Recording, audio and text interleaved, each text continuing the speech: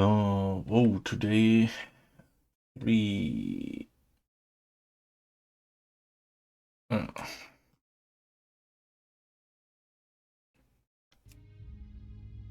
3 cooldowns must be done.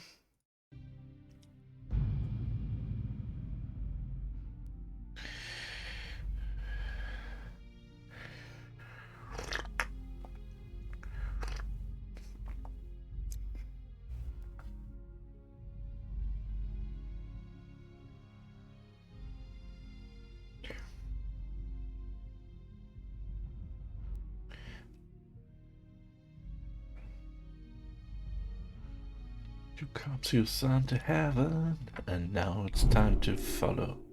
You might mind you should have known that bullets hard to swallow. The kind of last romance.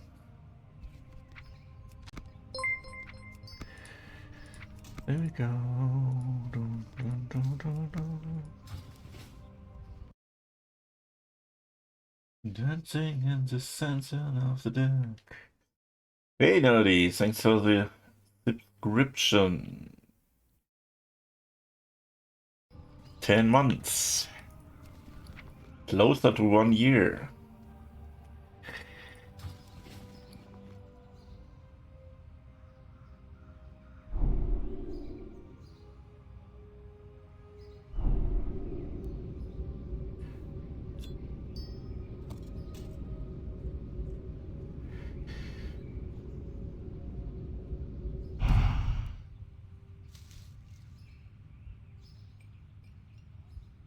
Guess what happened over the weekend? Over the weekend, that was... Is today not... What happens over the weekend? I'm very bad at guessing.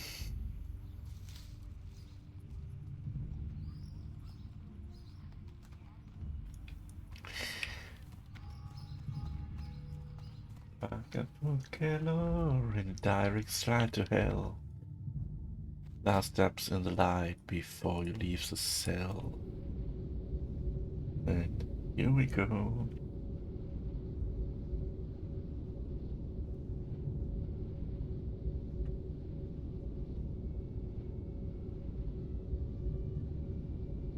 No! Redridge, just too many mobs kept adding on from the patrol pass. Oh, damn it. Hello. Didn't you pay attention, my scavenger paladin? How I avoid the ads from the orcs? I guess it was the orcs. Am I right?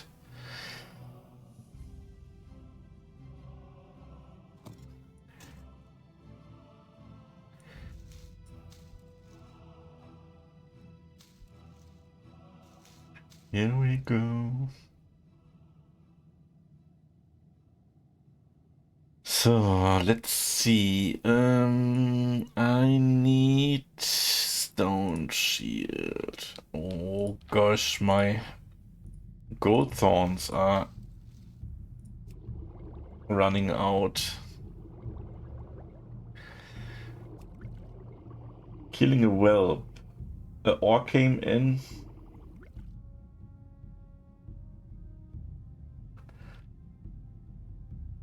Another whelp and flesh ripper. What is a flesh ripper?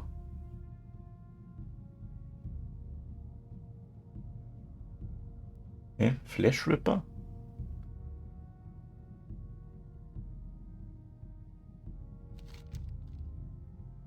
Red bird things.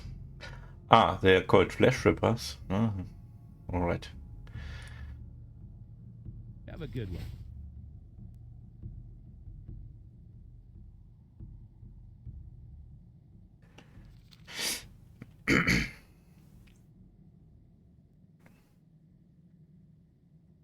Yeah.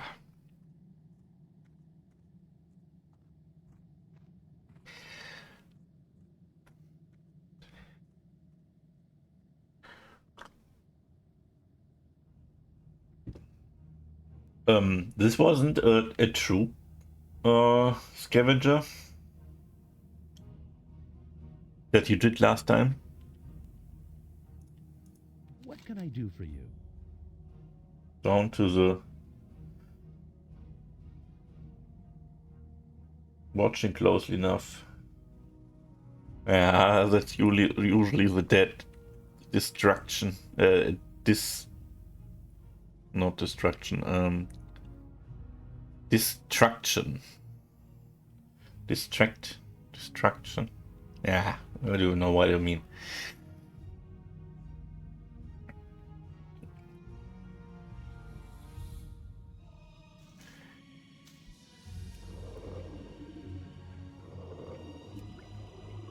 Wild listener. Safe travel. Hold my head up high. Survival. I could buy mining. Okay. Now you want to play by the rules.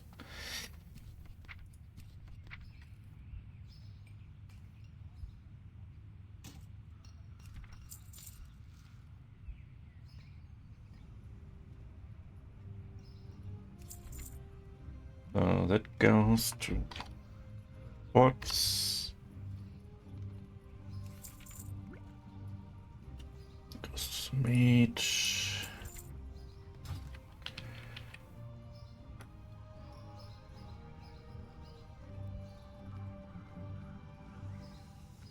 The paladin I created is 100 scavenger.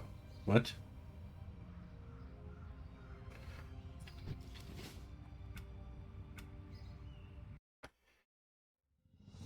Ah, 100%, okay.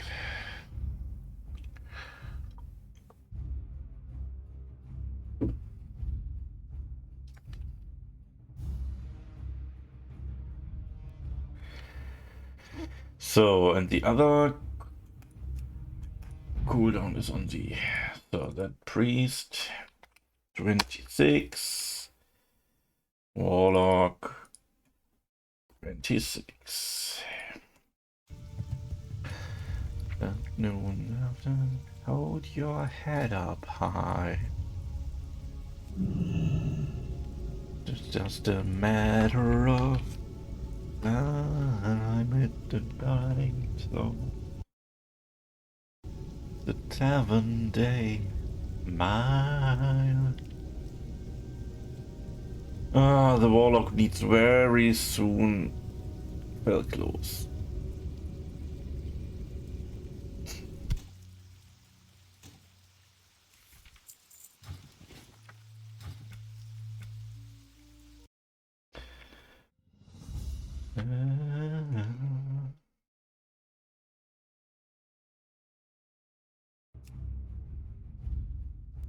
So, anything else? Gold? Did I send anything to gold? No, don't think so.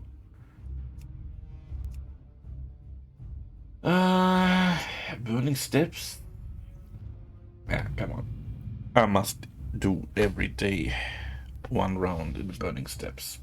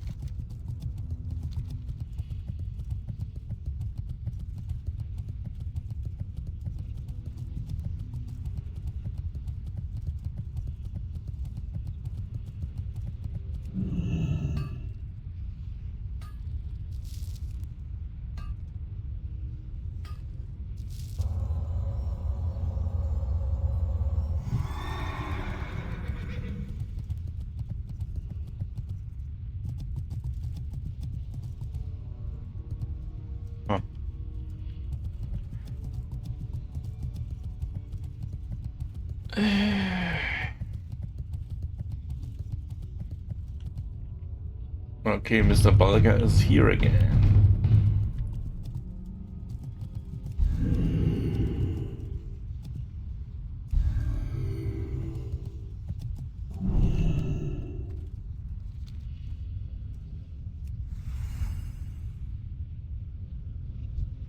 Fire Walker, here's cast flame spray.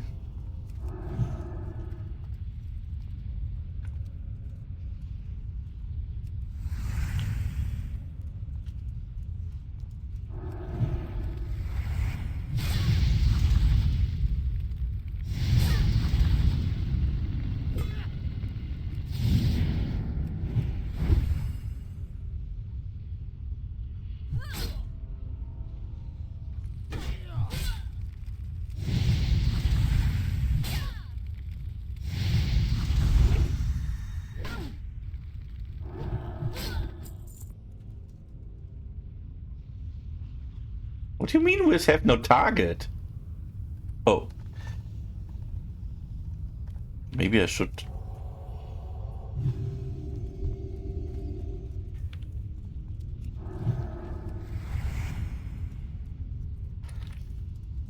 Come to me, Balga, come to me.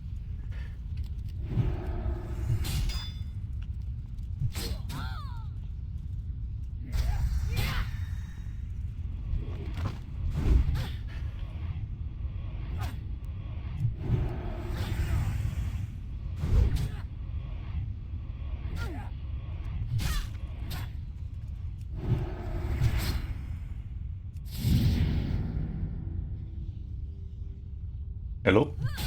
Can you please hit him? Thank you.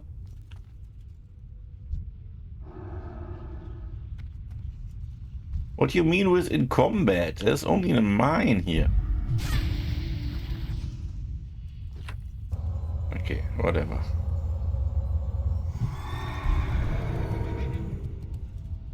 Detonation for 277. Okay, fine.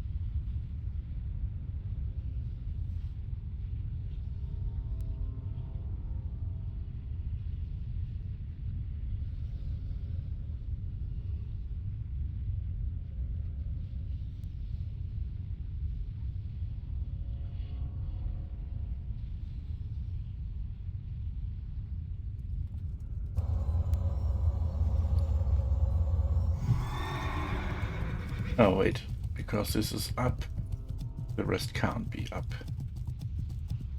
No. Hmm.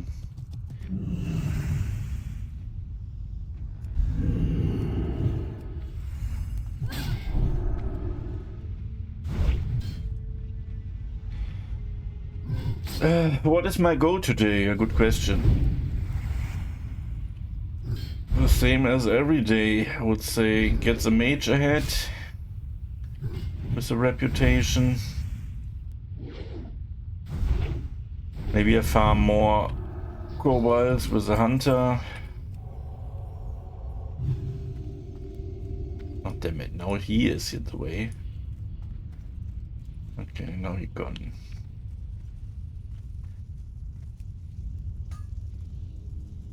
And at some point I have to farm the warlord in the Western Blacklands towers. Because they are maybe the only source outside of dungeons for Essence of Undeath.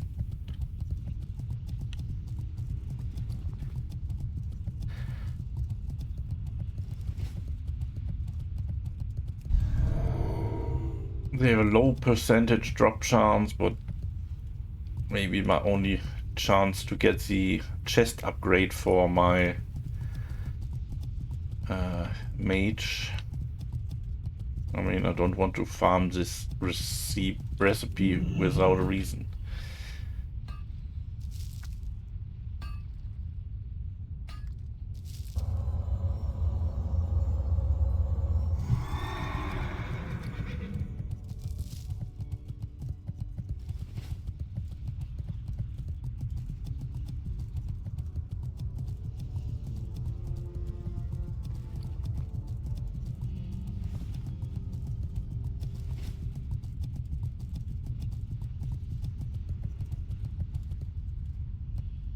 When I'm starting my farming, I think I will start or go on with my audiobook.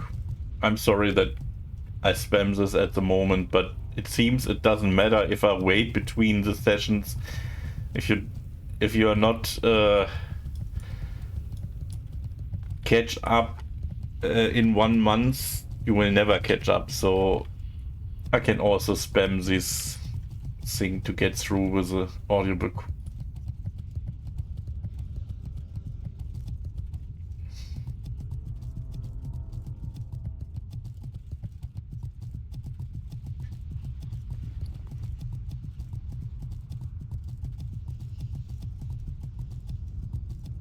Yeah, I just referring to your point that you don't want to get spoiled and can't watch the stream. But I mean, it doesn't matter when I play the audiobook if you have such a big delay. I don't want to play the audiobook once in, I don't know, every quarter. It's really hard to plan.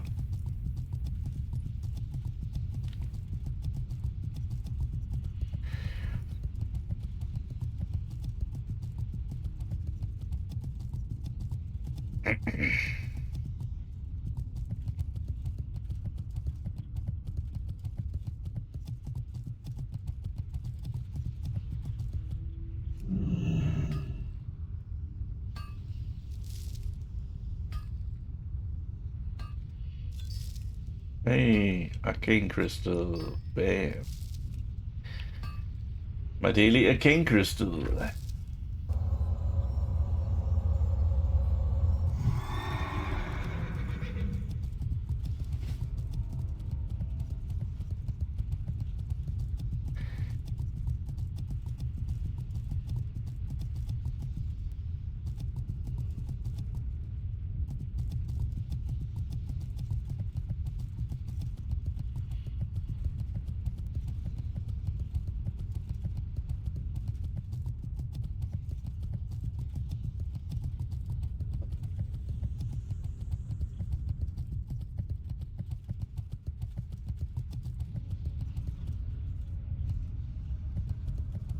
Don't want the sympathy to waste your breath.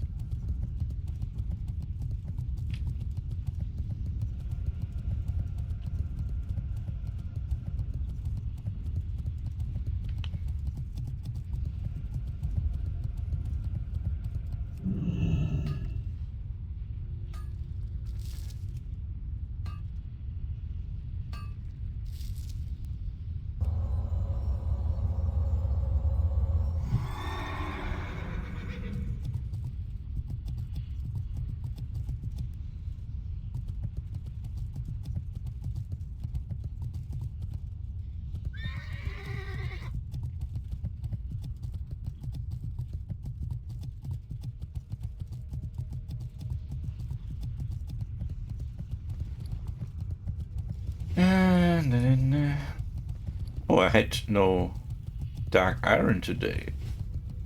That's the exception here.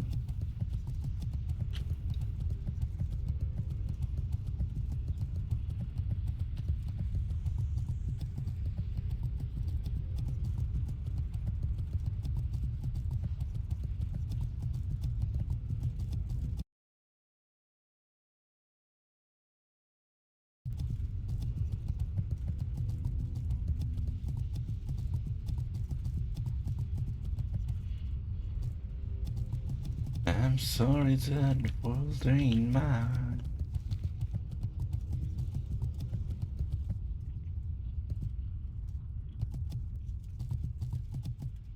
Didn't get a... What? Wait? Who? Anniversary chat?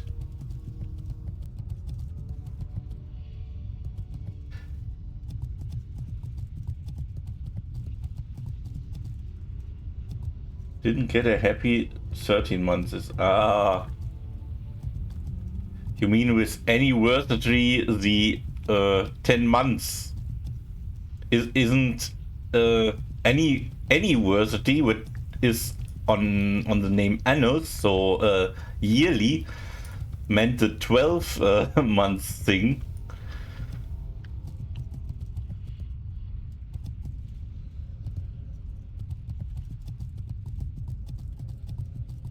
Comes from anno, from yearly.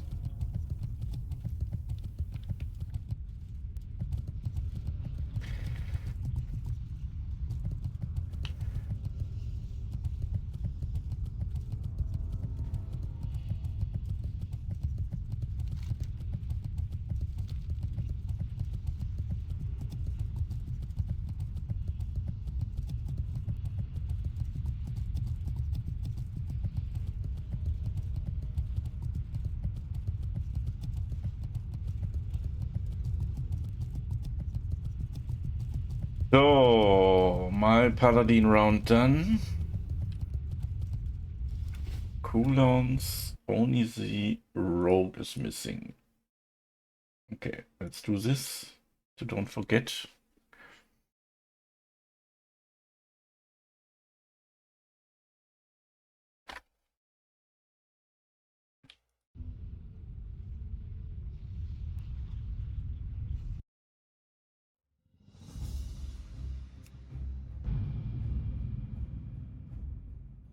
Hold on.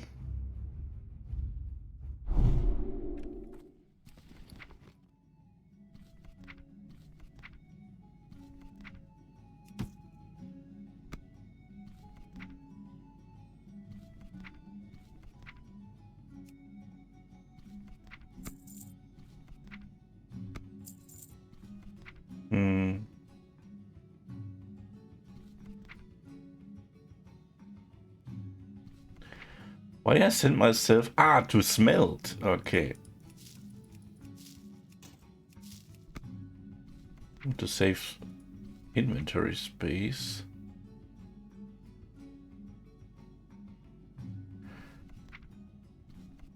Oh.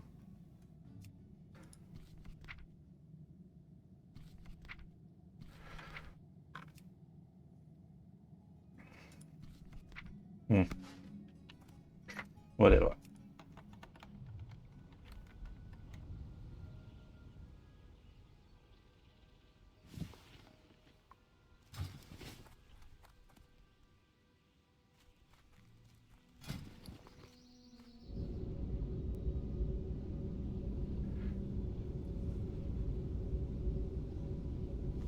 Do I have iron here? Why I have iron in my bank here? Because I want to go at some point engineering. Oh, that's a long way.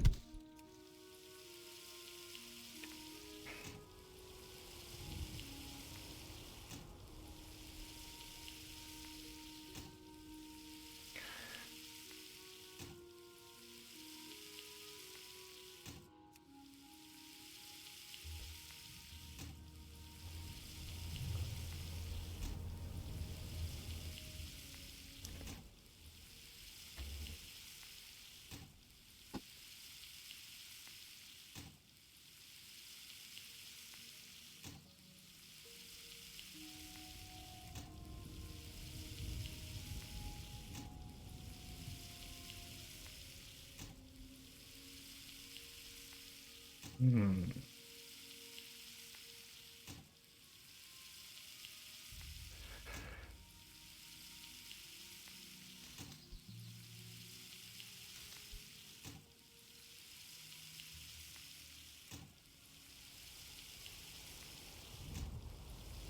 Heavy hide. I do with heavy hide. That can go to the druid.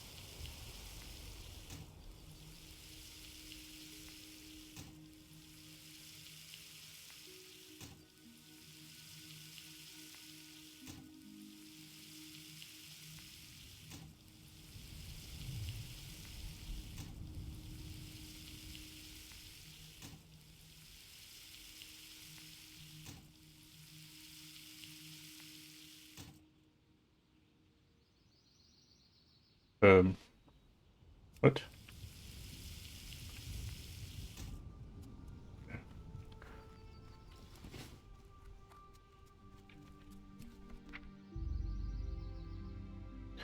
No tomorrow.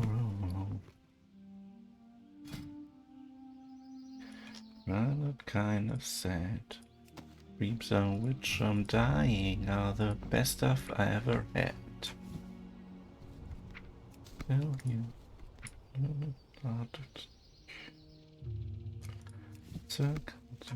Well.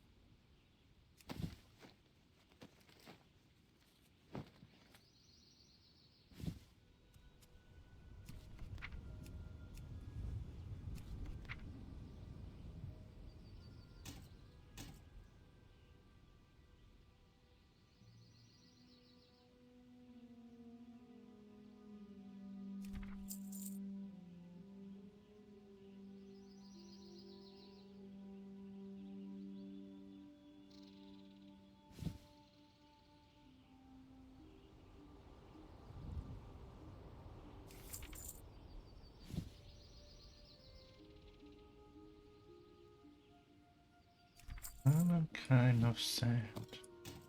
So legend dying are the best I've ever had. But no, don't take.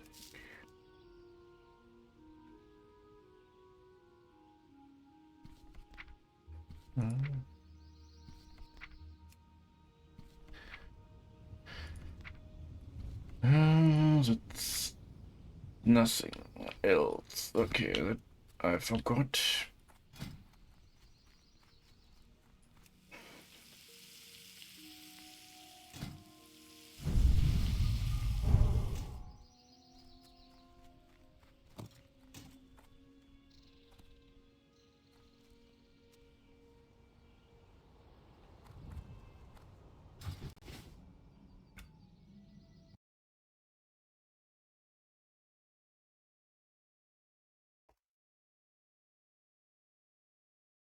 So, 24th, done cooldown wise. And back to the farming.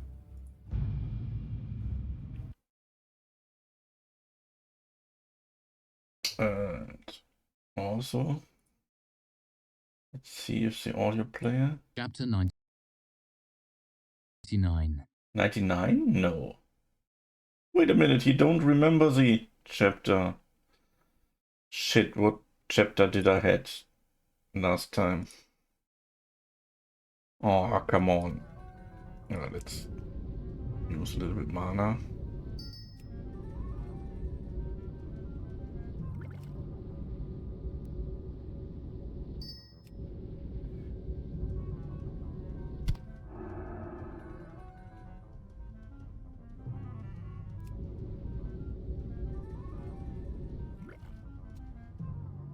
So, I had this yesterday.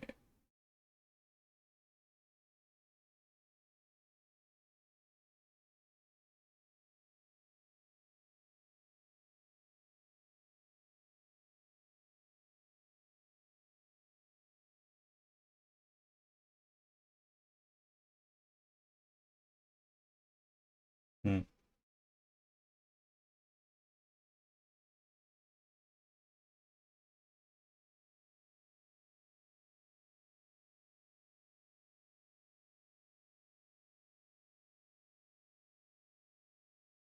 What?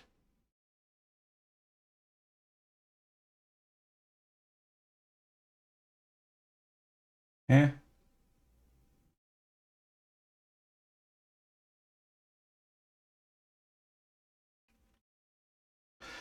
115 it is. Okay. Good that I said it before in the stream.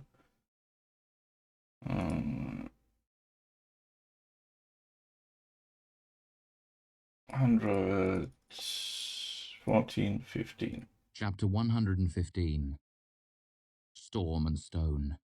Let's go, enjoy. I woke the next morning, knowing the truth. My only way out of this situation was through the school. I needed to prove myself. That meant I needed everything Vashette could teach me as quickly as possible. So the next morning, I rose in the pale blue light of dawn, and when Vashette emerged from her small stone house, I was waiting for her. I was not particularly bright-eyed or bushy-tailed, as my sleep had been filled with troubling dreams, but I was ready to learn. I realize now that I may have given an inaccurate impression of Hayat. It was no thriving metropolis, obviously, and it couldn't be considered a city by any stretch of the imagination. In some ways, it was barely a town. I do not say this disparagingly. I spent the majority of my young life traveling with my troop, moving from small town to small town. Half the world is made of tiny communities that have grown up around nothing more than a crossroads market, or a good clay pit, or a bend of river strong enough to turn a mill wheel. Sometimes these towns are prosperous. Some have rich soil and generous weather. Some thrive on the trade moving through them. The wealth of these places is obvious. The houses are large and well-mended. People are friendly and generous. The children are fat and happy. There are luxuries for sale, pepper and cinnamon and chocolate. There is coffee and good wine and music at the local inn. Then there are the other sort of towns. Towns where the soil is thin and tired. Towns where the mill burned down or the clay was mined out years ago. In these places, the houses are small and badly packed. The people are lean and suspicious, and wealth is measured in small, practical ways. Cords of firewood, a second pig, 5 jars of blackberry preserve. At first glance, Hayat seemed to be this sort of town. It was little more than tiny homes, broken stone, and the occasional penned goat. In most parts of the Commonwealth, or anywhere in the Four Corners for that matter, a family living in a small cottage with only a few sticks of furniture would be viewed as unfortunate, one step away from paupers. But while most of the Ardem homes I had seen were relatively small, they weren't the same sort you would find in a desperate Aturan town made of sod and logs, chinked with mud. The Ardem homes were all snug stone, fit together as cunningly as anything I had ever seen. There were no cracks letting in the endless wind, no leaking roofs, no cracking leather hinges on the doors. The windows weren't oiled sheepskin or empty holes with wooden shutters. They were fitted glass, tight as any you'd find in a banker's manor. I never saw a fireplace in all my time in Hayat. Don't get me wrong, fireplaces are better than freezing to death by a long step, but most of the rough ones folk can build for themselves out of loose fieldstone or cinder brick are drafty, dirty, and inefficient. They fill your house with soot and lungs with smoke. Instead of fireplaces, each Ardem home had its own iron stove. The sort of stove that weighs hundreds of pounds. The sort of stove made of thick drop iron so you can stoke it until it glows with heat. The sort of stove that lasts a century and costs more than a farmer earns from an entire year of hard harvesting. Some of these stoves were small, good for heating and cooking, but I saw more than a few that were larger and could be used for baking too. One of these treasures was tucked away in a low stone house of only 3 rooms. The rugs on the Ardem floors were mostly simple, but they were of thick, soft wool, deeply dyed. The floors beneath those rugs were smooth, sanded wood, not dirt. There were no guttering tallow tapers or reed lights. There were beeswax candles or lamps that burned a clean white oil, and once through a distant window I recognized the unwavering red light of a sympathy lamp. It was this last that made me realize the truth. This was not a scattered handful of desperate folk scratching out a lean existence on the bare mountainside. They were not living hand to mouth, eating cabbage soup and living in fear of winter. This community was comfortably, quietly prosperous. More than that, despite the lack of glittering banquet halls and fancy gowns, despite the absence of servants and statuary, each of these homes was like a tiny manor house. They were each of them wealthy, in a quiet, practical way. What did you think? Vashid said, laughing at me. That a handful of us win our Rezz and run off to lives of mad luxury while our families drink their own bathwater and die of scurvy? I hadn't thought of it at all, really, I said, looking around. Vashid was beginning to show me how to use a sword. We had been at it for 2 hours, and she had done little more than explain the different ways of holding it, as if it were a baby and not a piece of steel. Now that I knew what to look for, I could see dozens of the Ardem houses worked cunningly into the landscape. Heavy wooden doors were dug into bluffs. Others looked little more than tumbles of stone. Some had grass growing on their roofs and could only be recognized by the stovepipes peeping out. A fat nanny goat grazed atop one of these, her udder swinging as she stretched out her neck to crop a mouthful of grass. Look at the land around you, she said, spinning in a slow circle to take in the landscape. The ground is too thin for the plow, too jagged for horses. The summer too wet for wheat, too harsh for fruit. Some mountains hold iron, or coal, or gold, but not these mountains. In winter, the snow will pile higher than your head. In spring, the storms will push you from your feet. She looked back at me. This is our land, because no one else wants it. She shrugged. Or rather, it became ours for that reason. Vashid adjusted her sword on her shoulder, then eyed me speculatively. Sit and listen, she said formally, and I will tell a story of a time long gone. I sat on the grass, and Vashid took her place on a nearby stone. Long ago, she said, the Ardem were upheaved from our rightful place. Something we cannot remember drove us out. Someone stole our land, or ruined it, or made us flee in fear. We were forced to wander endlessly. Our whole nation mendicant like beggars. We would find a place and settle and rest our flocks. Then those who lived nearby would drive us off. The Ardem were fierce back then. If we had not been fierce, there would be none of us left today. But we were few, so we were always driven forth. Finally, we found this thin and windy place, unwanted by the world. We dug our roots deep into the stone and made it ours. Vashid's eyes wandered the landscape. But this land had little to give us. a place for our flocks to graze, stone, and endless wind. We could not find a way to sell the wind, so we sold our fierceness to the world. So we lived, and slowly we sharpened ourselves into the thing we are today. No longer only fierce, but dangerous and proud, unceasing as the wind, and strong as stone. I waited a moment to make sure she was finished. My people are wanderers too, I said. It is our way. Nowhere and everywhere is where we live. She shrugged, smiling. It is a story, mind you, and an old one. Take from it what you will. I'm fond of stories, I said. A story is like a nut, Vashed said. A fool will swallow it whole and choke. A fool will throw it away, thinking it of little worth. She smiled. But a wise woman finds a way to crack the shell and eat the meat inside. I got to my feet and walked to where she was sitting. I kissed her hands and her forehead and her mouth. Vashed, I said, I'm glad Shehin gave me to you. You are a foolish boy. She looked down, but I could see a faint blush rising on her face as she spoke. Come, we should go. You do not want to miss the chance to see Shehin fight. Vashed led me to an unmarked piece of meadow where the thick grass had been grazed close to the ground. A few other Ardem already stood nearby, waiting. Some folk had brought small stools or rolled pieces of log to use as benches.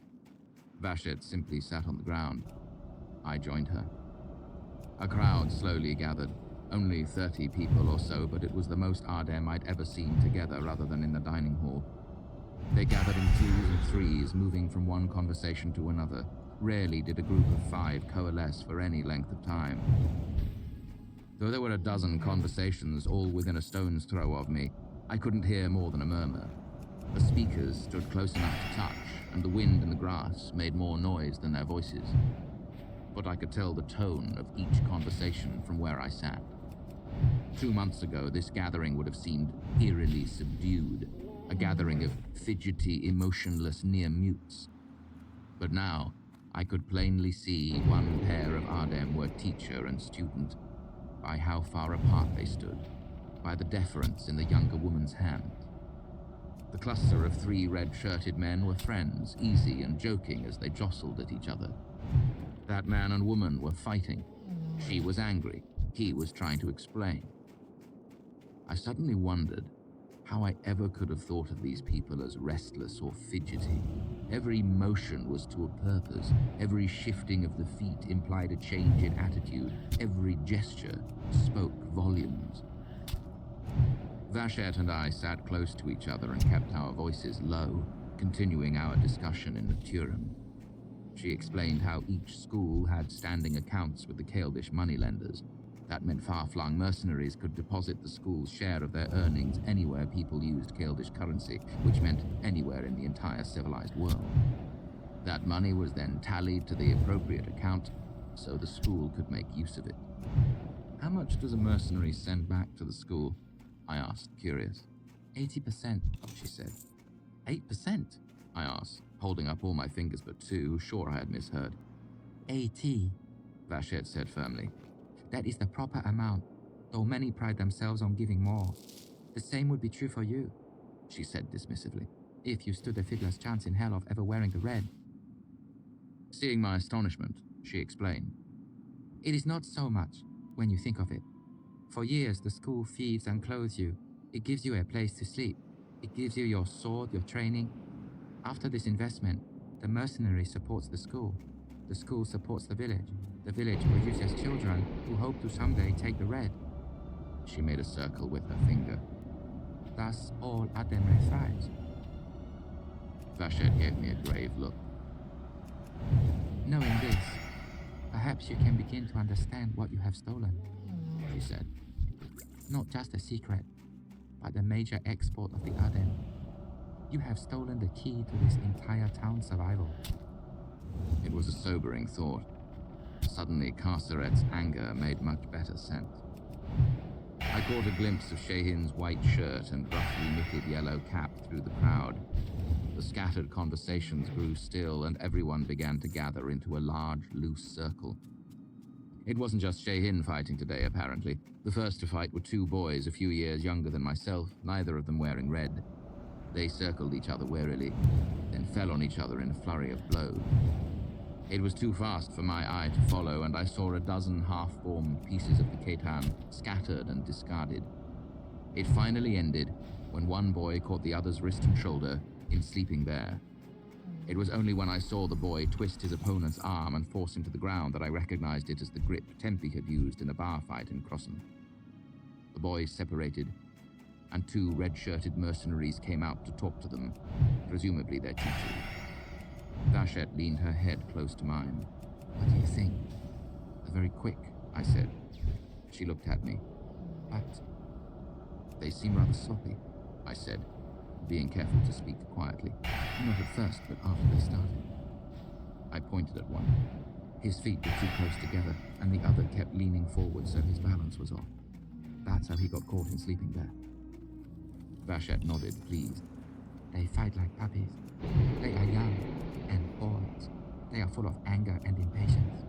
Women have less trouble with these things. It's part of what makes us better fighters." I was more than slightly surprised to hear her say that. "Women are better fighters?" I asked carefully, not wanting to contradict her. "Generally speaking," she said matter-of-factly. "There are exceptions, of course, but as a whole, women are better." "But men are stronger," I said, "taller. They have better reach." She turned to look at me, slightly amused. "Are you stronger and taller than me then?" I smiled. "Obviously not, but as a whole, you have to admit men are bigger and stronger." Vashette shrugged. "And that would matter if fighting were the same as splitting wood or hauling hay? That is like saying a sword is better the longer and heavier it is. Foolishness.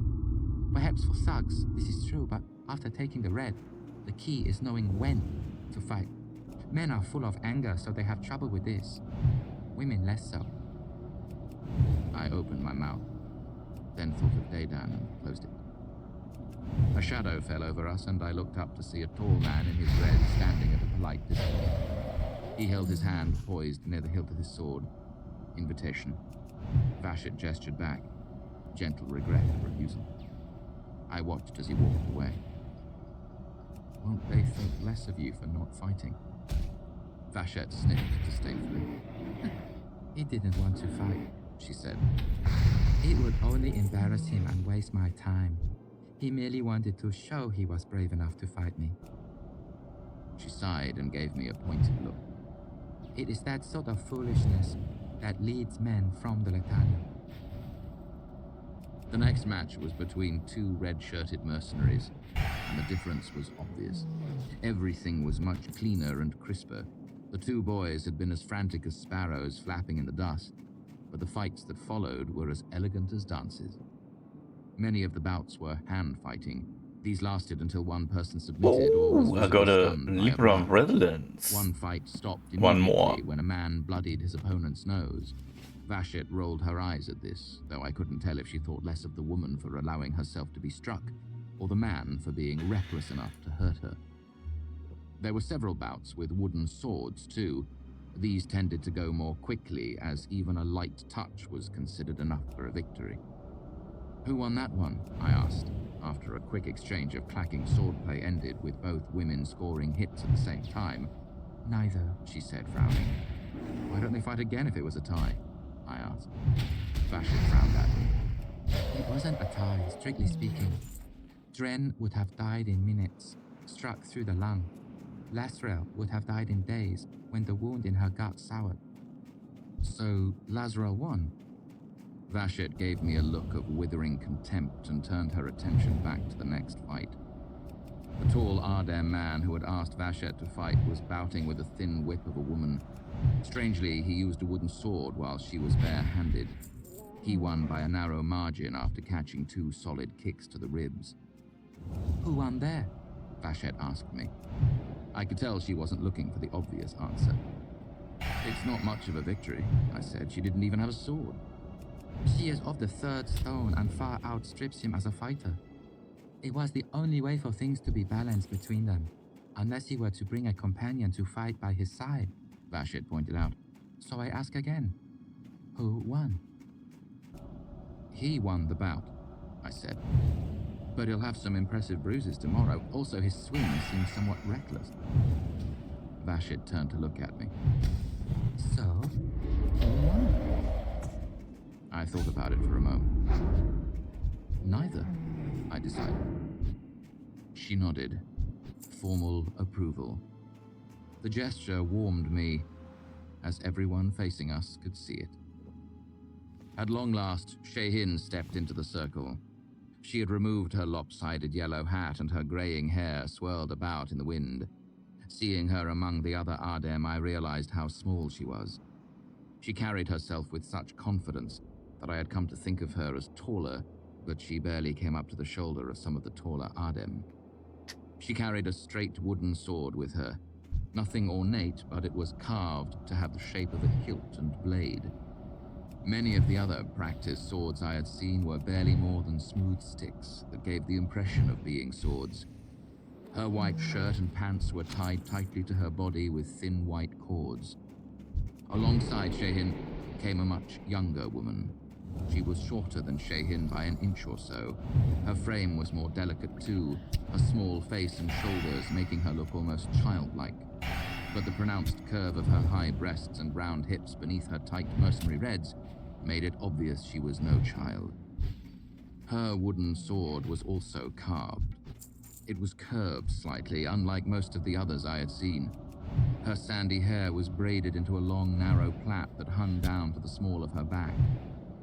The two of them raised their swords and began to circle each other.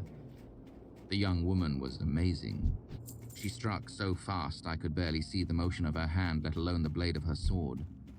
But Shehin brushed it away casually with drifting snow, taking half a step in retreat.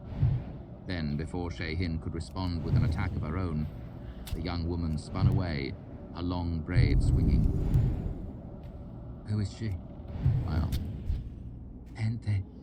Vashit said admiringly. She is a fury, is she not? Like one of our old ancestors. Penthe closed with Shehin again, feinting and thrusting. She darted in low to the ground, impossibly low. Her back leg thrust out for balance, not even touching the ground. Her sword arm licked out in front of her, her knee bent so deeply that her entire body was below the level of my head, even though I was sitting cross-legged on the ground. Penthe unfurled all this sinuous motion as quickly as you can snap your fingers. The tip of her sword came in low under Shehin's guard and angled up toward her knee. What is that? I asked softly, not even expecting an answer. You never showed me that. But it was just astonished noise. Never in 100 years could my body do that. But Shehin somehow avoided the attack, not leaping away with any sudden motion, not darting out of reach. She was quick, but that was not the heart of how she moved. Instead, she was deliberate and perfect. She was already halfway gone before Penthe's sword had begun to flick toward her leg. The tip of Penthe's sword must have come within an inch of her knee, but it was not a close thing. Shehin had only moved as much as was needed, no more. This time, Shehin did manage to counterattack, stepping forward with Sparrow Strikes the Hawk. Penthe rolled sideways, touched the grass briefly, then pushed herself up off the ground. No, she threw herself away from the ground, using only her left hand. Her body snapped like a steel spring, arcing away while her sword licked out twice, driving Shehin back. Penthe was full of passion and fury. Shehin was calm and steady. Penthe was a storm, Shehin a stone. Penthe was a tiger, Shehin a bird.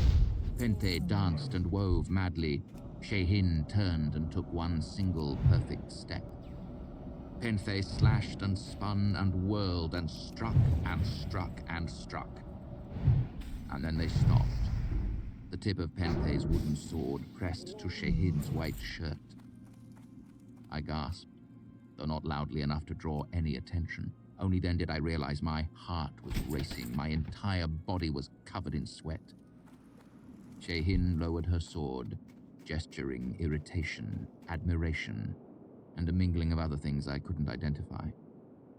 She bared her teeth a little in a grimace, and used her hand to chafe roughly at her ribs where Penthe had struck her. The same way you rub your shin when you bark it against a chair.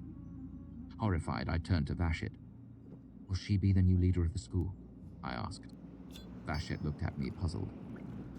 I gestured to the open circle in front of us where the two women stood talking. This Penthe, she's beaten Shehin. Vashit looked at me for a moment, uncomprehending, then burst out in a long, delighted laugh. Shehin is old, she said. She is a grandmother. You cannot expect her to always win against a limber young thing like Pensei, all full of fire and fresh wind. Ah, I said. I see. I thought... Vashit was kind enough not to laugh at me again. Shehin is not the head of the school because no one can beat her. What an odd notion. What chaos that would be. Everything tipping this way and that, changing with the luck of one fight or another. She shook her head. Shehin is the head because she is a marvelous teacher, and because her understanding of the Lethani is deep. She is the head because she is wise in the ways of the world, and because she is clever at dealing with troublesome problems. She tapped me pointedly on the chest with 2 fingers. Then Vashit made a conciliatory gesture. She is also an excellent fighter, of course. We would not have a leader who could not fight. Shehin's Ketan is without equal, but a leader is not a muscle. A leader is a mind. I looked up in time to see Shehin approaching. One of the cords holding her sleeve in place had come loose during the fight, and the cloth was fluttering in the wind like a luffing sail. She had donned her lopsided yellow cap again and gestured formal greeting to both of us. Then Shehin turned to me. At the end, She asked. why was I struck? Curiosity. Frantically, I thought back to the final moments of the fight, looking them over in my mind's eye. I tried to gesture with the subtlety Vashit had been teaching me, respectful uncertainty. You misplaced your heel slightly, I said. Your left heel. Shehin nodded. Good. She gestured pleased approval widely enough so anyone who happened to be watching could see it. And, of course, everyone was. Giddy with praise, but conscious of the fact I was being watched, I kept my face locked with the proper impassivity as Shehin walked away with Penthe in tow. I leaned my head close to Vashit's. I like Shehin's little hat, I said. Vashit shook her head and sighed. Come. She jostled my shoulder with her own and got to her feet. We should leave before you spoil the good impression you have made today. That night at supper, I sat in my customary place at the corner of one table by the wall farthest from the food. Since no one was willing to sit within 10 feet of me, there was no sense my taking up space where people might actually want to sit. My good mood still buoyed me, so I was not surprised when I saw a flicker of red slide into the seat across from me. Carceret again. Once or twice a day, she made a point to come close enough to hiss a few words at me. She was overdue. But looking up, I was surprised. Vashit sat across from me. She nodded, her impassive face staring into my astonished one. Then I composed myself, nodded back, and we ate for a while in companionable silence. After we were finished eating, we passed some time pleasantly, speaking softly of small things. We left the dining hall together, and when we stepped into the evening air, I switched back into a Turan so I could properly articulate something I'd been thinking for several hours. Vashit, I said, it occurs to me it would be nice to fight someone whose ability is somewhat closer to my own. Vashit laughed, shaking her head. That is like throwing 2 virgins into a bed. Enthusiasm, passion, and ignorance are not a good combination. Someone is likely to get hurt. I hardly think it's fair to call my fighting virginal, I said. I'm not near your level, but you yourself said my Ketan is remarkably good. I said your Ketan was remarkably good considering the amount of time you have been studying. She corrected me. Which is less than 2 months, which is no time at all.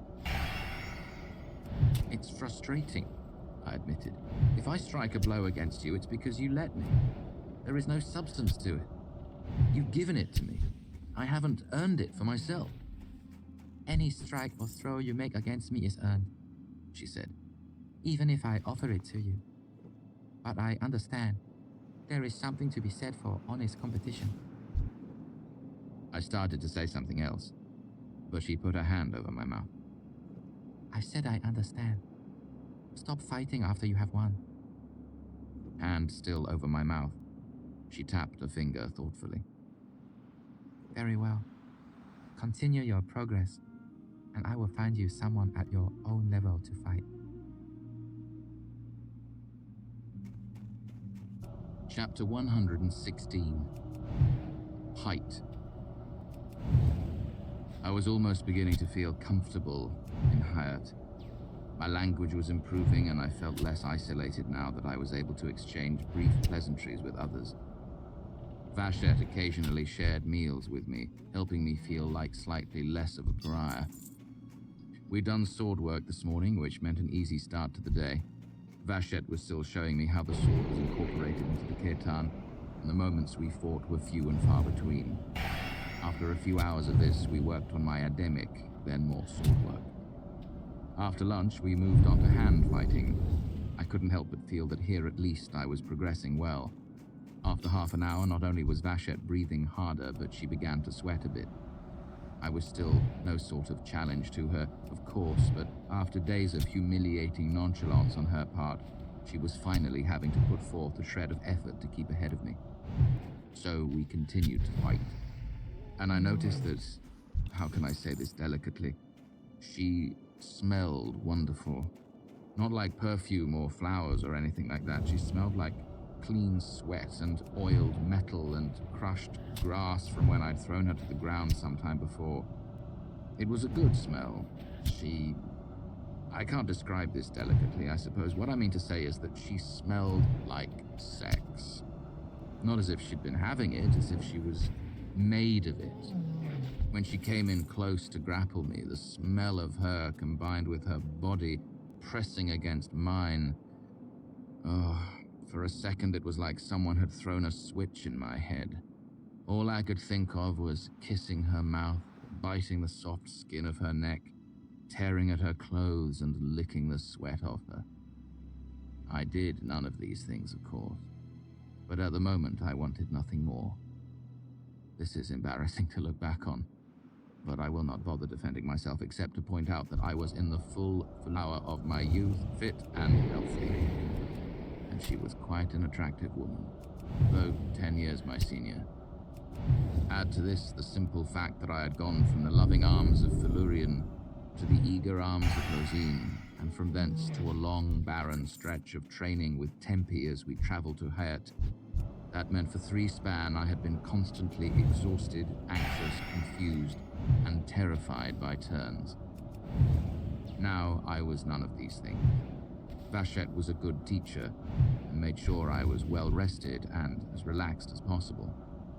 I was growing more confident in my abilities and more comfortable around her. Given all of this, it's no great surprise I had the reaction I did. At the time, however, I was startled and embarrassed as only a young man can be. I stepped away from Vashette, blushing and fumbling an apology. I tried to hide my obvious arousal, and in doing so, only drew more attention to it. Vashette looked down at what my hands were trying vainly to conceal. Well then, I suppose I will take that as a compliment, and not a curious new avenue of attack. If a person could die from shame, I would have. Would you like to take care of it yourself? Vashette asked easily. Or would you prefer a partner? I beg your pardon? I said stupidly. Come now.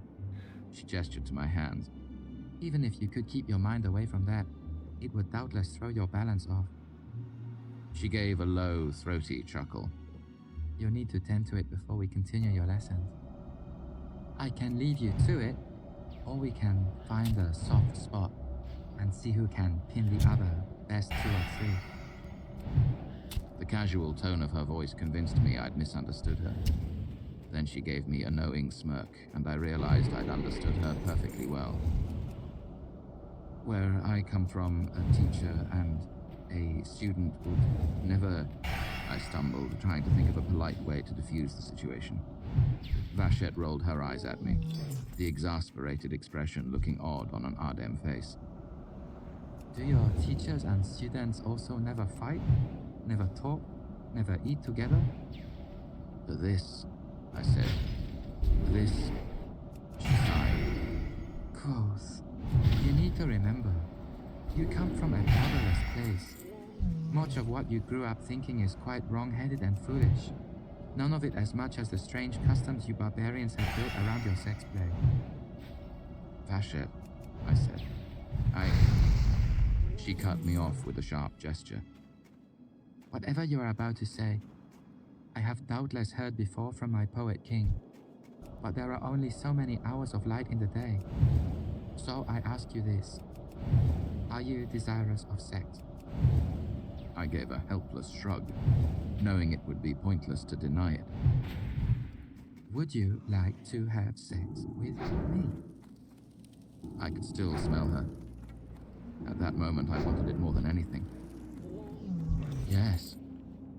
Are you free of disease? She asked seriously.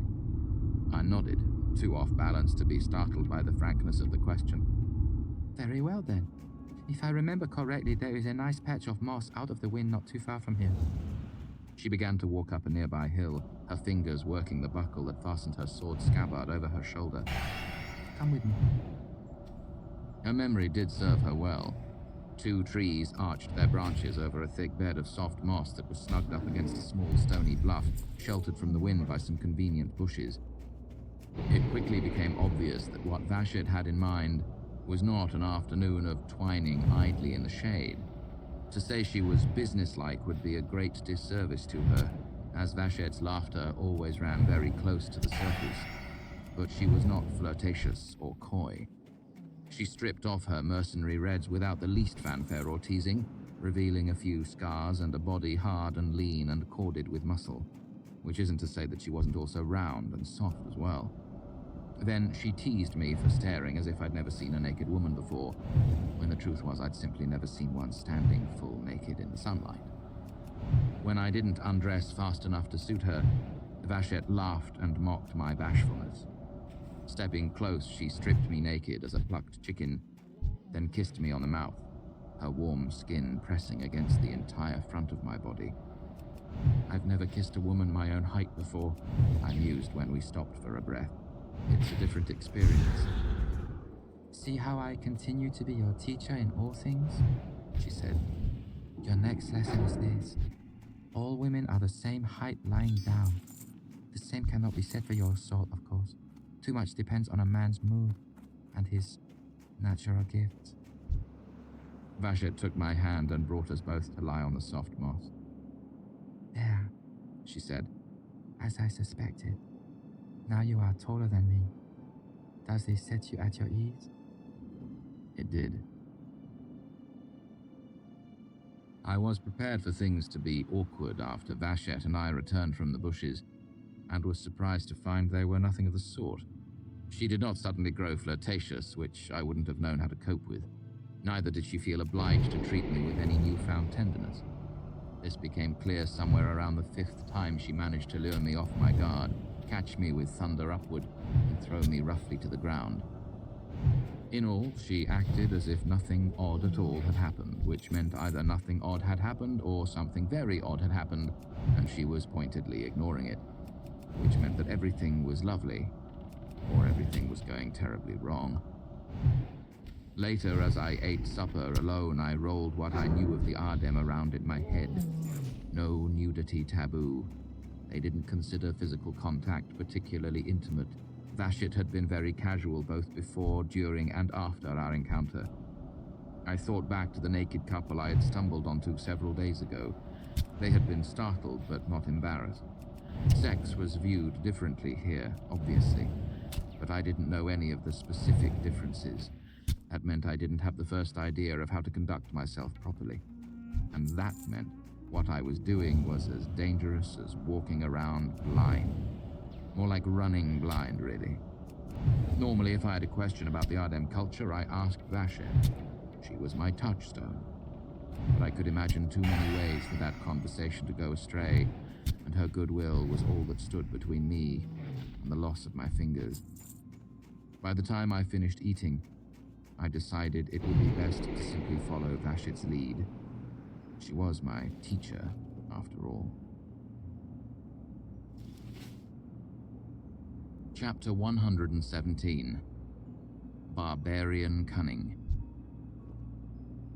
The days passed quickly, as days tend to do when there is much to fill them.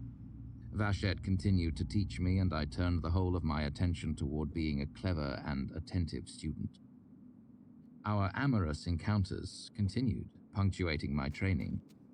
I never initiated them directly, but Vashit could tell when I was unproductively distracted and was quick to pull me down into the bushes. In order to clear your foolish barbarian head, as she said. Before and afterward, I still found these encounters troubling. During, however, I was far from anxious. Vashit seemed to enjoy herself as well. That said, she didn't seem the least interested in much of what I had learned from Felurian. She had no interest in playing Ivy, and while she did enjoy Thousand Hands, she had little patience for it, and it usually ended up being more like 75 hands. Generally speaking, as soon as we had caught our breath, Vashit was tying on her mercenary Rezz and reminding me that if I kept forgetting to turn my heel out, I would never be able to hit any harder than a boy of 6. Not all my time was spent training with Vashit. When she was busy, she set me to practice the Ketan, consider the Lithani, or watch the other students spar. There were a few afternoons or evenings when Vashit simply sent me on my way. So I explored the surrounding town and discovered Hayat was much larger than I'd originally assumed. The difference was that all its houses and shops weren't huddled together in a knot. They were scattered over several square miles of rocky hillside. I found the baths early on, by which I mean I was pointedly directed there by Vashit with instructions to wash off my barbarian stink. They were a marvel. A sprawling stone building built on the top of what I guessed was either a natural hot spring or some marvelously engineered plumbing. There were large rooms full of water and small rooms full of steam, rooms with deep pools for soaking and rooms with great brass tubs for scrubbing. There was even one room with a pool big enough for swimming. All through the building, the Ardem mingled without any regard for age, gender, or state of undress. This didn't surprise me nearly as much as it would have a month ago, but it still took a great deal of getting used to. At first, I found it hard not to stare at the breasts of the naked women. Then when some of that novelty faded, I found it hard not to stare at the scars that crossed the bodies of mercenaries. It was easy to tell who had taken the red, even when their clothes were off. Rather than fight my urge to gawk, I found it easier to go early in the morning or late at night when the baths were largely empty. Coming and going at odd hours wasn't difficult, as there was no lock on the door. It was open at all hours for anyone to use. Soap and candles and towels were available for the taking. The baths, Vashit told me, were maintained by the school. I found the smithy by following the noise of ringing iron. The man working there was pleasantly talkative. He was glad to show me his tools and tell me the names for them in Ademic. Once I knew to look, I saw there were signs above the doors of the stores. Pieces of wood carved or painted to show what was sold inside. Bread, herbs, barrel staves. None of the signs had words, which was fortunate for me as I had no idea how to read Ademic. I visited an apothecary where I was told I was not welcome, and a tailor where I was greeted warmly. I spent some of the 3 royals I'd stolen to buy 2 new sets of clothes, as those I had with me were showing their miles. I bought shirts and pants in muted colors after the local fashion, hoping they might help me fit in just a little better. I also spent many hours watching the sword tree. At first, I did this under Vashit's direction, but before long I found myself drawn back when I had time of my own to spend. Its motions were hypnotic, comforting. At times it seemed the branches wrote against the sky, spelling the name of the wind. True to her word, Vashit found me a sparring partner. her name is Kelian. Vashit told me over breakfast. Your first meeting will be at the Sword Tree at midday. You should take this morning to prepare yourself however you think is best. At last, a chance to prove myself, a chance to match wits with someone at my own level of skill, a real contest. I was at the Sword Tree early, of course, and when I first saw them approaching, I had a moment of confused panic when I thought the small figure at Vachet's side was Penthe, the woman who had beaten Shehin. Then I realized it couldn't be Penthe. The figure approaching with Vachet was short, but the wind revealed a straight, lean body with none of Penthe's curves. What's more, the figure wore a shirt of bright corn silk yellow, not mercenary red. I fought down a stab of disappointment, even though I knew it was foolish. Vachet had said she had found a fair fight for me. Obviously, it couldn't be someone who had already taken the red. They came closer still, and my excitement guttered and died. It was a little girl. Not even a young girl of 14 or so. It was a little girl, no more than 10 by my best guess. She was as skinny as a twig and so short her head barely made it up to my breastbone. Her grey eyes were huge in her tiny face. I was humiliated. The only thing that kept me from crying out in protest was the fact that I knew Vachet would find it unspeakably rude. Kellyanne, this is Quoth, Vachet said in Ademic. This young girl looked me up and down appraisingly, then took an unconscious half-step closer. A compliment. She considered me enough of a threat that she wanted to be close enough to strike at me if necessary. It was closer than an adult would have stood because she was shorter. Polite greeting, I gestured. Kellyanne returned my gesture. It might have been my imagination, but it seemed the angle of her hands implied polite, non-subordinate greeting. If Vachet saw it, she made no comment. It is my desire that the two of you fight. Kellyanne looked me over again, a narrow face set in the typical Ardennes impassivity. The wind blew at her hair, and I could see a half-healed cut running from above her eyebrow up into her hairline. Why? The girl asked calmly. She didn't seem afraid. It sounded more as if she couldn't think of the least reason she would want to fight me. Because there are things you can learn from each other, Vachet said. And because I say you will. Vachet gestured to me. Attend. Kellyanne's Ketan is quite exceptional. She has years of experience and is easily the match of any two girls her size. Vachet tapped Kellyanne on the shoulder twice. Caution. Quoth, on the other hand, is new to the Ketan and has much to learn. But he is stronger than you and taller, with a better reach. He also possesses a barbarian's cunning.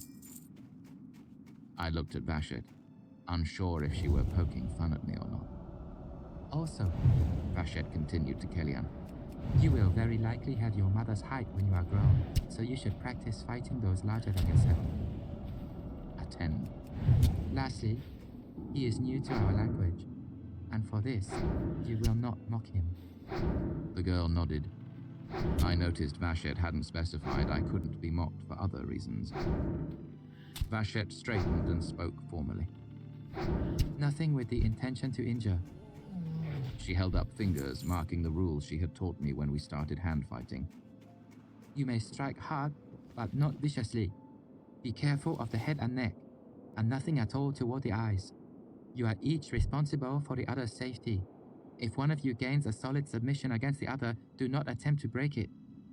Signal fairly and count at the end of the bout. I know this, Kellyanne said, irritation. It bears repeating, Vachet said, stern rebuke. Losing a fight is forgivable. Losing your temper is not. This is why I have brought you here instead of some little boy. Did I choose wrongly? Kellyanne looked down, apologetic regret, embarrassed acceptance. Vachet addressed us both. Injuring another through carelessness is not of the Lethani.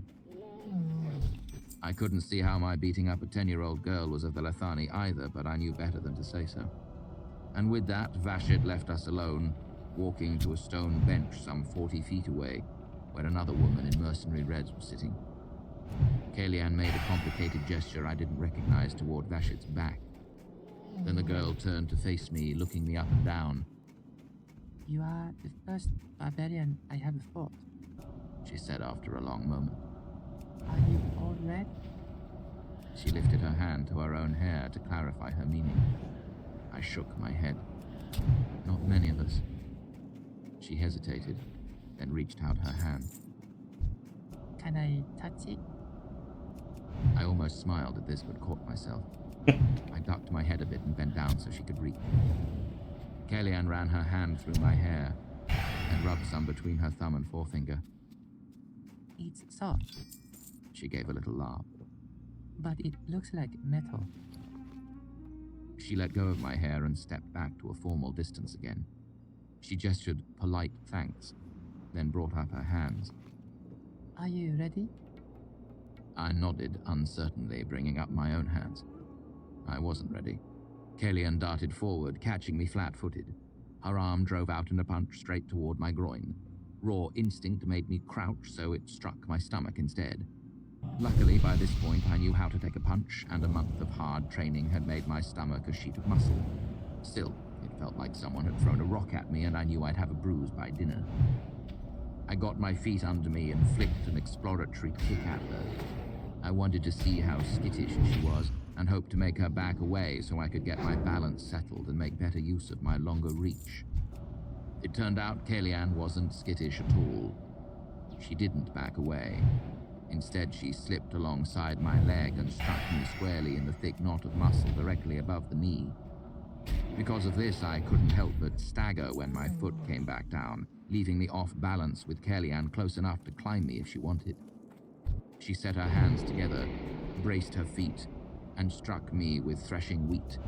The force of it knocked me over backward. Given the thick grass, it wasn't a hard landing. I rolled to get some distance and came back to my feet. Kalian chased me and made thrown lightning. She was fast, but I had longer legs and managed to back away or block everything she threw. She faked a kick and I fell for it, giving her the opportunity to hit me right above the knee in the same place as before. It hurt, but I didn't stagger this time, instead stepping sideways and away. Still, she followed me, relentless and overeager, and in her haste, she left an opening. But despite the bruises and the fall she'd already given me, I couldn't bring myself to throw a punch at such a tiny girl. I knew how solidly I could hit Tempe or Vashit. Kalian was such a tiny twig of a thing. I worried I would hurt her. Hadn't Vashit said we were responsible for each other's safety? So instead, I grabbed her with climbing iron. My left hand missed, but the long, strong fingers of my right hand wrapped all the way around her slender wrist.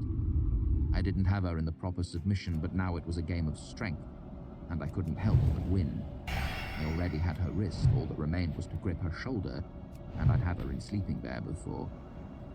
Kalian made break lion, but it wasn't the version I had learned. Hers used both hands, striking and twisting so quickly that my hand was stinging and empty before I could think. Then she grabbed my wrist and pulled, lashing out to kick my leg in a fluid motion. I leaned, buckled, and she stretched me out flat above the ground. This landing wasn't soft or a jarring flop onto the grass. It didn't completely stun me, but that didn't matter because Kalian simply reached out and tapped my head twice, signaling that if she wanted to, she could easily have knocked me unconscious. I rolled into a sitting position, aching in several places, and with a sprained pride. It wasn't badly sprained, though. My time with Tempe and Vashit had taught me to appreciate skill, and Kalian's Ketan truly was excellent. "I've never seen that version of Break Line before," I said. Kalian grinned. It was only a small grin, but it still showed a glimpse of her white teeth. In the world of Ardem impassivity, it was like the sun coming from behind a cloud. That is mine. She said, extreme pride. I made it. I am not strong enough to use a regular Break Lion against my mother or anyone your size. Would you show it to me? I asked. Kalian hesitated, then nodded and stepped forward, holding out her hand. Grab my wrist. I took hold of it, gripping firmly but not fiercely. She did it again like a magic trick. Both of her hands moved in a flurry of motion, and I was left with a stinging, empty hand. I reached out again. Amusement. I have slow, barbarian eyes. Could you make it again so I can learn it? Kalian stepped back, shrugging. Indifference. Am I your teacher? Should I give something of mine to a barbarian who cannot even strike me in a fight? She lifted her chin and looked off toward the spinning sword tree, but her eyes darted back to me playfully. I chuckled and came to my feet, bringing up my hands again. She laughed and turned to face me. Go. This time, I was ready, and I knew what Kalian was capable of. She was no sort of delicate flower. She was quick and fearless and aggressive. So I went on the offensive, taking advantage of my long arms and legs. I struck out with Dancing Maiden, but she skipped away.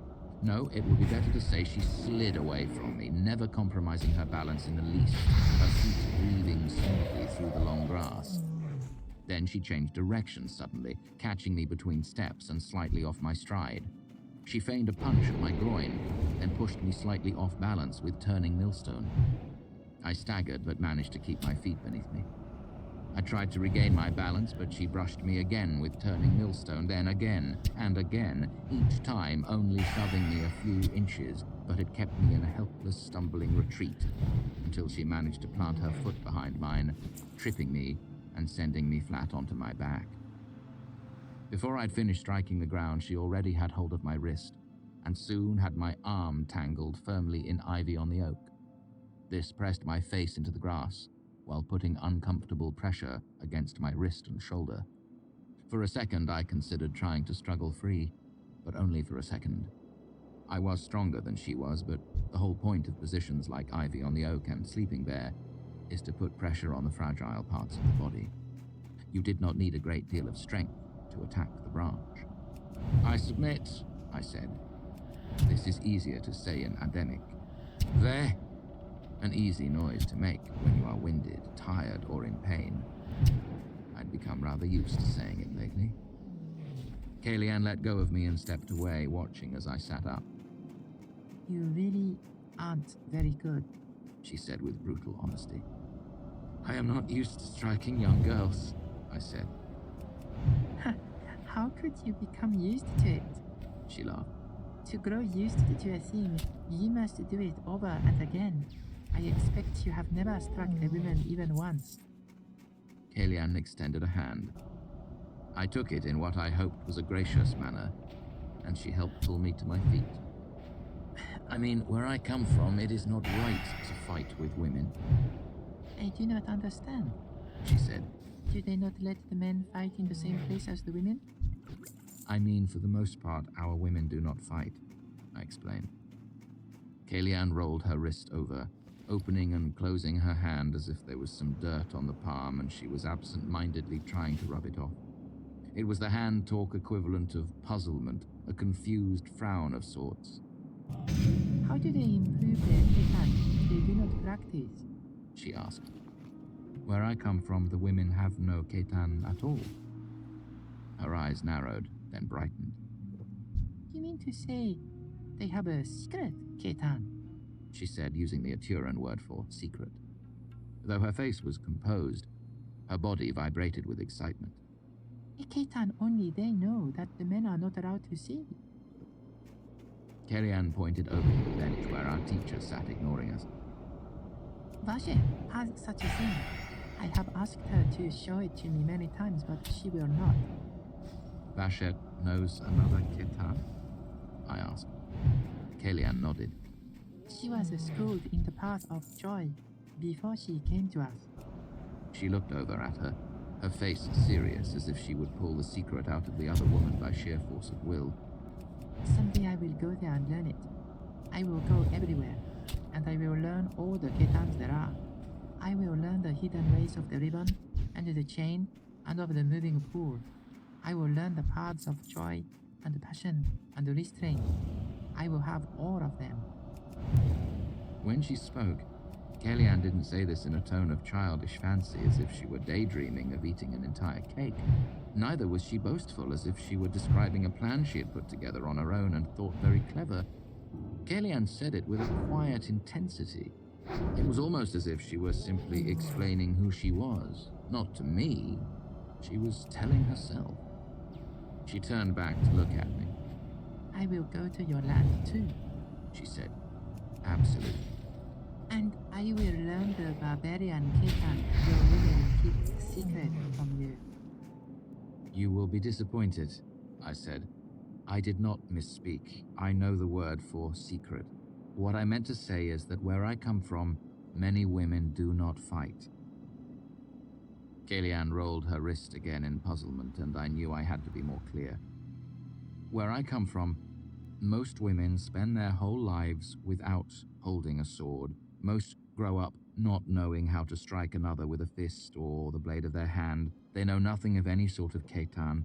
They do not fight at all. I stressed the last two words with strong negation. That finally seemed to get the point across to her. I'd half expected her to look horrified, but instead she simply stood there blankly, hands motionless, as if at a loss for what to think. It was as if I'd just explained to her that the women where I come from didn't have any heads. They do not fight? She asked dubiously. Not with the men, or with each other, or with anyone at all? I nodded. There was a long, long pause. Her brow furrowed, and I could actually see her struggling to come to grips with this idea. Confusion, dismay.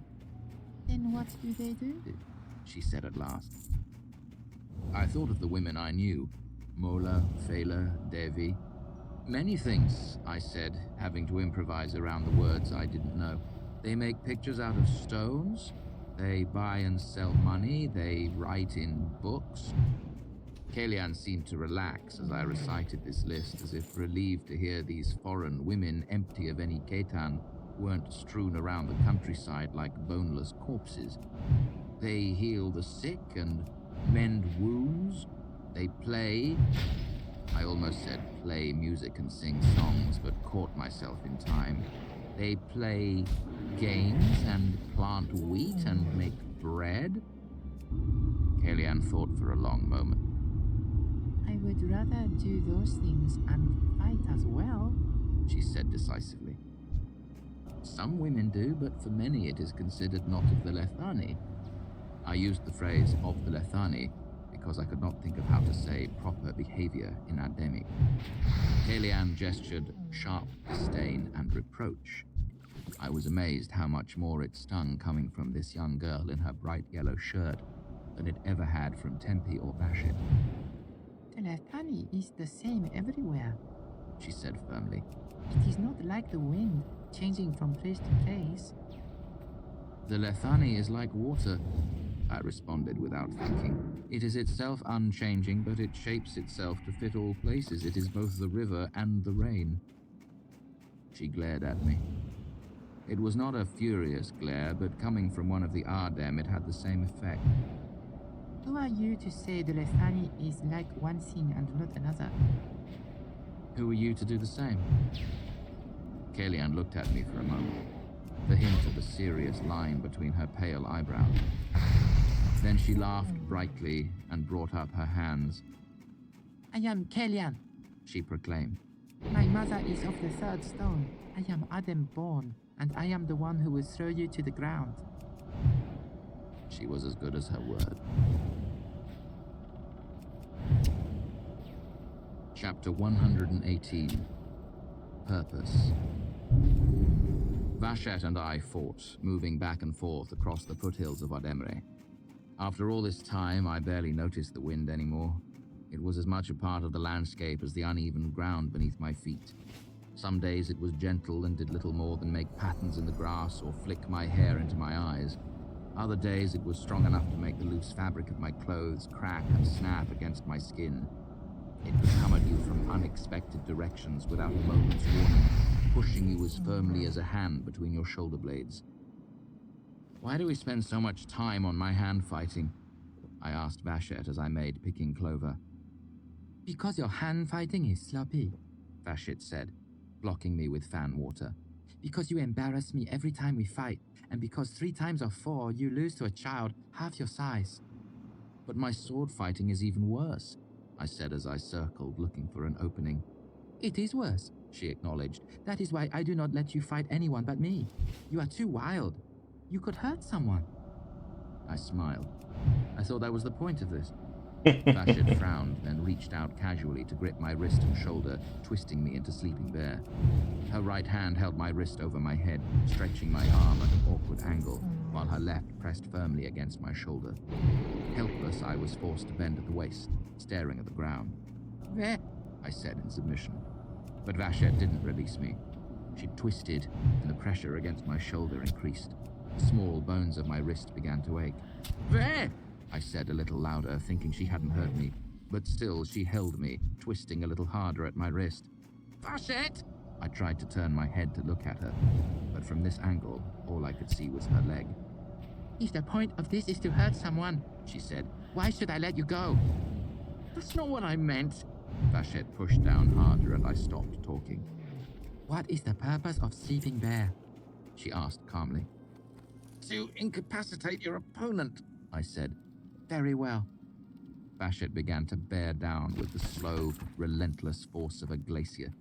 Dull pain began to build in my shoulder as well as my wrist. Soon your arm will be twisted from the cup of your shoulder. Your tendons will stretch and pull free of the bone. Your muscles will tear and your arm will hang like a wet rag at your side. Then will Sleeping Bear have served its purpose? I struggled a bit out of pure animal instinct, but it only turned the burning pain into something sharper, and I stopped. Over the course of my training, I had been put into inescapable positions before, every time I had been helpless, but this was the first time I had truly felt that way. The purpose of Sleeping Bear is control, Vashit said calmly. Right now you are mine to do it as I wish. I can move you, or break you, or let you free. I would prefer free, I said, trying to sound more hopeful than desperate. There was a pause. Then she asked calmly, What is the purpose of Sleeping Bear? Control. I felt her hands release me, and I stood, slowly rolling my shoulder to ease the ache. Vashit stood there, frowning at me. The point of all of this is control. First, you must have control of yourself. Then you can gain control of your surroundings. Then you gain control of whoever stands against you.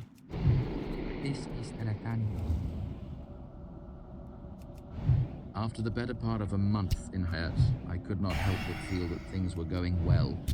Vashit acknowledged that my language was improving, congratulating me by saying I sounded like a child rather than just an imbecile. I continued to meet with Kellyanne in the grassy field next to the sword tree. I looked forward to these encounters despite the fact that she thrashed me with cheerful ruthlessness every time we fought. It took 3 days before I finally managed to beat her. That's an interesting verse to add to the long story of my life, isn't it? Come listen all, and I will tell a tale of brave and daring deeds. Wonders quoth the bloodless wrought, and of the time he bravely fought, a twiggling girl no more than 10. And listen how it came to pass, the mighty blow he bravely dealt that knocked her sprawling to the grass, and of the glow of joy he felt. Awful as it might sound, I was proud, and justifiably so. Kellyanne herself congratulated me when it happened, seeming more than a little surprised that I had managed it. There, in the long shadow of the sword tree, she showed me her two-handed variant of breaking lion as a reward, flattering me with the familiarity of an impish grin. That same day, we finished our prescribed number of bouts early.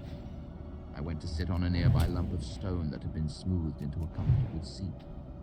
I nursed my dozen small hurts from the fight and prepared to watch the sword tree until Vashit returned to fetch me. Kellyanne, however, was not the sort to sit and wait. On my opinion, She he's skipped over the sword always tree, standing only a few able feet to from where play the with longest you. branches He could bobbed and help danced you in to the get wind, to his sending level, the round, for razor example. sharp leaves turning in wild circles. Then she Because lowered he's her a shoulders kind and loving darted under the canopy, husband in among the 1,000 or madly partner. spinning leaves. I was too startled to cry out, but I did come halfway to my feet before I heard her laughing. I watched as she darted and jigged and spun, her tiny body dodging out of the way of the wind-tossed leaves, as if she were playing tag. She made it halfway to the trunk and stopped, ducked her head, reached out, and swatted away a leaf that otherwise would have cut her.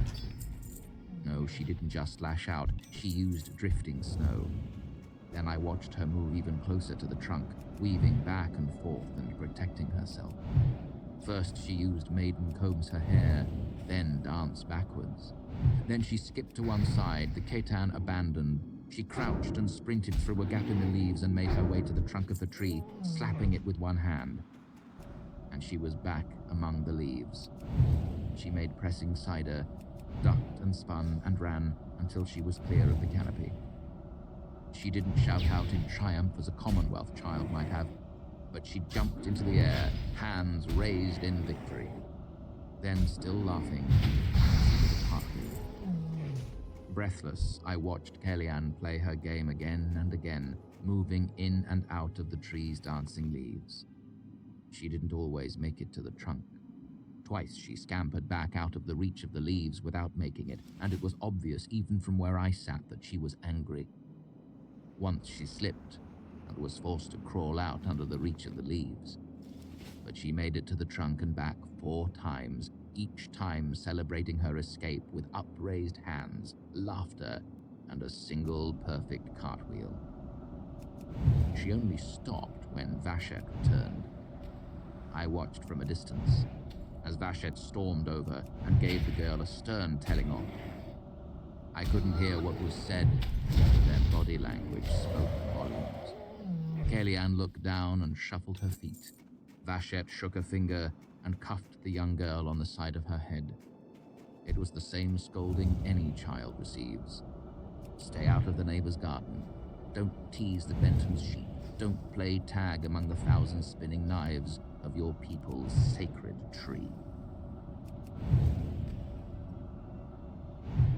Chapter 119. Hands.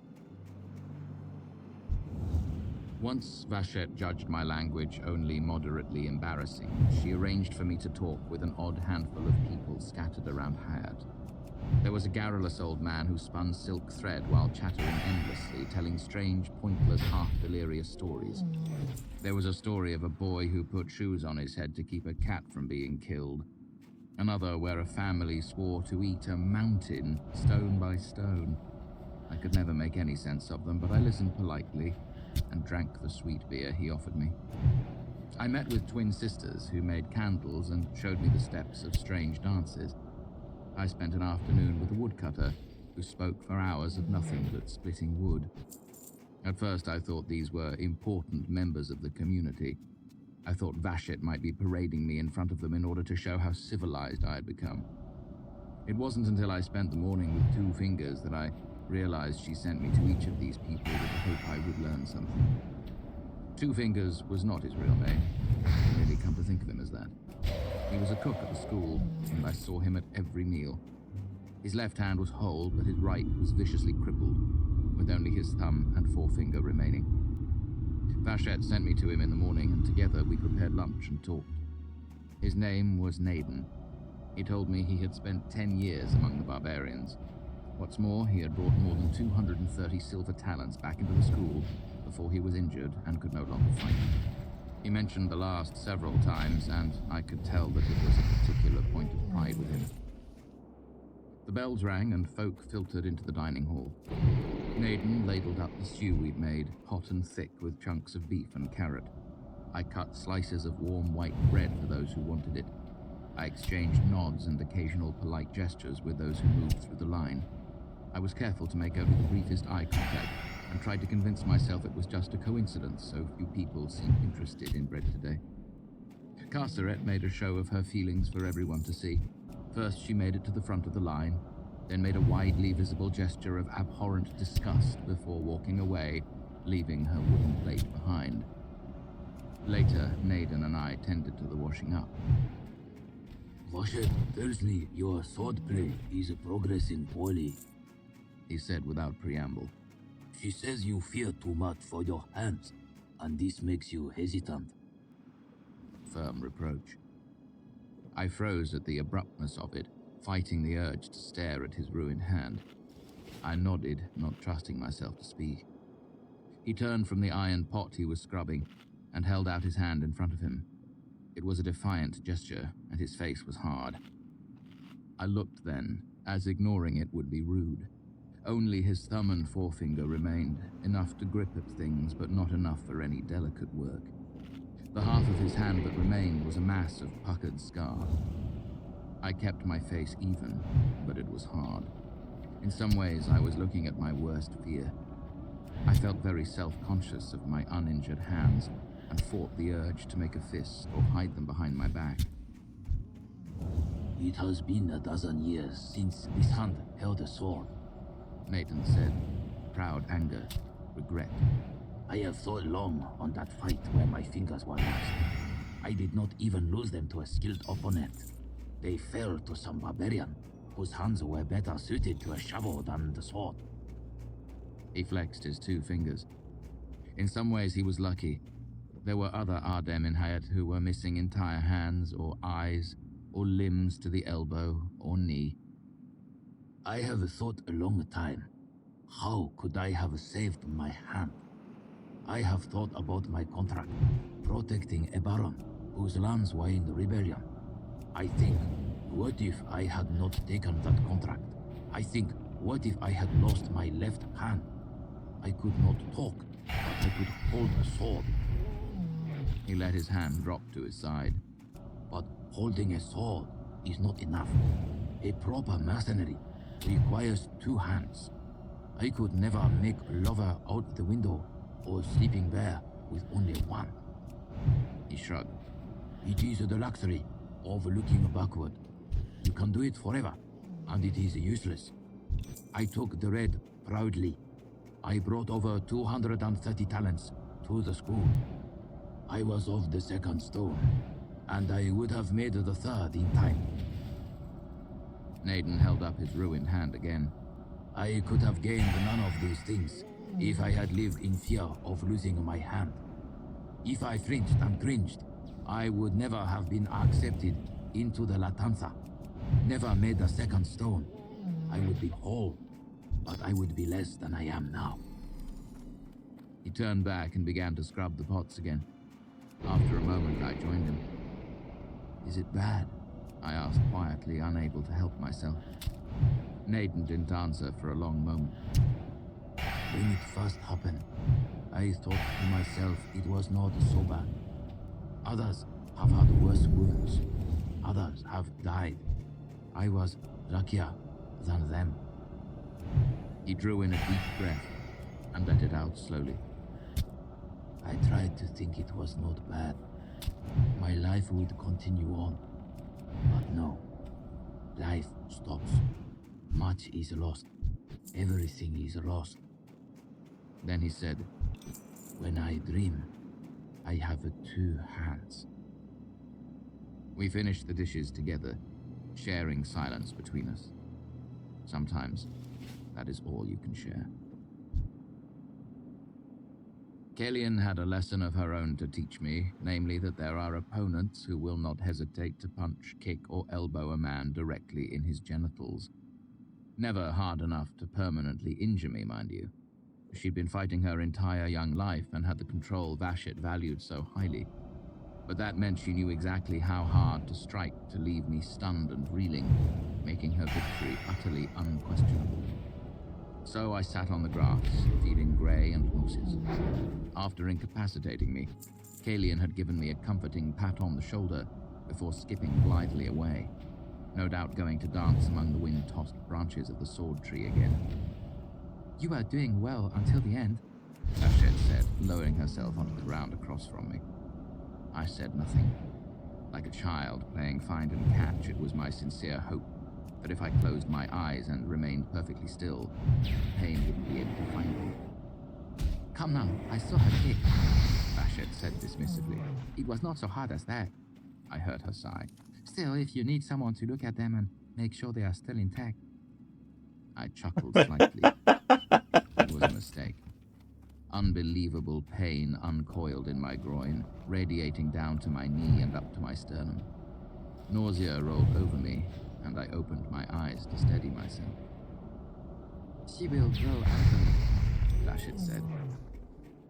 I should hope so, I said through gritted teeth.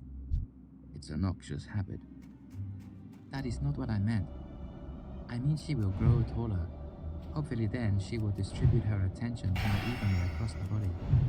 Right now she attacks the groin too regularly. It makes her easy to predict and defend against. She gave me a pointed look. To anyone with a shred of wit. I closed my eyes again. No lessons right now, Vashit, I begged. I'm ready to vomit up yesterday's breakfast. She climbed to her feet. It sounds like the perfect time for a lesson. Stand up. You should learn how to fight while wounded. This is an invaluable skill Kellyanne has given you the chance to practice. You should thank her. Knowing it was pointless to argue, I climbed to my feet. Thank you for kicking my nuts. Toward my training sword. Vashit caught me by the shoulder. No, hands only. I sighed. Must we, Vashit? She raised an eyebrow at me. Must we what? Must we focus always on hand fighting? I said. My sword play is falling farther and farther behind. Am I not your teacher? She asked. Who are you to say what is best? I am the one who will have to use these skills out in the world, I said pointedly. And out in the world I would rather fight with a sword than a fist. Vashit lowered her hands, her expression blank. And why is that? Because other people have swords, I said. And if I'm in a fight, I intend to win. Is winning a fight easier with a sword? She asked. Vashit's outward calm should have warned me I was stepping onto thin conversational ice. But I was distracted by the nauseating pain radiating from my groin.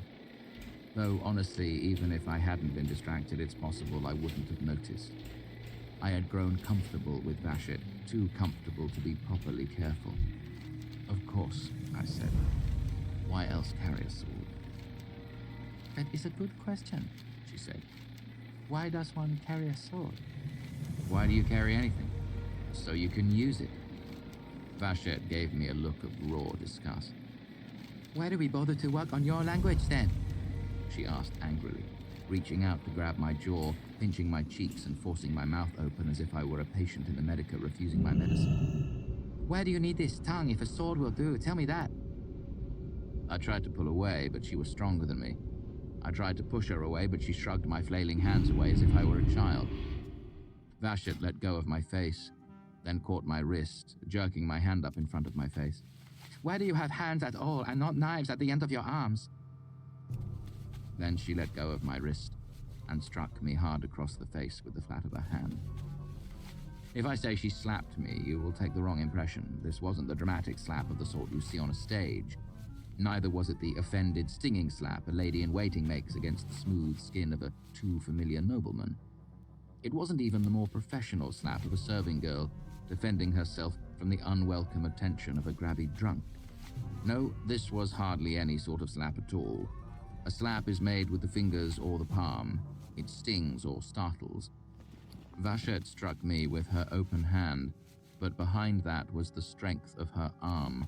Behind that was her shoulder. Behind that was the complex machinery of her pivoting hips, her strong legs braced against the ground, and the ground itself beneath her. It was like the whole of creation striking me through the flat of her hand, and the only reason it didn't cripple me is that even in the middle of her fury, Vashit was always perfectly in control. Because she was in control, Vashit didn't dislocate my jaw or knock me unconscious, but it made my teeth rattle and my ears ring. It made my eyes roll in my head and my legs go loose and shaky. I would have fallen if Vashit hadn't gripped me by the shoulder. Do you think I am teaching you the secrets of the sword so you can go out and use them? She demanded. I dimly realized she was shouting. It was the first time I had ever heard one of the Ardem raise their voice. Is that what you think we are doing here? As I lolled in her grip, stupefied, she struck me again.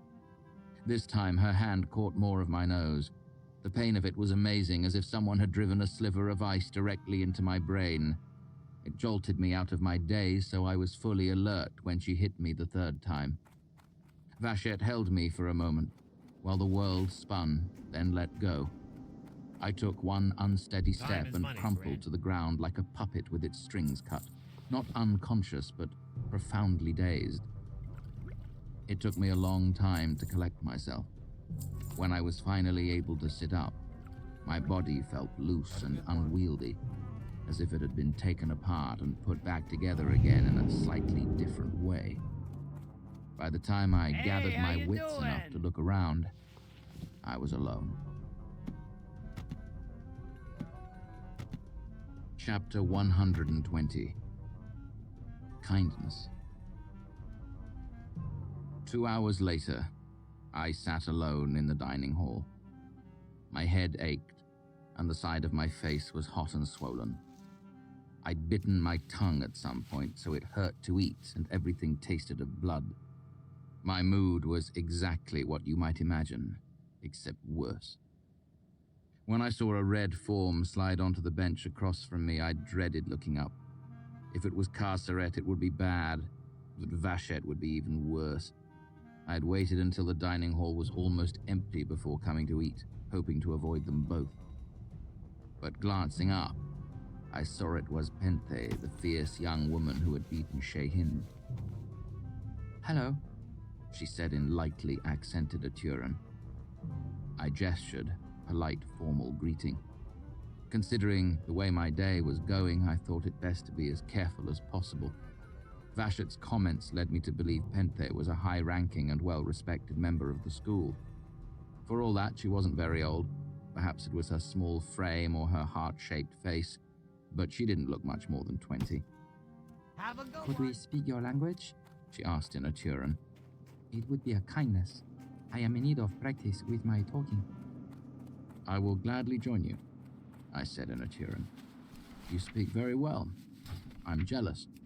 When I speak Ademic, I feel I'm a great bear of a man, stomping around in heavy boots. Penthe gave a small, shy smile and covered her mouth with her hand, blushing slightly. Is that correct, to smile? It is correct and polite. A smile such as that shows a small amusement, which is perfect, as mine was a very small joke. Penthe removed her hand and repeated the shy smile. She was as charming as spring flowers. It eased my heart to look at her. Normally, I said, I would smile in answer to yours, but here I worry others would view it as impolite. Please, she said, making a series of gestures wide enough for anyone to see. Bold invitation, imploring entreaty, familiar welcome. I must practice. I smiled, though not quite as widely as I would have ordinarily, partly out of caution and partly because my face hurt. It feels good to smile again, I said. I have an anxiousness about my smiling. She started to gesture and stopped herself. Her expression shifted, her eyes narrowing a bit as if she were irritated. This? I asked, gesturing mild worry. She nodded. How do you make that with the face? It is like this. I drew my brows together slightly. Also, as a woman, you would do this. I pursed my lips slightly. I would do this, as I am a man. I drew my lips down into a small frown instead. Penthe looked at me blankly, aghast. It is different for men and women? She asked, disbelief creeping into her tone. Only some, I reassured her, and only small things. There is so much, she said, allowing a note of despair into her voice. With one's family, one knows what every small movement of face means. You grow up watching. You know the all of what is in them. Those friends you are young with, before you know better than to grin at everything. It is easy with them. But this? She shook her head. How can one possibly remember when to correctly show one's teeth? How often am I supposed to touch eyes? I understand, I said. I am very good at speaking in my language. I can make the cleverest meanings, but here that is useless. I sighed. Keeping my face still is very hard. I feel I'm always holding my breath. Not always, she said. We are not always still of the face. When you are with... She trailed off, then quickly gestured apology. I have none I am close to, I said, gentle regret. I had hoped I was growing close to Vashit, but I fear I ruined that today. Penthe nodded. I saw.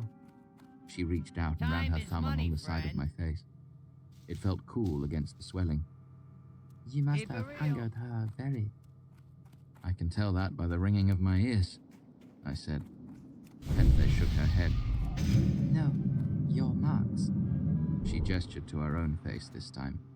With another, it might be a mistake, but Vashit would not leave such if she did not wish everyone to see. The bottom dropped out of my stomach, and my hand went unconsciously to my face. Of course. This wasn't mere punishment, it was a message to all of Ademre. Fool that I am, I said softly. I did not realize this until now. We ate quietly for several minutes before I asked, why did you come to sit with me today? When I saw you today, I thought I had heard many people speak about you, but I knew nothing of you from personal knowing. A pause. And what do others say? I said with a small wry smile. She reached out to touch the corner of my mouth with her fingertips. That, she said. What is the bent smile? Gentle mocking, I gestured in explanation. But of myself, not you. I can guess what they say. Not all is bad, she said gently. Penthe looked up at me and met my eyes then. They were huge in her small face, slightly darker grey than usual. They were so bright and clear that when she smiled, the sight of it almost broke my heart. I felt tears well up in my eyes and I quickly looked down, embarrassed. Oh, she said softly, and gestured a hurried, distressed apology. No, I am wrong with my smiling and eye-touching. I meant this. Kind encouragement. You are right with your smiling, I said without looking up, blinking furiously in an attempt to clear the tears away. It is an unexpected kindness on a day when I do not deserve such a thing. You are the first to speak with me from your own desire, and there is a sweetness in your face that hurts my heart. I made gratitude with my left hand, glad that I didn't need to meet her eyes to show her how I felt. Her left hand crossed the table and caught hold of mine. Then she turned my hand face up and pressed comfort softly into my palm. I looked up and gave her what I hoped was a reassuring smile. She mirrored it almost exactly, then covered her mouth again. I maintain anxiousness about my smiling. You should not. You have the perfect mouth for smiling. Penthe looked up at me again, her eyes meeting mine for a heartbeat before darting away. True? I nodded. In my own language, it is a mouth I would write a... I brought myself up short, sweating a bit when I realized I'd almost said song. Poem? She suggested helpfully. Yes, I said quickly. It is a smile worthy of a poem. Make one then, she said. In my language. No, I said quickly. It would be a bear's poem, too clumsy for you. This just seemed to spur her on, and her eyes grew eager. Do. If it is clumsy, it will make me feel better of my own stumbling. If I do, I threatened, you must too. In my language. I'd thought this would scare her away, but after only a moment's hesitation, she nodded. I thought of the only Adamic poetry I had heard. A few snippets from the old silk spinner and the piece from the story Shehin had told me about the archer. It wasn't much to go on. I thought of the words I knew, the sounds of them. I felt the absence of my lute sharply here. This is why we have music after all. Words cannot always do the work we need them to. Music is there for when words fail us. Finally, I looked around nervously, glad there were only a scattered handful of people left in the dining hall. I leaned toward her and said, double-weaponed Penthe, no sword in hand, her flower mouth curves and cuts a heart a dozen steps away. She gave the smile again, and it was just as I said. I felt the sharpness of it in my chest. Felurian had had a beautiful smile, but it was old and knowing. Penthe's smile was as bright as a new penny. It was like cool water on my dry, tired heart. The sweet smile of a young woman. There is nothing better in the world. It is worth more than salt. Something in us sickens and dies without it, I'm sure of this. Such a simple thing. How strange. How wonderful and strange. Penthe closed her eyes for a moment, her mouth moving silently as she chose the words of her own poem. Then she opened her eyes and spoke in a Turan. Burning as a branch, quoth speaks, but the mouth that threatens boots reveals a dancing bear. I smiled wide enough to make my face hurt. It is lovely, I said honestly. It is the first poem anyone has ever made for me. After my conversation with Penthe, I felt considerably better. I was uncertain as to whether or not we had been flirting, but that hardly mattered. It was enough for me to know there was at least one person in Hayat who didn't want me dead. I walked to Vashet's house as I usually did after meals. Half of me hoped she would greet me, smiling and sarcastic, the morning's unpleasantness put wordlessly behind us. The other half of me feared she would refuse to speak with me at all. As I came over the rise, I saw her sitting on a wooden bench outside the door. She leaned against the rough stone wall of her house as if she were merely enjoying the afternoon sun. I drew a deep breath and let it out, feeling myself relax. But as I came closer, I saw her face. She was not smiling. Neither did she wear the impassive Ardem mask. She watched me approach, her expression hangman grim. I spoke as soon as I came close enough. Vashet, I said earnestly. I'm... Still sitting, Vashet held up her hand and I stopped, speaking as quickly as if she had struck me across the mouth. Apology now is of little consequence, she said, her voice flat and chill as slate. Anything you say at this point cannot be trusted. You know I am well and truly angry, so you are in the grip of fear. This means I cannot trust any word you say, as it comes from fear. You are clever, and charming, and a liar. I know you can bend the world with your words, so I will not listen. She shifted her position on the bench, then continued. Early on I noticed a gentleness in you. It is a rare thing in one so young, and it was a large piece of what convinced me you were worth teaching. But as the days passed, I glimpsed something else, some other face that is far from gentle. I have dismissed these as flickers of false light, thinking them the brags of a young man or the odd jokes of a barbarian. But today, as you spoke, it came to me that the gentleness was the mask, and this other half-seen face, this dark and ruthless thing, that is the true face hiding underneath. Vashet gave me a long look. There is something troubling inside you. Shehin has seen it in your conversations. It is not a lack of the Lethani, but this makes my unease more, not less. That means there is something in you deeper than the Lethani. Something the Lethani cannot mend. She met my eye.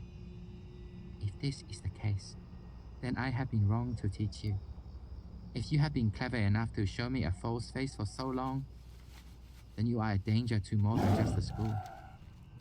If this is the case, then Kasaret is right, and you should be killed swiftly for the safety of everyone involved. Vashet came to her feet, moving as if she were very tired. This I have thought today, and I will continue to think for long hours tonight. Tomorrow I will have decided. Take this time to order your thoughts and make whatever preparations seem best to you. Then, without meeting my eye, she turned and went into her house, closing the door silently behind her. For a while, I wandered aimlessly. I went to watch the sword tree, hoping I might find Kellyanne there, but she was nowhere to be seen. Watching the tree itself did nothing to soothe me. Not today. So I went to the baths, where I soaked myself joylessly. Afterward, in one of the mirrors scattered through the smaller rooms, I caught the first glimpse of my face since Vashit had struck me. Half my face was red and swollen, with bruises beginning to mottle blue and yellow around my temple and the line of my jaw. I also had the raw beginnings of a profoundly blackened eye. As I stared at myself in the mirror, I felt a low anger flicker to life deep in my belly. I decided, tired of waiting helplessly while others decided whether I could come or go. I had played their game, learned their language, been unfailingly polite, and in return I had been treated like a dog. I had been beaten, sneered at, and threatened with death and worse. I was finished with it. So I made my way slowly around Hyatt. I visited the twin sisters, the talkative smithy, and the tailor where I had bought my clothes. I chatted amiably, passing the time, asking questions, and pretending I didn't look as if someone had beaten me unconscious a handful of hours ago. My preparations took a long time. I missed dinner, and the sky was growing dark by the time I came back to the school. I went straight to my room and closed the door behind me.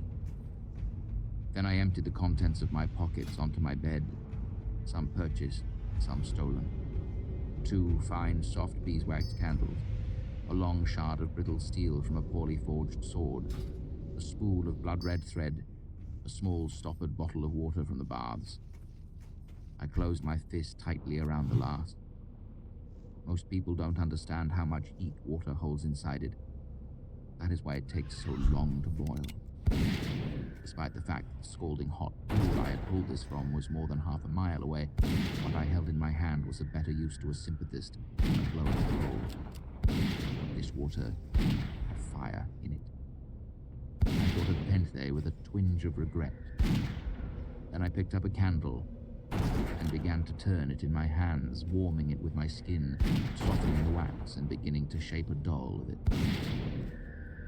I sat in my room, thinking dark thoughts as the last of the light faded from the sky. I looked over the tools I had gathered and knew deep in my gut, sometimes a situation grows so tangled that words are useless. What other option did I have, now that words had failed me? What do any of us have when words fail us? Chapter 121, When Words Fail. It was well into the dark hours of night when I approached Vashit's house, but there was candlelight flickering in her window. I didn't doubt she would have me killed or crippled for the good of all Ademre, but Vashit was nothing if not careful. She would give it a long night's thought beforehand. Empty-handed, I knocked softly on her door. After a moment, she opened it. She still wore her mercenary reds, but she had removed most of the silk ties that held it tight to her body. Her eyes were tired. Her mouth thinned when she saw me standing there, and I knew if I spoke, she would refuse to listen. So I gestured entreaty and stepped backward, out of the candlelight and into the dark. I knew her well enough by this point to be sure of her curiosity. Her eyes narrowed suspiciously as I stepped away, but after a moment's hesitation, she followed me. She did not bring her sword. It was a clear night, and we had a piece of moon to light our way.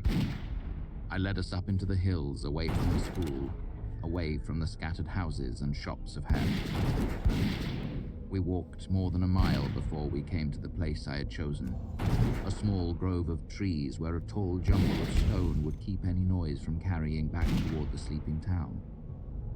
The moonlight slanted in through the trees, revealing dark shapes in a tiny clear space tucked among the stones. There were 2 small wooden benches here. I took gentle hold of Vashit's arm and guided her to sit.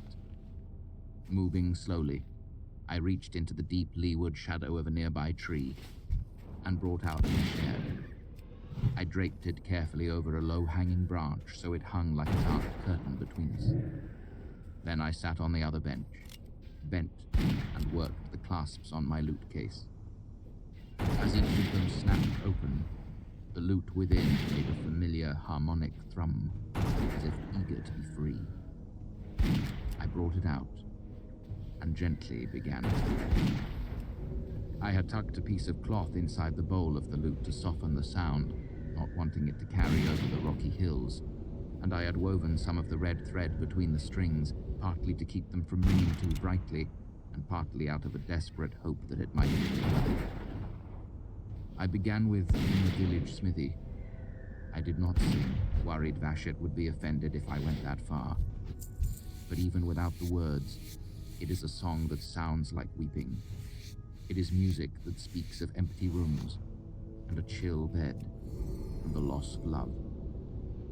Without pausing, I moved on to Violet Bide, then Home Westward Wind.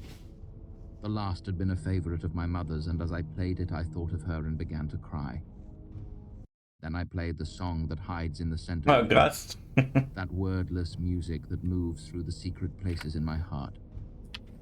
I played it carefully, strumming it slow and low into the dark stillness of the night. I would like to say it is a happy song, that it is sweet and bright, but it is not. And eventually, I stopped. The tips of my fingers burned and ached.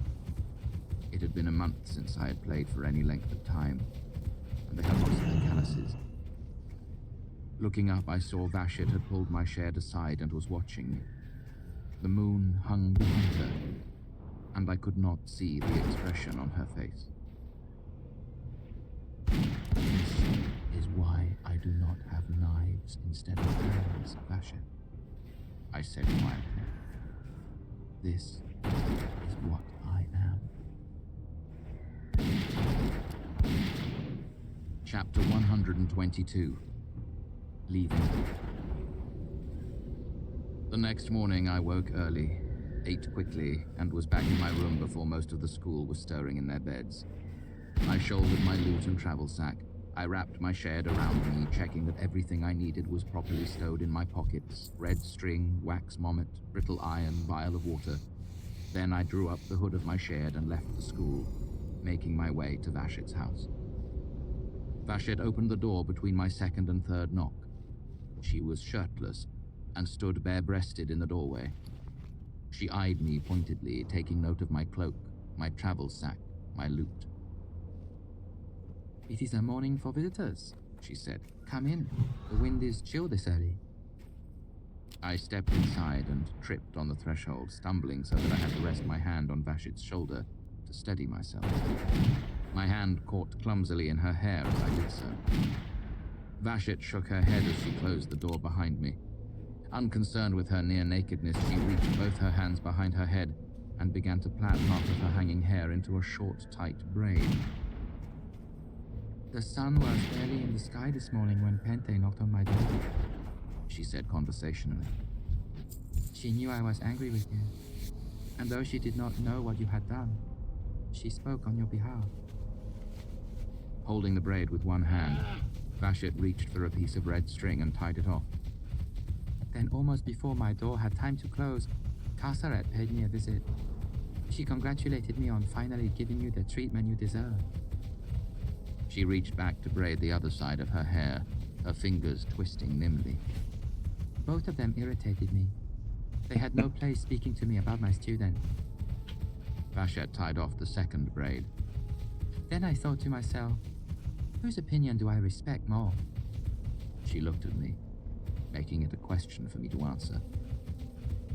You respect your own opinion more, I said. Vashit smiled widely. You are exactly right. But Pente is not entirely a fool either. And Kassaret can be as angry as a man when the mood is on her. She picked up a long piece of dark silk and wound it around her torso, over her shoulders and across her naked breasts, supporting and holding them close to her chest. Please, Mom? Then she Please? tucked the end of the cloth into itself, and it somehow remained tightly secured. I had seen her do this several times before, but how it actually worked was still a mystery to me. "And what have you decided?" I asked. She shrugged her blood-red shirt over her head. "You are still a puzzle," she said. "gentle and troubling and clever and foolish." Her head emerged from the shirt and she gave me a serious look.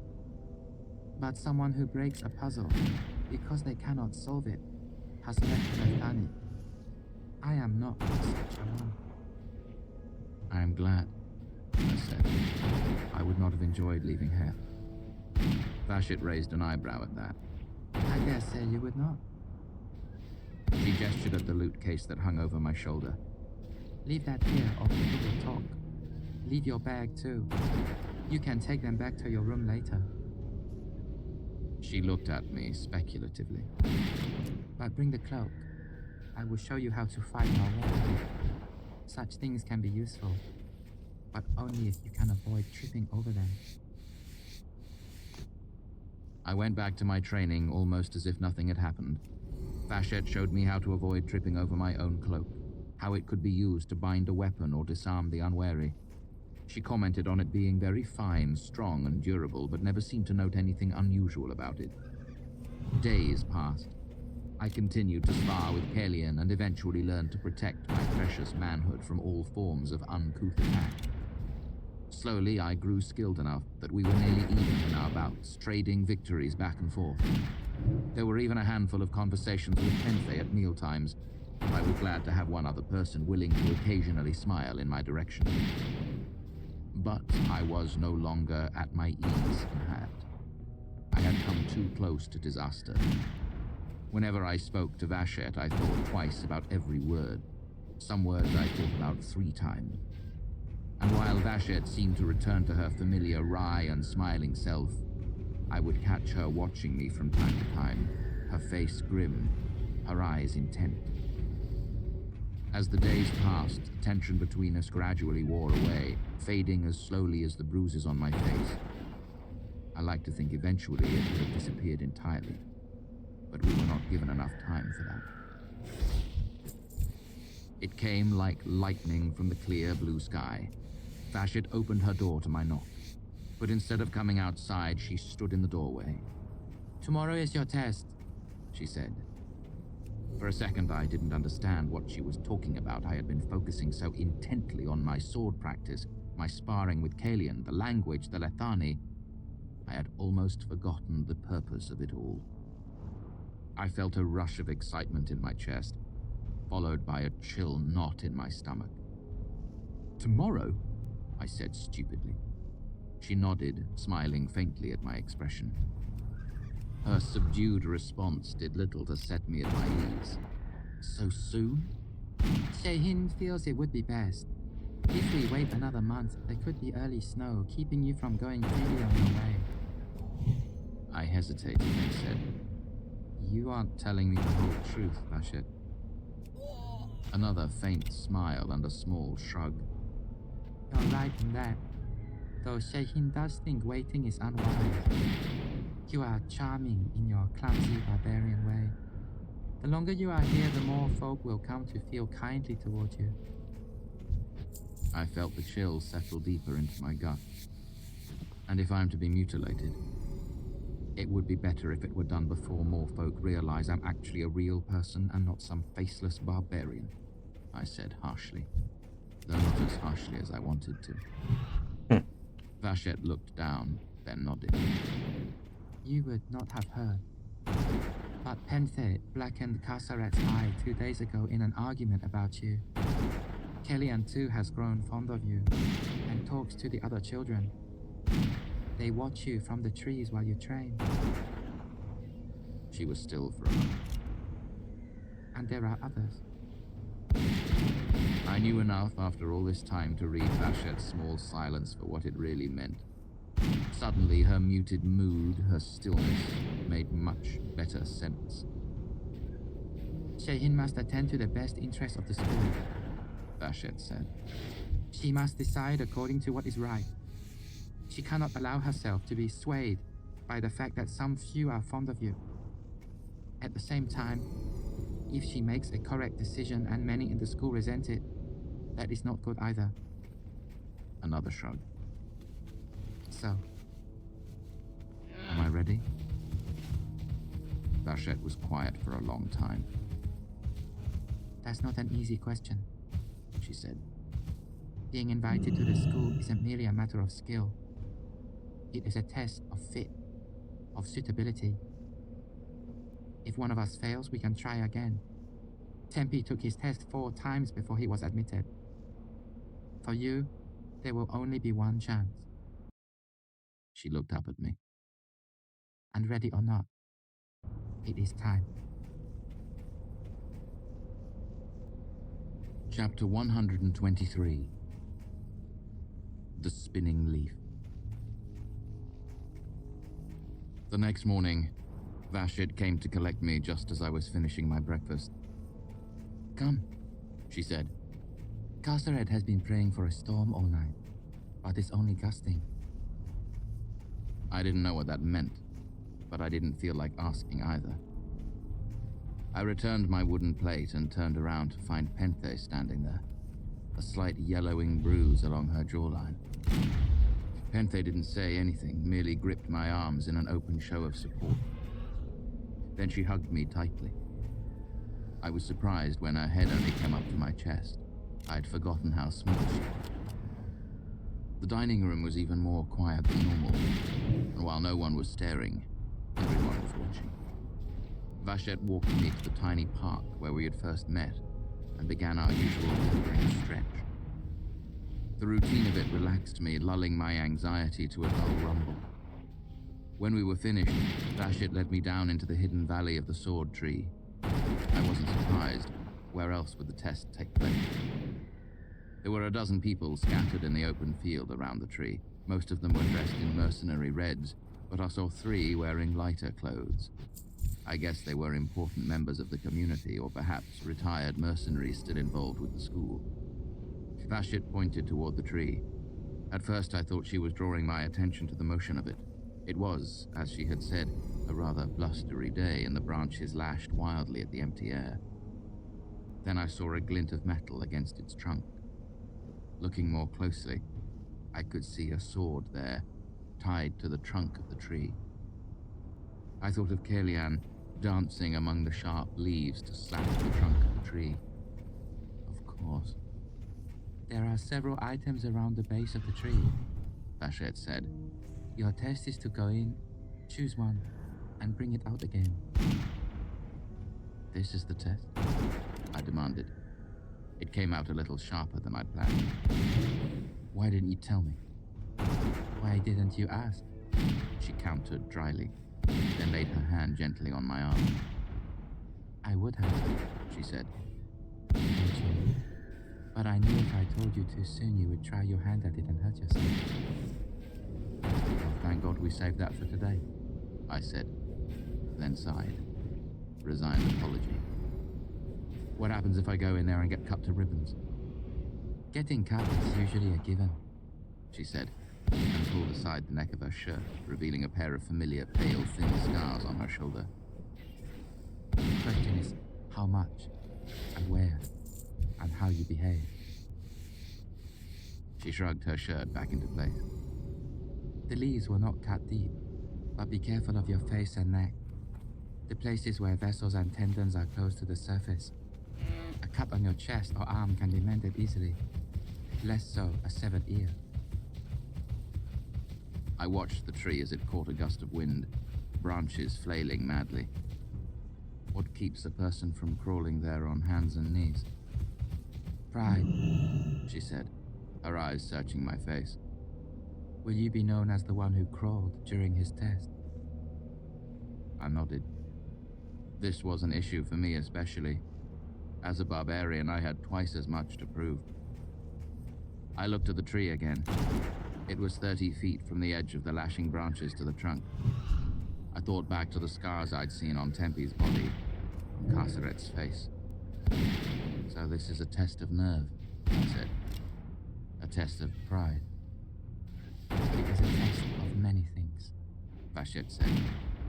Your behavior signifies a great deal. You could throw your arms over your face and rush ahead.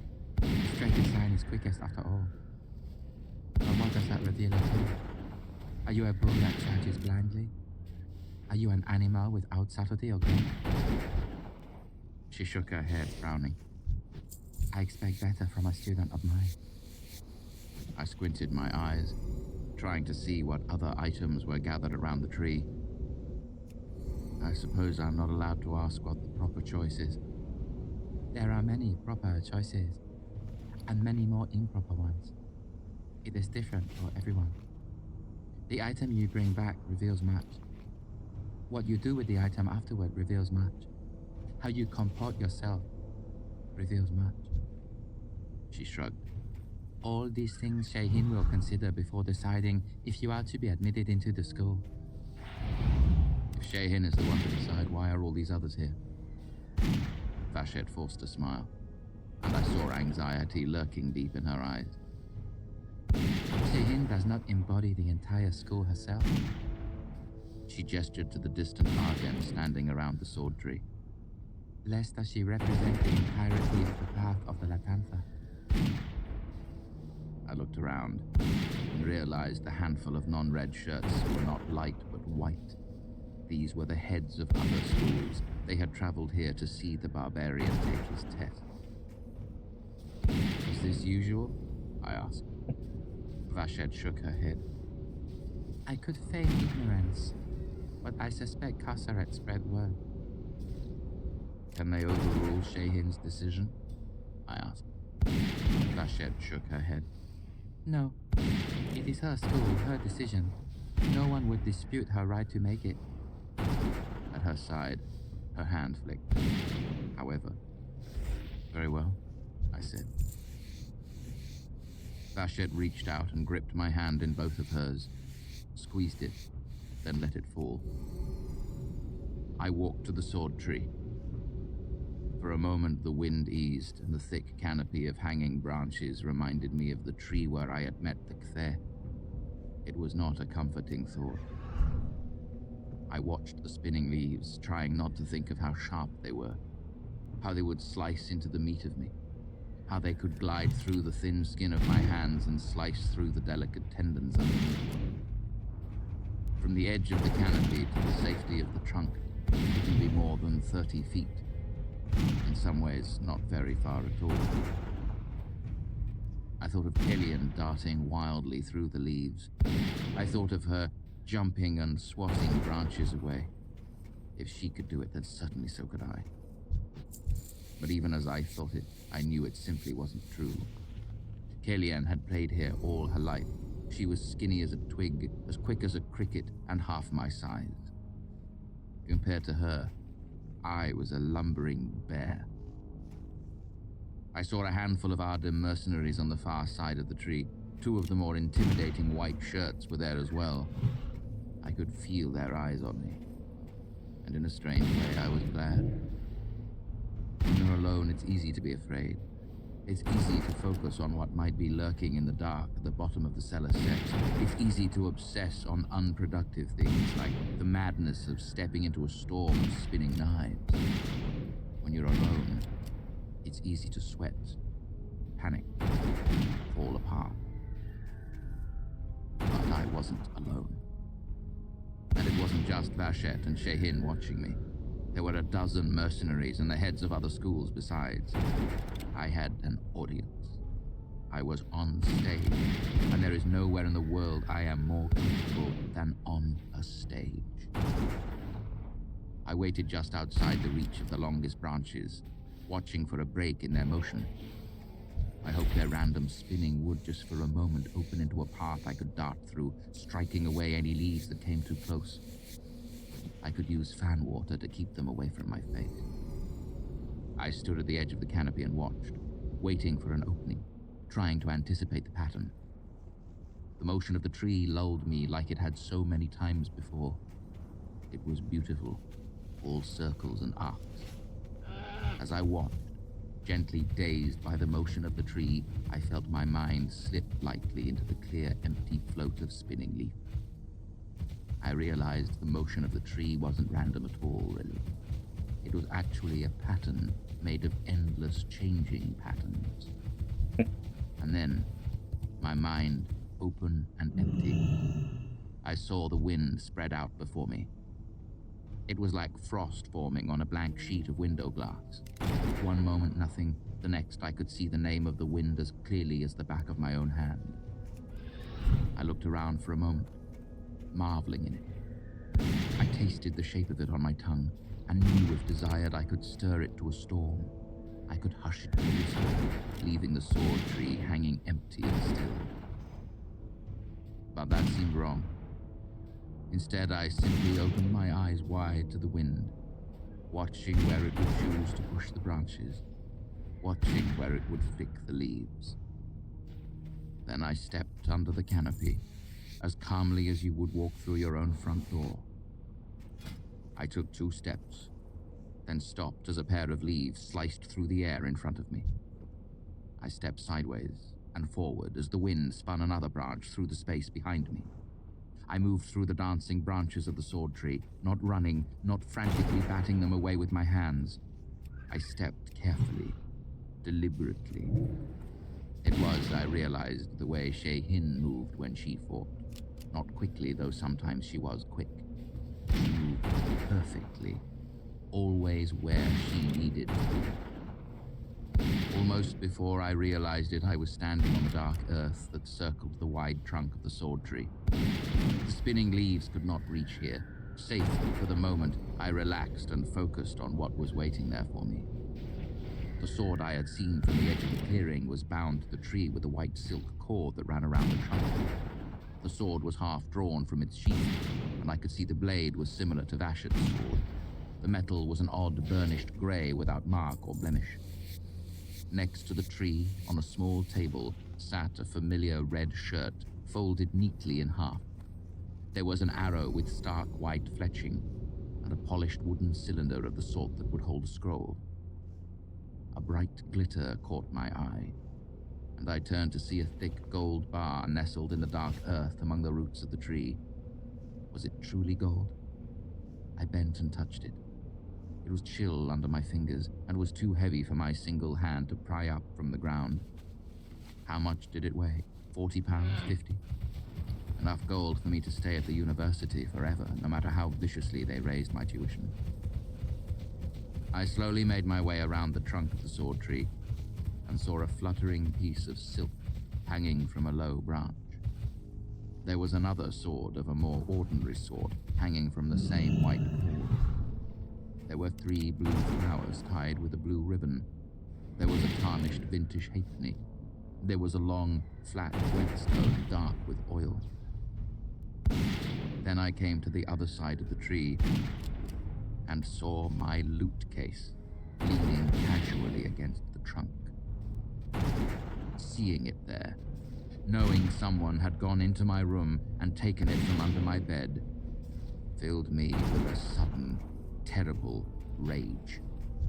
It was all the worse knowing what the Ardem thought of musicians. It meant they knew I wasn't merely a barbarian, but a cheap and tawdry whore as well.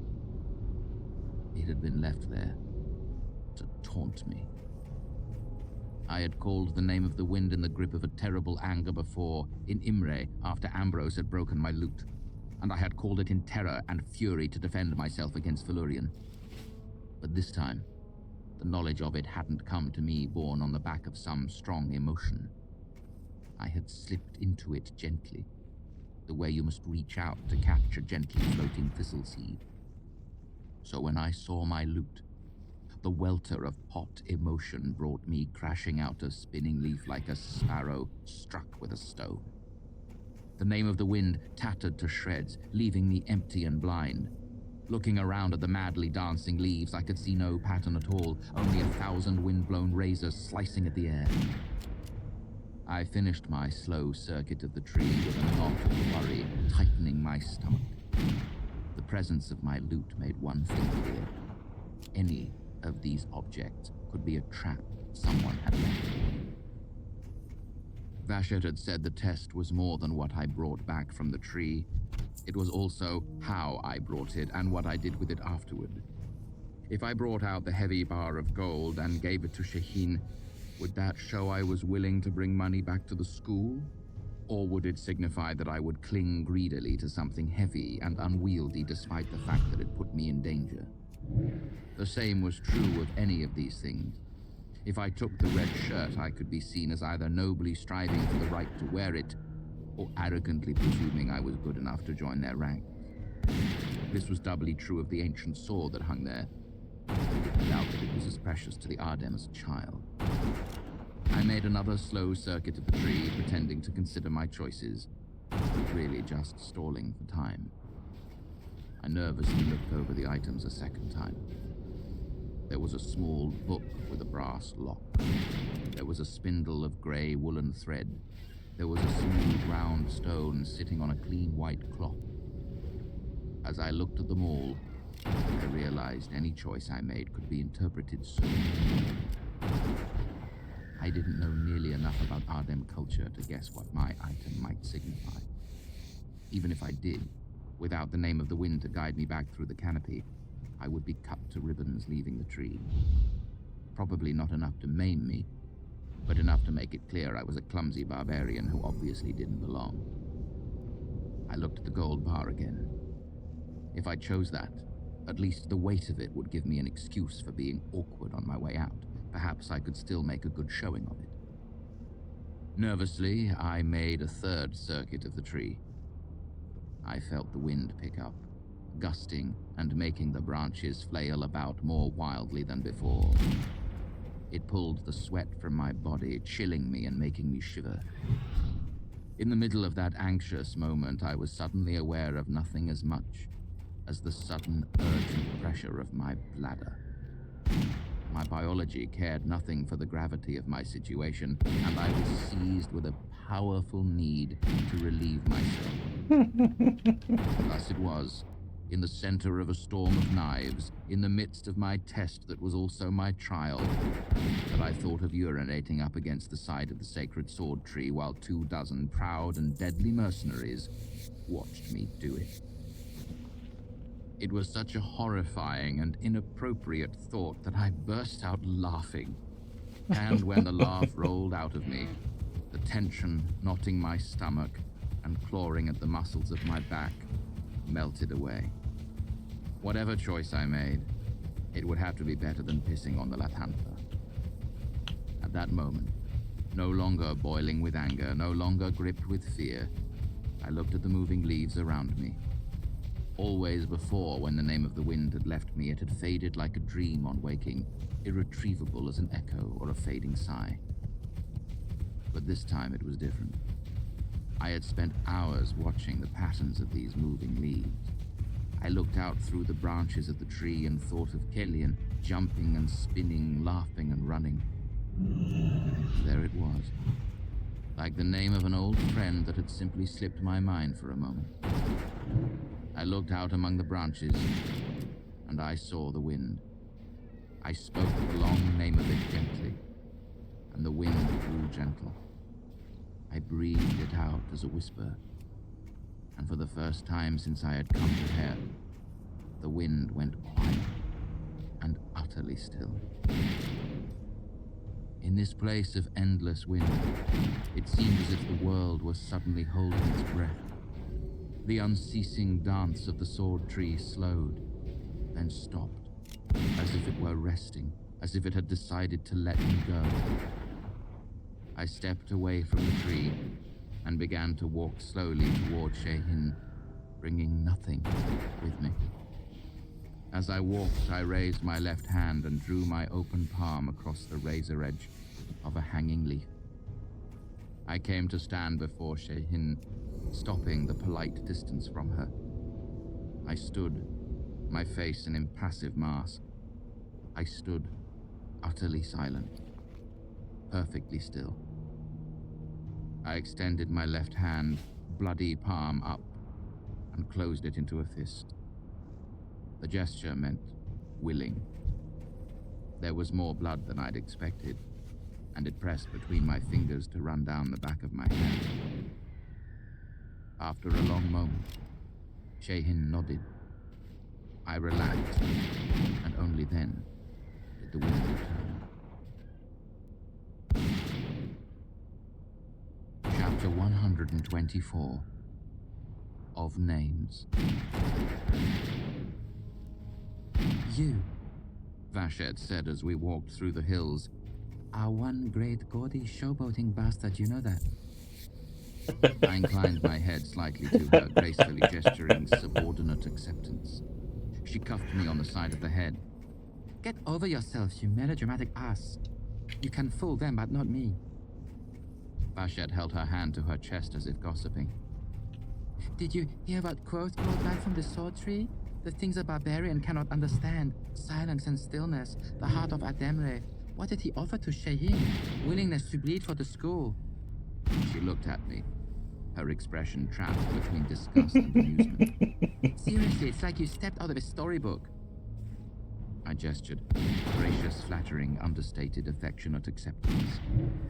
Vashette reached out and flicked my ear hard with a finger.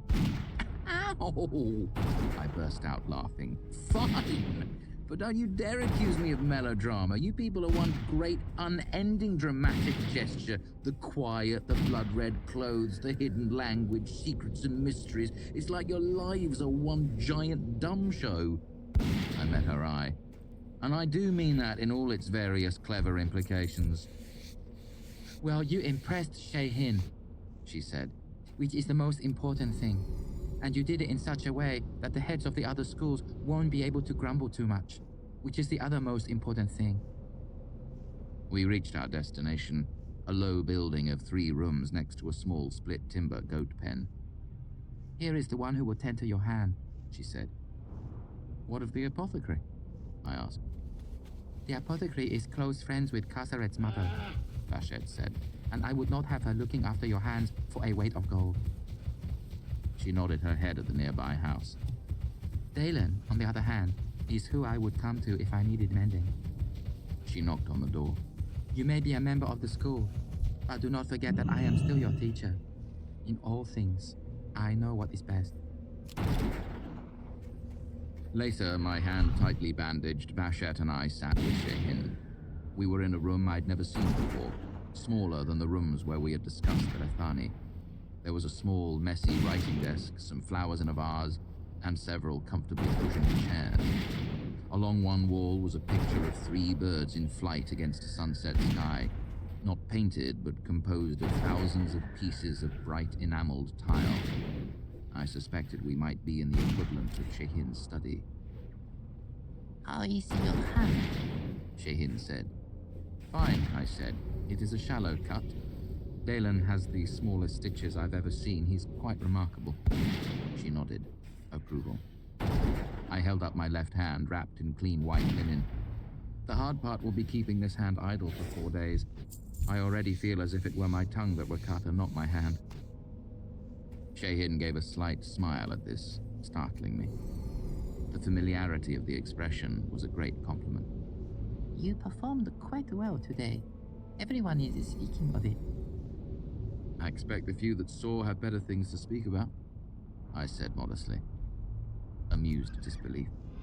That may be true, but those who watched from hiding will doubtless say what they have seen. Kalian herself will have already told 100 people, unless I miss my guess. By tomorrow, everyone will expect your stride to shake the ground as if you were Ayete himself come back to visit us. I couldn't think of anything to say, so I kept quiet. A rarity for me, but as I've said, I had been learning. There is something I have been waiting to speak to you about, Shehin said, guarded curiosity. After Tempi brought you here, he told me the long story of your time together, She said. of your search for the bandits. I nodded. Is it true that you made blood magic to destroy some men, then called lightning to destroy the rest? Vashette looked up at this, glancing back and forth between us. I had grown so used to speaking Turan with her that it was odd to see the expressionless Ardem impassivity covering her face. Still, I could tell she was surprised. She hadn't known. I thought of trying to offer an explanation for my actions, then decided against it. Yes. You are powerful, then? I'd never thought of it in those terms before. I have some power. Others are more powerful. Is that why you seek the Ketan? To gain power? No. I seek from curiosity. I seek the knowing of things. Knowing is a type of power. Shaken pointed out, then seemed to change the subject. He told me there was a Rinta among the bandits as their leader. Rinta? I asked respectfully. A bad thing. A man who is more than a man, yet less than a man. A demon? I asked, using the Aturan word without thinking. Not a demon. Shehin said, switching easily to Aturan. There are no such things as demons. Huh. Your priests tell stories of demons to frighten you.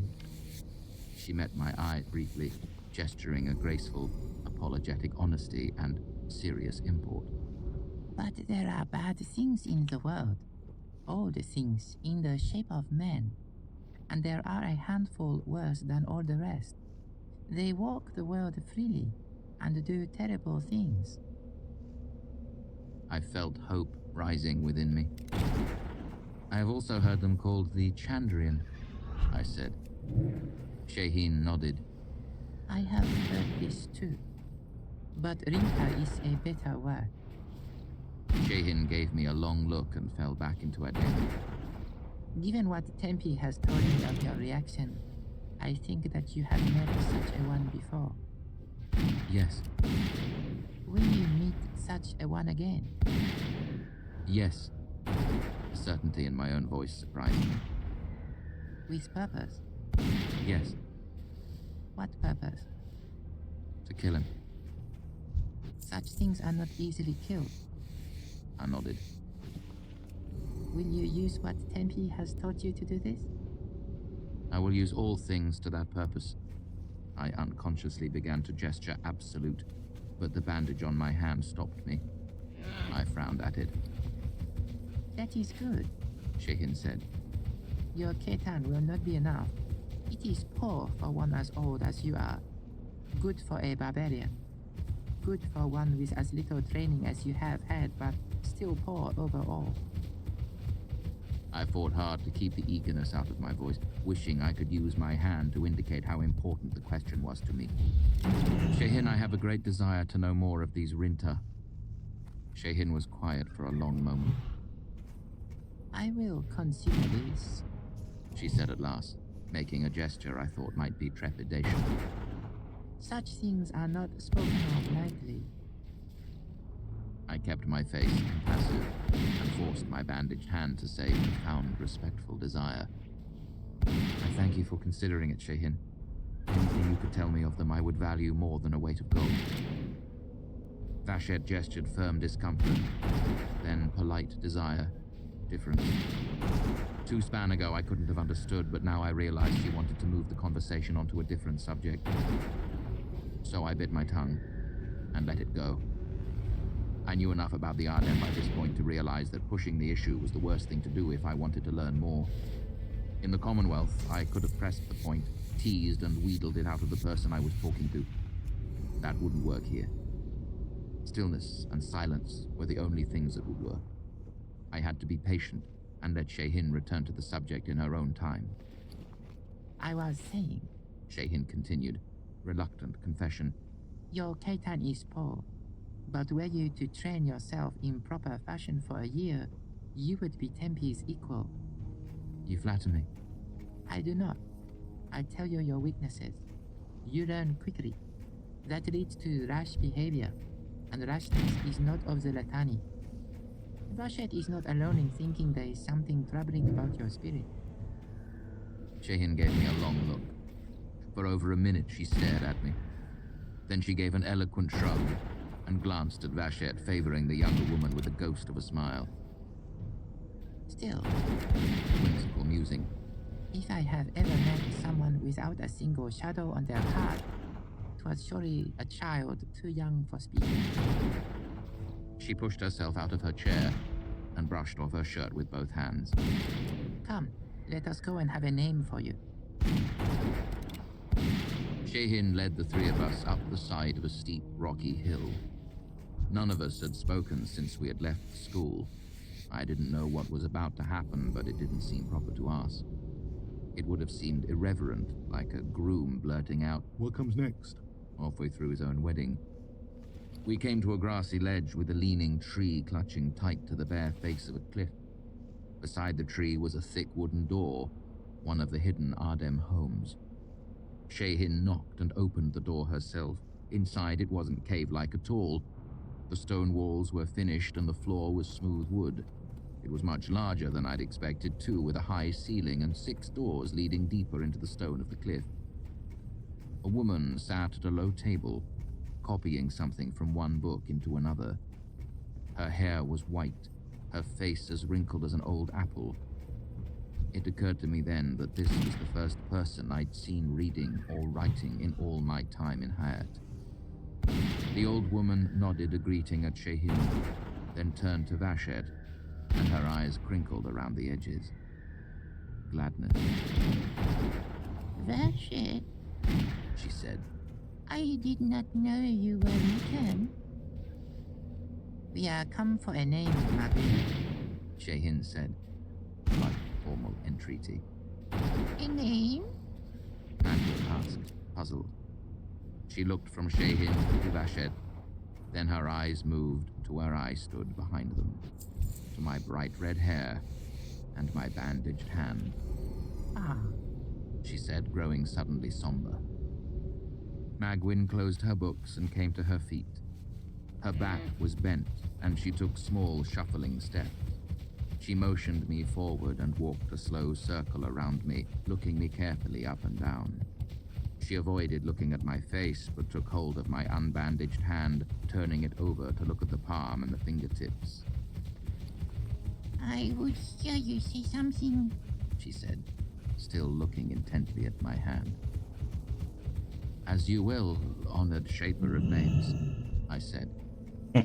Magwin looked up at Shehin. Does he mock me? think not. Magwin made another circle of me, running her hands over my shoulders, my arms, the back of my neck. She moved her fingers through my hair, then stopped in front of me and looked me fully in the eye. Her eyes were like Elodine's, not in any of the details. Elodine's eyes were green, sharp, and mocking. Magwin's were the familiar Ardem grey, slightly watery and red around the edges. No, the similarity was in how she looked at me. Elodine was the only other person I had met who could look at you like that, as if you were a book he was idly thumbing through. When Magwin met my eyes for the first time, I felt like all the air had been sucked out of me. For the barest of moments, I thought she might be startled by what she saw. But that was probably just my anxiety. I had come to the edge of disaster too often lately, and despite how well my recent test had gone, part of me was still waiting for the other shoe to drop. Madre? She said, her eyes still fixed on me. She looked down and made her way back to her book. Madre? Vashet said, a hint of dismay in her voice.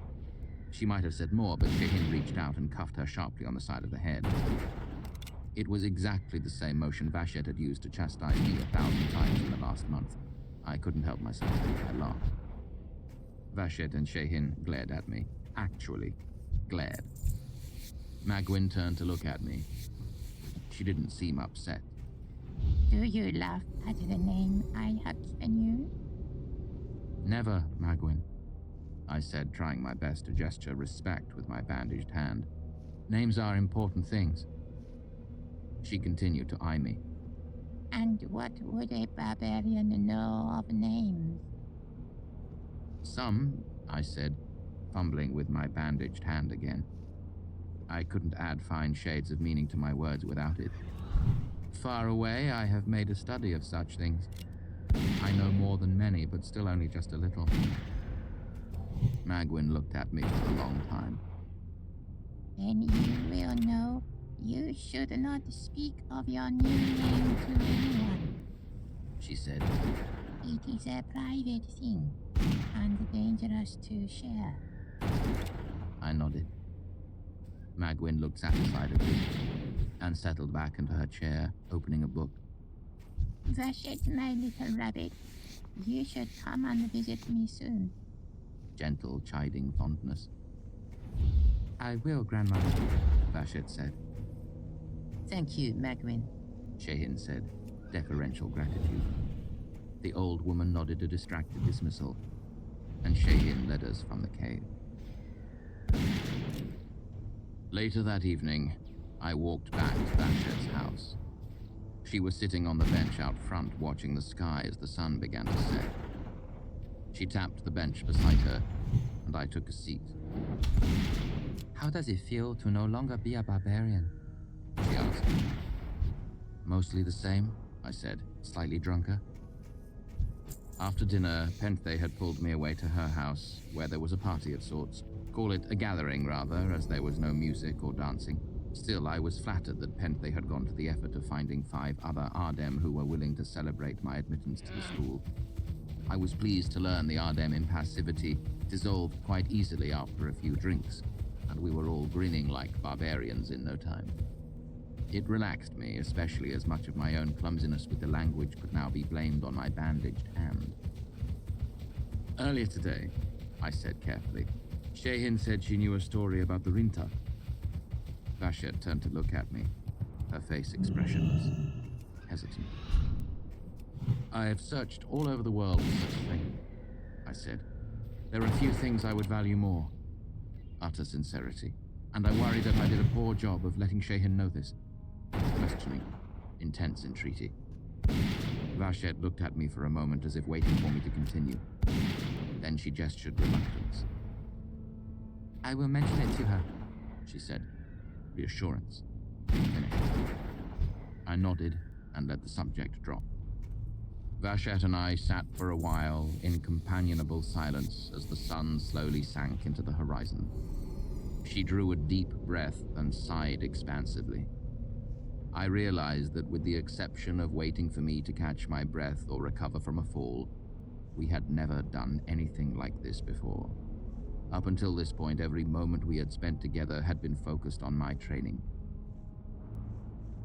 Tonight, I said at last, Penthe told me she thought I had a fine anger and that she'd like to share it with me. Vashet chuckled. That didn't take very long. She gave me a knowing look. What happened? I blushed a bit.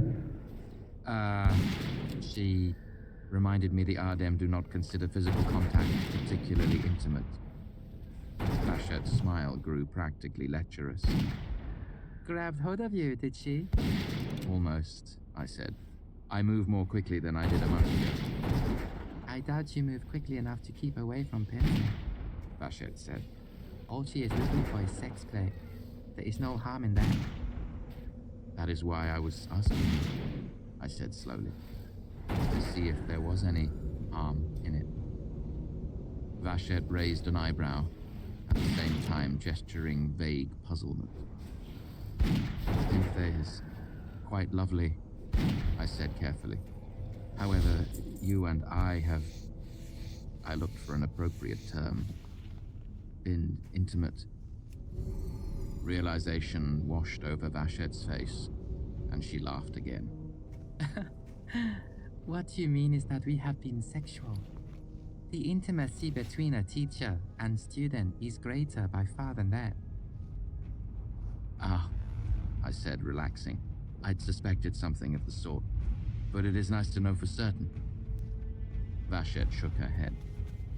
I had forgotten what it is like with you, barbarian, she said, her voice heavy with fond indulgence. It has been so many years since I had to explain such things to my poet king. So you would not be offended if I were to... I made an inarticulate gesture with my bandaged hand.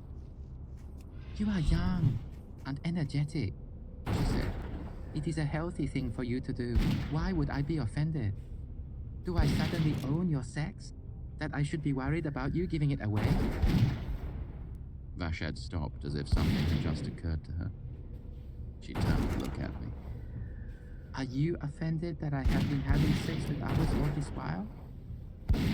She watched my face intently. I see you are startled by it. I am startled, I admitted. Then I did a mental inventory and was surprised to discover I wasn't sure how I felt. I feel I ought to be offended, I said at last. But I don't think I am. Vashad nodded approvingly. That is a good sign. It shows you are becoming civilized. The other feeling is what you were brought up to think. It is like an old shirt that no longer fits you, and now when you look at it closely, you can see it was ugly to begin with. I hesitated for a moment. Out of curiosity, I said, how many others have you been with since we have been together? Vashad seemed surprised by the question. She pursed her mouth and looked up at the sky for a long moment before shrugging. How many people have I spoken with since then? How many have I sparred with? How many times have I eaten or practiced my ketan? Who counts such things? And most of them think this way? I asked, glad to finally have the chance to ask these questions. That sex is not an intimate thing? Of course it is intimate, Vashad said. Anything that brings two people close together is intimate. A conversation, a kiss, a whisper, even fighting is intimate. But we are not strange about our sex. We do not feel shame about it. We do not feel it important to keep someone else's sex all to ourselves, like a miser hoarding gold. She shook her head. More than any other, this strangeness in your thinking sets you barbarians apart. But what of romance, then? I asked, slightly indignant. What of love? Vashad laughed again, then loud and long and vastly amused. Half of Hayat must have heard it, and it echoed back to us from the distant hills. Oh, you barbarians, she said, wiping moisture from her eyes. I had forgotten how backward you are. My poet king was the same way. It took him a long, miserable time before he realized the truth of things. There is a great deal of difference between a penis and a heart. Chapter 125. Caesura. The next day, I woke somewhat blearily. I hadn't drunk that much, but my body was no longer used to such things, and so I felt each drink 3 times that morning. I straggled to the baths, dunked myself in the hottest pool I could stand, then scrubbed the vaguely gritty feeling away as best I could. I was heading back to the dining hall when Vashad and Shehin found me in the hallway.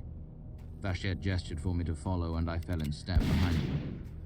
I hardly felt up for training or a formal conversation, but refusing didn't seem like a realistic option. We wound our way through several hallways, eventually emerging near the center of the school. Passing through a courtyard, we approached a small square building that Shehin unlocked with a small iron key, the first locked door I had seen in all of Hayat. The 3 of us moved into a small, windowless entryway. Vashad closed the outside door and the room grew as black as pitch, cutting off the sound of the persistent wind. Then Shehin opened the inner door. Warm light from a half-dozen candles greeted us.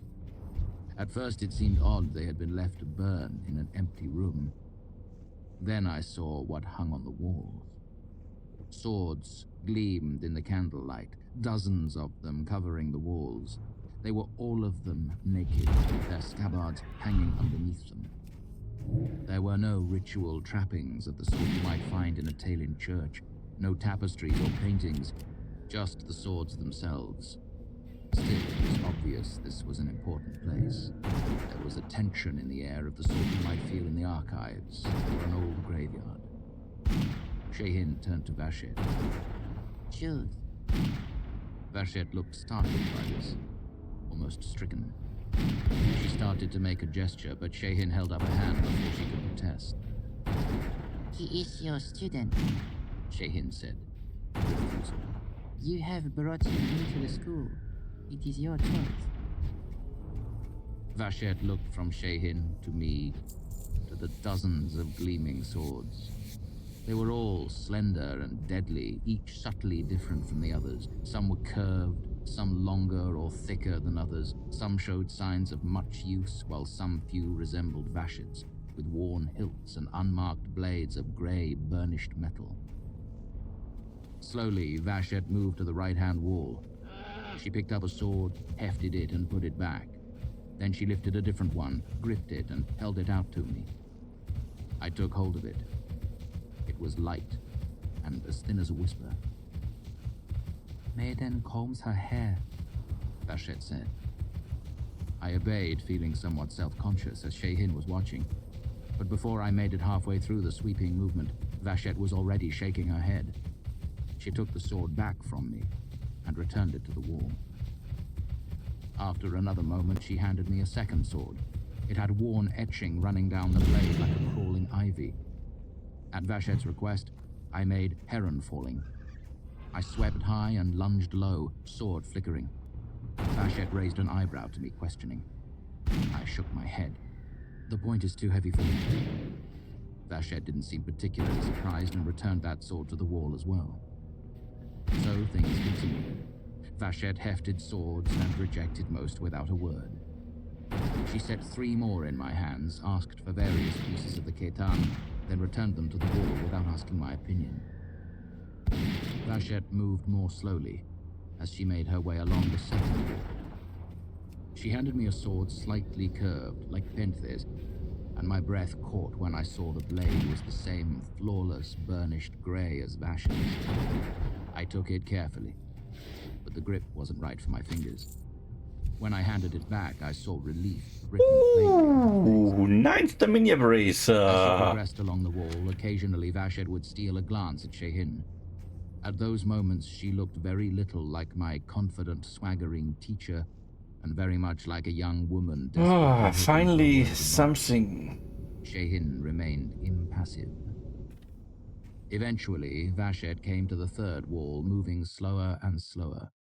She handled almost every sword now, taking a long time before setting them back in their places. Then slowly she laid her hand on another sword, with a blade of burnished grey. She lifted it off the wall, gripped it, and seemed to age 10 years. Vashette avoided looking at Shehin and handed me the sword. Oh, it has The only guard a of this one extended out slightly, 0.02% drop curving to give a chance hint here. of protection to Okay, the hand. great. It was nothing like a full hand guard. Anything that bulky would render half the ketan useless, but it looked as if it would give my fingers an extra bit of shelter, and that was appealing to me. The warm grip settled into my palm as smoothly as the neck of my lute.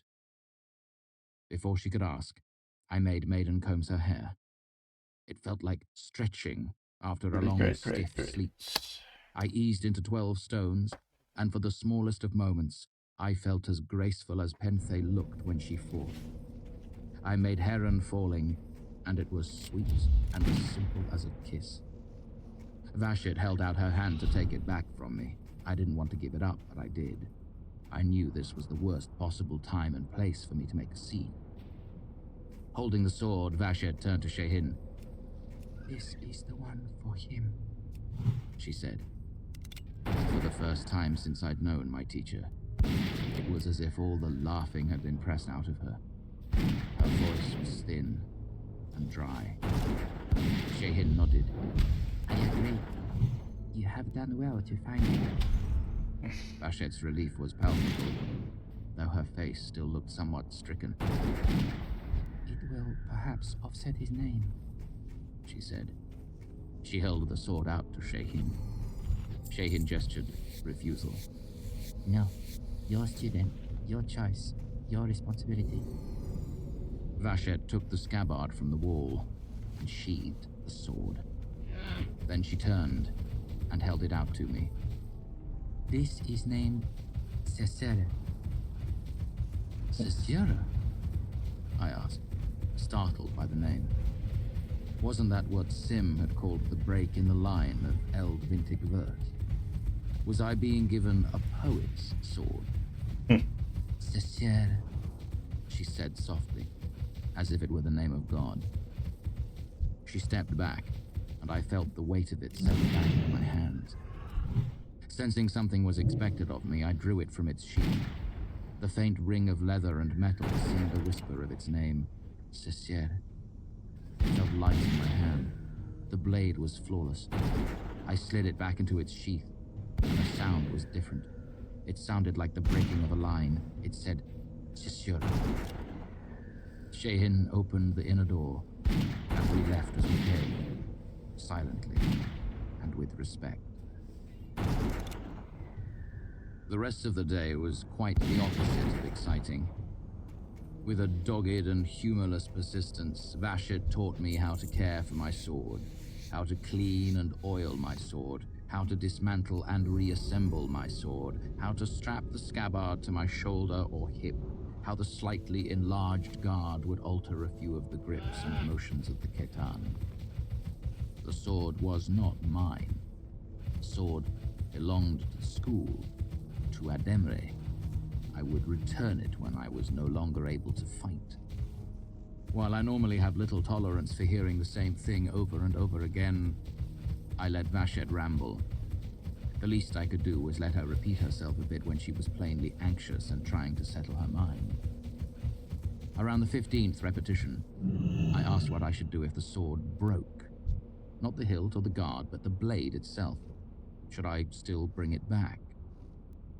Vashet gave me a look of dismay so raw, it verged on horror. She didn't answer, and I made a point of not asking any more questions for the rest of the morning. After lunch, Vashet took me back to Magwin's cave. My teacher's mood seemed somewhat improved, but she was still far from her regular gregarious self. Magwin will be giving you Sacere's story, She said. You must memorize it. Its story? I asked. Vashet shrugged. In Ademic, it is Atas. It is the history of your soul. Everyone who has carried it, what they have done. It is something you must know. We reached the top of the path and stood before Magwin's door. Vashet gave me a serious look. You must be on your best behavior and be very polite. I will, I said. Magwin is an important person, and you must attend closely to what she says. I will, I said. Vashet knocked on the door and escorted me in. Magwin sat at the same table as before. For all I could tell, she was copying the same book. She smiled when she saw Vashet, then noticed me, and let her face slide into the familiar Ardem impassivity. Magwin, Vashet said, profoundly polite entreaty. this one needs the Atas of his soul. Which sword did you find for him? Magwin asked, her face wrinkling even further as she squinted to see. Sincere, Vashet said. Magwin gave a laugh that was almost a cackle. She got down off her chair. I can't say I'm surprised. She said, and disappeared through a door that led back into the pit. Vashet let herself out, and I stood there feeling awkward, like one of those terrible dreams when you're on stage and can't remember what to say, or even what part you were meaning to play. Magwin returned, carrying a thick book bound in brown leather. At a gesture from her, we took seats in chairs facing each other. Hers was a deeply cushioned leather chair. Mine was not. I sat with Caesura across my knees, partly because it seemed appropriate and partly because I was fond of the feel of it beneath my hand. She opened the book, the binding crackling as she spread it open on her lap. She flipped pages for a moment until she found the place she was looking for. First came Kale, She read. who shaped me in fire for an unknown purpose. He carried me, then cast me aside. Magwin looked up, unable to gesture as her hands were both occupied by the large book. Well, She demanded. What would you like me to do? I asked politely. I couldn't gesture due to my bandages. They made a fine pair of half-mutes. Repeat it back. She said, irritated. You need to learn them all. First came Kale, I said, who shaped me in fire for an unknown purpose. He carried me, then cast me aside. She nodded and continued. Next came Etain. I repeated it. We continued this way for perhaps half an hour. Owner after owner, name after name, loyalties declaimed and enemies killed. At first, the names and places were tantalizing. Then, as it continued, the list began to depress me, as nearly each piece ended with the death of the owner. They were not peaceful deaths either. Some died in wars, some in duels. Many were merely killed by or slain by, giving no clue as to the circumstances. After 30 of these, I had heard nothing resembling passed from this world peacefully in sleep, surrounded by fat grandchildren. Then the list stopped being depressing and became simply boring instead. Next came Finol of the Clear and Shining Eye, I repeated attentively, much beloved of Dulcin. She herself slew 2 Daruna, then was killed by Gremin at the Drossen Tor. I cleared my throat before Magwyn could recite another passage. If I may ask, I said, how many have carried Cesura over the years? Cesere. She corrected me sharply. Do not presume to meddle with her name. It means to break, to catch, and to fly. I looked down at the sheathed sword across my lap.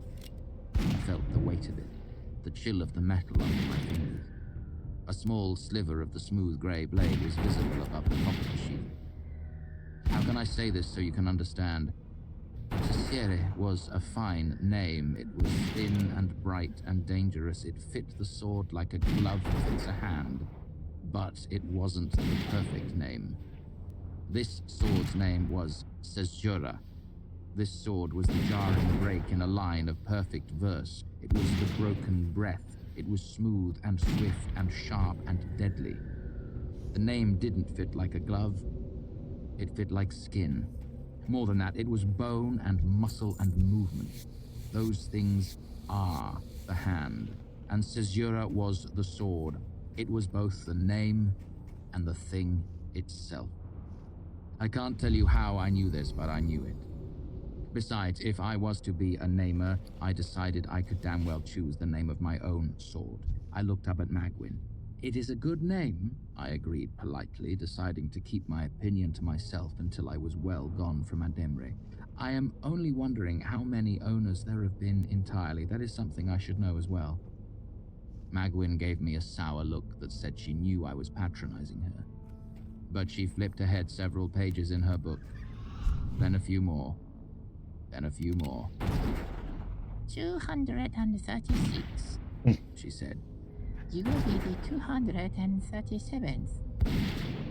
She flipped back to the beginning of the book. Let us begin again. She drew a breath and said, First came Faire, who shaped me in fire. For an unknown purpose. He carried me, then cast me aside. I fought down the urge to sigh. Even with my trooper's knack for learning lines, it would take long, weary days setting them all to memory. Then I realized what this really meant. If each owner had kept Cesura for 10 years, and it had never sat idle for longer than a day or two, that meant Cesura was, at a very conservative estimate, more than 2,000 years old. I received my next surprise 3 hours later when I tried to excuse myself for supper.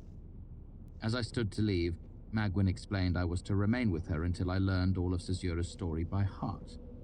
Someone would bring us our meals, and there was a room nearby where I could sleep. First came Kale. I would need Chapter 126. 10 years for this. The first stone. I spent the next 3 days with Magwyn. It wasn't bad, especially considering my left hand was still healing, so my ability to talk and fight was rather limited. I like to think I did rather well. It would have been easier for me to memorize an entire play than this. A play fits together like a jigsaw. Dialogue moves back and forth. There is a shape to the story. But what I learned from Magwin was merely a long string of unfamiliar names and unconnected events. It was a laundry list, masquerading as a story. Still, I learned it all by heart. It was late in the evening of the third day when I recited it back flawlessly to Magwin. The hardest part was not singing it as I recited. Music carries words over miles and into hearts and memories. Committing Caesura's history to memory had been much easier when I'd started fitting it to the tune of an old vintage ballad in my head. The next morning, Magwin demanded I recite it again. After I made it through a second time, she scribbled a note to Shehin, sealed it in wax, and shooed me out of her cave. We had not expected Magwin to be finished with you for several days yet, Shehin said, reading the note. Vashed took a trip to Faire and will not be back for at least 2 days. That meant I had memorized the Atas twice as quickly as their best estimate. I felt more than a little pride in that. Shehin glanced at my left hand and gave the barest frown. When did you have your dressings removed? She asked. I could not find you at first, I said, so I went to visit Dalen. He said it has healed quite nicely. I flexed my newly unbandaged left hand and gestured joyful relief. There's hardly any stiffness in the skin, and he reassures me even that will fade soon with proper care. I looked at Shehin, expecting to see some gesture of approval or satisfaction. Instead, I saw exasperated irritation. Have I done something wrong? I asked, confused, regret, apology. Shehin motioned to my hand. It could have been a convenient excuse to postpone your stone trial, she said, irritated resignation. Now we must go ahead with it today, Vashed or no. I felt a familiar anxiety settle back onto me like a dark bird clenching its claws deep into the muscles of my neck and shoulders. I'd thought the tedium of memorization had been the last of it, but apparently the final shoe was yet to drop. I didn't like the sound of the term stone trial either. Return here after midday meal, Shehin said, dismissal. Go, I have much to prepare before then. I went looking for Penthe. With Vashet gone, she was the only one I knew well enough to ask about the upcoming trial. But she wasn't in her house, the school, or the baths. Eventually I gave up, stretched, and rehearsed my ketan, first with Caesura, then without. Then I made my way to the baths and scrubbed away 3 days of sitting and doing nothing. Shehin was waiting for me when I returned after lunch, holding her carved wooden sword. She looked at my empty hands and made an exasperated gesture. Where is your dueling sword? In my room, I said. I did not know I would need it. Run, fetch it, she said. Then meet me at the stone hill. Shehin, I said, urgent imploring. I don't know where that is. I don't know anything about the stone trial. Surprise. Vashed never told you? Disbelief. I shook my head. Sincere apology. We were focused on other things. Exasperation. It is simple enough, she said. First you will recite Caesura's Atas for all gathered. Then you will climb the hill. At the first stone, you will fight one from the school who is ranked of the first stone. If you win, you will continue to climb and fight someone of the second stone. Shehin looked at me. In your case, this is a formality. Occasionally, a student enters the school with exceptional talent. Vashet was one such as this, and she gained the second stone at her first trial. Blunt honesty. You are not such a one. Your ketan is still poor, and you cannot expect to gain even the first stone. The stone hill is east of the baths. She flicked her hand at me. Hurry. There was a crowd gathered at the foot of the stone hill by the time I arrived, more than 100 people. Grey homespun and muted colors vastly outnumbered mercenary red. and the low murmur of the crowd's conversation was audible from a distance.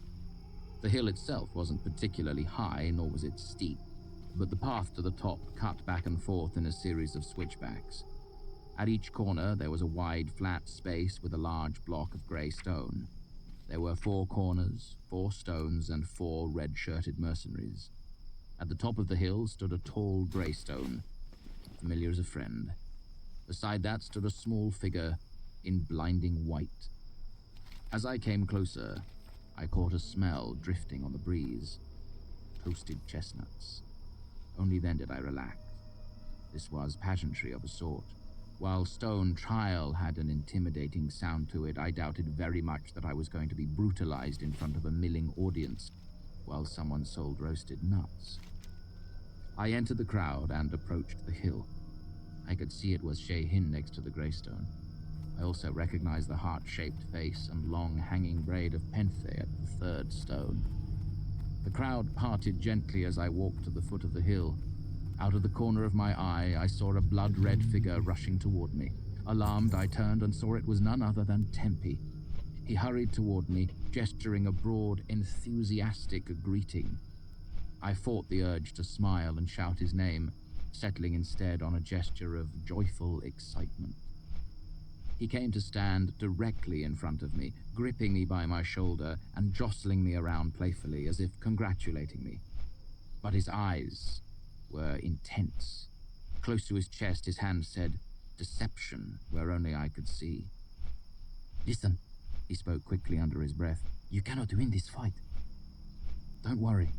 Reassurance. Shei-Hin thinks the same, but I might surprise you. Tempe's grip on my shoulder grew painfully tight. Listen, he hissed. Look who is at the 1st stone. I looked over his shoulder. It was Carceret. Her eyes were like knives. She is full of rage, Tempe said quietly, gesturing fond affection for the crowd to see. As if your admittance to the school was not enough, you have been given her mother's sword. That piece of news knocked the wind out of me. My mind flickered to the final piece of the atas. Laro is Carceret? I asked. Tempe ran his right hand affectionately through my hair. Yes, she is enraged past reason. I fear she would gladly cripple you, even if it means being thrown from the school. I nodded seriously. She will try to disarm you. Be wary of it. Do not grapple. If she catches you with a sleeping bear or suckling hands, submit quickly. Shout it if you must. If you hesitate or try to break away, she will shatter your arm or pull it from your shoulder. I heard her say this to her sister not an hour ago. Suddenly, Tempe stepped away from me and gestured deferential respect. I felt a tapping at my arm and turned to see Magwyn's wrinkled face. Come, she said with quiet authority. it is time. I fell into step behind her. As we walked, everyone in the crowd gestured some manner of respect toward her. Magwyn led me to the beginning of the path. There was a block of grey stone slightly taller than my knee and identical to the others at each corner of the path. The old woman gestured for me to climb up onto the stone. I looked out over the group of Ardem and had an unprecedented moment of stage fright. Bending a bit, I spoke softly to Magwyn. Is it appropriate for me to raise my voice when reciting this? I asked her nervously. I do not mean to be offensive, but if I do not, those in the back will not be able to hear. Magwyn smiled at me for the first time, her wrinkled face suddenly sweet. She patted my hand. No one will be offended at a loud voice here. She said, gesturing considerate moderation. Give. I unbuckled Cesare and handed it over. Then Magwyn urged me onto the stone. I recited the atas while Magwyn watched. Though I was confident of my memory, it was still nerve-wracking. Time is money, friend. I wondered what would happen if I skipped an owner or misplaced a name. It took the better part of an hour before I was done, the audience of Ardem listening with an almost eerie quiet. When I finished, Magwyn offered her hand, helping me down from the stone as if I were a lady descending from a carriage. Then she gestured up the hill. I wiped the sweat from my hand and gripped the wooden hilt of my dueling sword as I started up the path. Carceret's Rezz were strapped tightly across her long arms and broad shoulders. The leather straps she used were wider and thicker than Tempe's. They looked to be a brighter red, too, and I wonder if she had dyed them especially for today. As I came closer, I saw she had the fading remains of a black eye. Once she saw I was watching, Carceret tossed her wooden sword away in a slow, deliberate motion. She gestured disdain broadly enough so they could see it in the halfpenny seats at the back of the crowd. There was a murmur from the crowd, and I stopped walking, uncertain what to do. After a moment's thought, I lay my own training sword down by the side of the path and continued to walk. Carceret waited in the center of a flat, grassy circle about 30 feet across. The ground was soft here, so I wouldn't ordinarily worry about being thrown. Ordinarily. Vashet had taught me the difference between throwing someone to the ground and throwing someone at the ground. The first was what you did during a polite bout. The second was what you would use in a true fight where the intention was to maim or kill your opponent. Before I came too close, I fell into the now familiar fighter's crouch. I raised my hands, bent my knees, and fought the urge to rise up onto the balls of my feet, knowing I would feel quicker and ruin my balance as a result. I took a deep, steadying breath and slowly moved toward her. Carceret fell into a similar crouch, and just as I was coming to the outside limits of her reach, she made a feint towards me. It was only a slight twitch of the hand and shoulder, but anxious as I was, I fell for it wholeheartedly and skittered away like a startled rabbit. Carceret lowered her hands and stood up straight, abandoning her fighting crouch. Amusement, she gestured broadly. Invitation. Then she beckoned with both hands. I heard a few pieces of laughter drift up from the crowd below. Humiliating as our attitude was, I was eager to take advantage of her lowered guard. I moved forward and made a cautious attempt at hands like knives. Too cautious, and she stepped away from it without even needing to lift her hands. I knew I was outclassed as a fighter. That meant my only hope was to play on her already hot emotions. If I could infuriate her, she might make mistakes. If she made mistakes, I might be able to win. First came Kale, I said, giving her my widest, most barbaric smile. Carceret took a half step closer. I am going to crush your pretty hands, she hissed in perfect Aturan. As she spoke, she reached out and made a vicious gripping motion at me. She was trying to scare me, make me recoil and lose my balance, and honestly, the raw venom in her voice made me want to do just that. But I was ready. I resisted my reflex to pull back. In doing so, I froze for a moment, neither retreating nor advancing. Of course, this is what Carceret was truly waiting for, a half-moment's hesitation as I fought the urge to flee. She closed on me in a single easy step and caught my wrist, her hand as tight as a band of iron. Without thinking, I used Kalian's curious two-handed version of Break Lion, perfect for a small girl struggling against a grown man, or a hopelessly outclassed musician trying to escape an Ardem mercenary. I regained control of my hand, and the unorthodox movement startled Carceret ever so slightly. I took advantage of it and struck out quickly with Sowing Barley, snapping my knuckles hard against the meat of her inner bicep. It wasn't a hard punch, I was too close for that, but if I managed to hit the nerve properly, the blow would numb her hand. This wouldn't just make her weak on her left side, but it would make all the two-handed motions of the Ketan more difficult, a significant advantage. Since I was still so close, I immediately followed Sowing Barley with Turn Millstone, giving her a short, firm push to knock her off balance. I managed to get both hands on her, and even pushed her backward by perhaps 4 inches, but Carceret came nowhere near to losing her balance. Then I saw her eyes. I'd thought she'd been angry before, but it was nothing compared to now. Now I'd managed to actually strike her, not just once, but twice.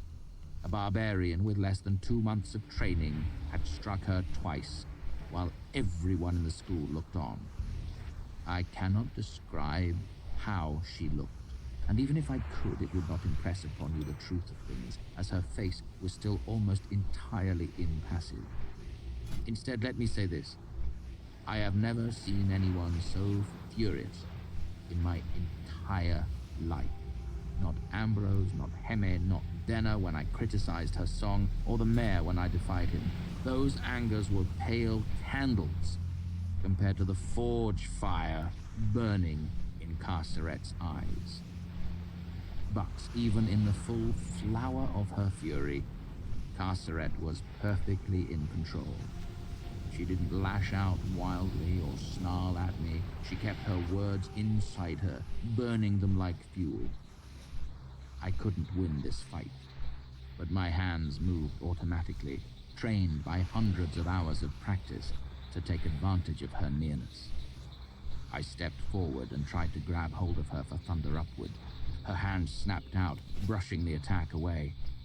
Then she lashed out with Bargeman at the dock. I don't think she expected it to connect. A more competent opponent would have avoided or blocked it. But I'd let myself get slightly wrong-footed, so I was off balance, so I was slow, so her foot caught me in the stomach and pushed. Bargeman at the dock isn't a quick kick meant to break bones. It is a kick that shoves the opponent off balance. As I was already off balance, it pushed me right off my feet. I landed jarringly on my back, then rolled to a stop in a messy tangle of limbs. Now, some might say that I had taken a bad fall and was obviously too stupefied to find my feet and continue the fight. Others might say that while it was messy, the fall wasn't quite as hard as all that, and I had certainly found my feet after worse. Personally, I think the line between being stupefied and being wise is sometimes very thin. How thin, I suppose, I will leave to you to decide. Chapter 127. Anger. What were you thinking? Tempe demanded. Disappointment, fierce chastisement. What fool set his sword aside? She threw her sword away first, I protested. Only to lure you in, Tempe said. only as a trap. I was buckling Caesura's scabbard so the hilt hung over my shoulder. There hadn't been any particular ceremony after I had lost. Magwyn simply returned my sword and smiled at me, patting my hand in a comforting way. I watched the crowd slowly dispersing below and gestured polite disbelief to Tempe. Should I have kept my sword when she was unarmed? Yes, Absolute agreement. she is 5 times the fighter you are. You might have had a chance if you had kept your sword. Tempe is right. I heard Shehin's voice behind me. Knowing your enemy is in keeping with the Lethani. Once a fight is inevitable, a clever fighter takes any advantage. I turned and saw her coming down the path. Penthe walked beside her. I gestured polite certainty. If I had kept my sword and won, people would have thought Carceret was a fool and resented me for gaining a rank I did not deserve. And if I had kept my sword and lost, it would have been humiliating. Neither reflects well on me. I looked back and forth between Shehin and Tempe. Am I wrong in this? You are not wrong in this, Shehin said. but neither is Tempe wrong. Victory is always to be sought. Tempe said, firm. Shehin turned to face him. Success is key, She said. Victory is not always needed to succeed. Tempe gestured respectful disagreement and opened his mouth to respond, but Penthe spoke first, cutting him off. Good. Are you hurt from your fall? Not badly, I said, moving my back gingerly. A few bruises, perhaps. Do you have anything to put on them? I shook my head. Penthe stepped forward and took hold of my arm. I have friends at my house. We will leave these two to discuss the Lethani. Someone should tend to your hurts.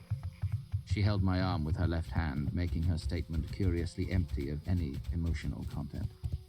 Of course. Shehin said after a moment, and Tempe gestured a hasty agreement. But Penthe was already leading me firmly down the hill. We walked for a quarter of a mile or so, Penthe holding my arm lightly. Eventually, she spoke in her lightly accented Aturan. Are you bruised badly enough to need a salve? She asked. Not really, I admitted. I thought not, She said. but after I have lost a fight, I really wish to have people tell me how I lost it. She flashed me a small, secret smile. Hey there. I smiled back.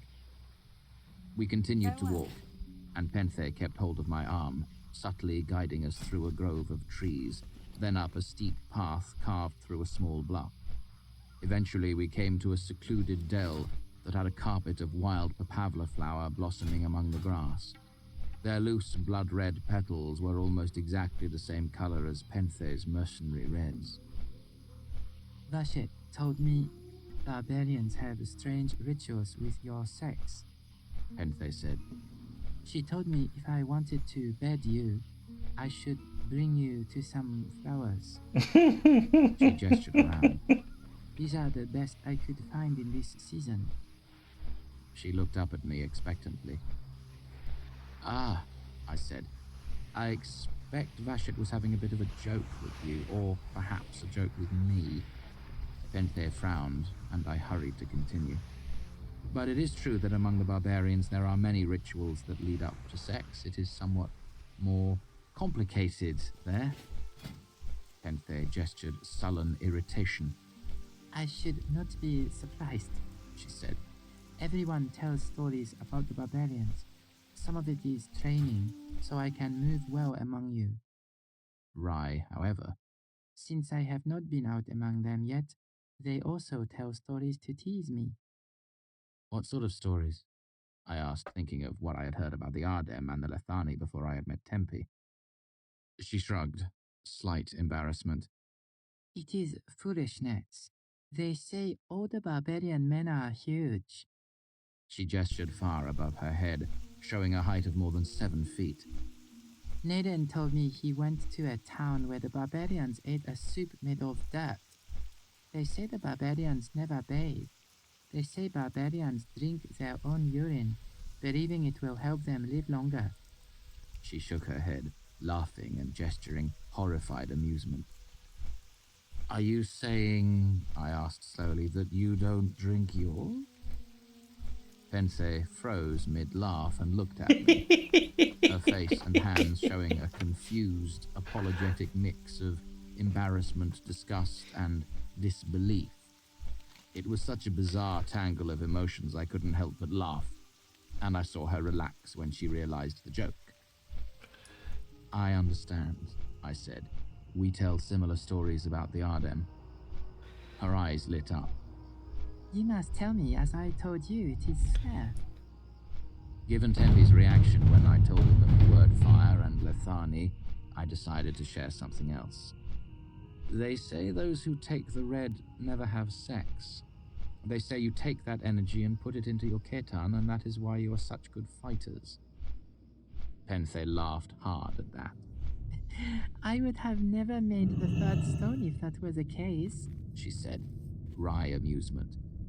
If keeping from sex gave me my fighting, there would be days I could What not can I make do for even you? a fist. I felt my pulse quicken a bit at that. Still, She said, I can see where that story comes from. They must think we have no sex because no Adam would bed a barbarian. Ah, I said, somewhat disappointed. Why have you brought me to the flowers then? You are now of Ademre, She said easily. I expect many will approach you now. You have a sweet face, and it is hard not to be curious about your anger. Penthe paused and glanced significantly downward. That is, unless you are deceived. I blushed at this. What? No, of course not.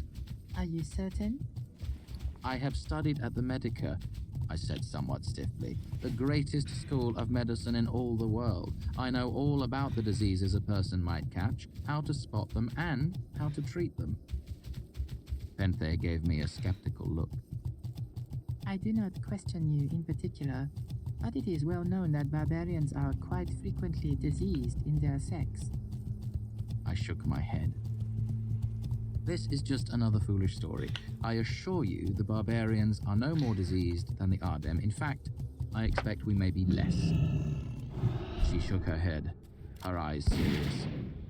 No, you are wrong in this. Of 100 barbarians, how many would you say were certified? It was an easy statistic I knew from the Medica. Out of every 100? Perhaps 5. More among those who work in brothels or frequent such places, of course. Penthe's face showed obvious disgust, and she shivered. Of 100 Ardem, none are so afflicted, she said firmly. Absolute. Oh, come now. I held up my hand, making a circle with my fingers. None? None. She said with grim certainty. The only place we would catch such a thing is from a barbarian, and those who travel are warned. What if you caught a disease from another Ardem who had not been careful while traveling? I asked. Penthe's tiny heart-shaped face went grim, her nostrils flaring. From one of my own? Vast anger. If one of our Bemre were to give me a disease, I would be furious. I would shout from the top of a cliff what they had done. I would make their life as painful as a broken bone. She gestured disgust, brushing at the front of her shirt in the first piece of Ardem hand talk I'd ever learned from Tempe. Okay, Mortal Strike, 8000 HP. To be cured of it, even if the trip should take 2 years and bring no money to the school, and none would think the less of me for that. I nodded to myself. It made sense. Given their attitudes about sex, if it were any other way, disease would run rampant through the population. I saw Penthe looking at me expectantly. Thank you for the flowers, I said. She nodded and stepped closer, looking up at me.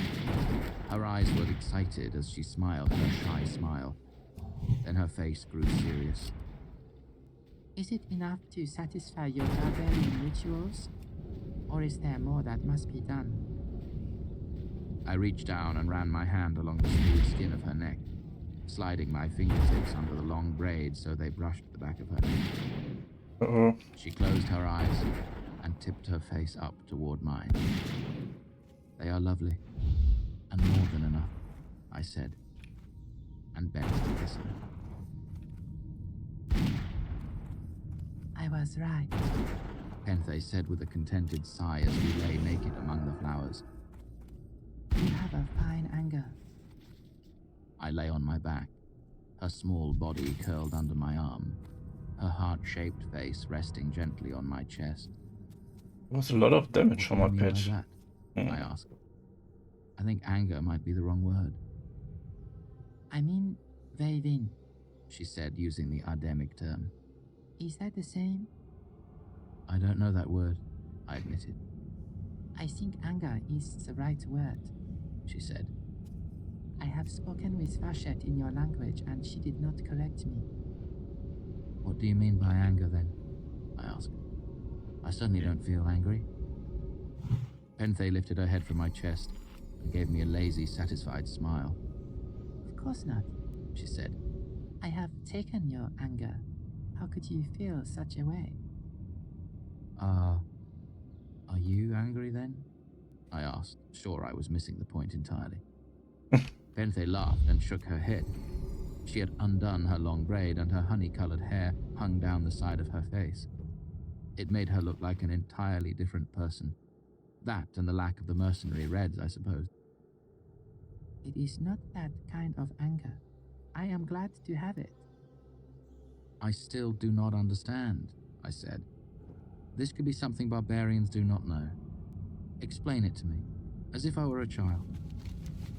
She looked at me for a moment, her eyes serious. Then she rolled over onto her stomach so she could face me more easily. This anger is not a feeling. It is... She hesitated, frowning prettily. It is a desire. It is a making. It is a wanting of life. Penthe looked around, then focused on the grass around us. Anger is what makes the grass press up through the ground to reach the sun, she said. All things that live have anger. It is the fire in them that makes them want to move and grow and do and make. She cocked her head. Does that make sense to you? I think so, I said. And women take the anger from men in sex? She smiled, nodding. That is why afterward a man is so weary. He gives a piece of himself. He collapses. He sleeps. She glanced down. Or a part of himself. Not for long, I said. That is because you have a fine, strong anger, she said proudly. As I have already said, I can tell because I have taken a piece of it. I can tell there is more waiting. There is, I admitted. But what do women do with the anger? We use it, Penthe said simply. That is why afterward a woman does not always sleep as a man does. She feels more awake, full of the need to move, often full of desire for more of what brought her the anger in the first place. She lowered her head to my chest and licked me playfully, wriggling her naked body against me. It was pleasantly distracting. Does this mean women have no anger of their own? She laughed again. No, all things have anger, but women have many uses for their anger, and men have more anger than they can use, too much for their own good. How can one have too much of the desire to live and grow and make? I asked. It seems more would be better. Penthe shook her head, brushing her hair back with one hand. No, it is like food. 1 meal is good, 2 meals is not better. She frowned again. No, it is more like wine. 1 cup of wine is good, 2 is sometimes better, but 10. She nodded seriously. That is very much like anger. A man who grows full of it, it is like a poison in him. He wants too many things. He wants all things. He becomes strange and wrong in his head. Violent. She nodded to herself. Yes, that is why anger is the right word, I think. You can tell a man who has been keeping all his anger to himself. It goes sour in him. It turns against itself and drives him to breaking rather than making. I can think of men like that, I said. But I can think of women too. All things have anger, she repeated with a shrug. A stone does not have much compared to a budding tree. It is the same with people. Some have more or less. Some use it wisely, some do not. She gave me a wide smile. I have a great deal, which is why I am so fond of sex and fierce in my fighting. She bit at my chest again, less playfully this time, and began to work her way up to my neck. But if you take the anger from a man in sex, I said, struggling to concentrate, doesn't that mean the more sex you have, the more you want? It's like the water one uses to prime a pump, she said, hotly against my ear. Come now, I will have all of it, even if it takes us all day and half the night. We eventually moved from the grassy field to the barns, and then to Penthe's house in 2 snug rooms built against the side of a bluff. The moon was in the sky and had been watching us for some time through the window, though I doubt we showed her anything she hadn't seen before. Is that enough for you? I said breathlessly. We were side by side in her pleasantly capacious bed, sweat drying off our bodies. If you take much more of it, I might not have enough anger left to speak or breathe. My hand lay on the flat plane of her belly. Her skin was soft and smooth, but when she laughed, I could feel the muscles of her stomach jump, going as hard as sheets of steel. It is enough for now, she said, exhaustion plain in her voice. It would upset Vashet if I left you empty as a fruit with all the juice pressed out. Despite my long day, I was oddly wakeful, my thoughts bright and clear. I remembered something she had said earlier. You mentioned that a woman has many uses for her anger. What use does a woman have for it that a man does not? We teach, she said. We give names, we track the days and tend to the smooth turning of things. We plant, we make babies. She shrugged. Many things.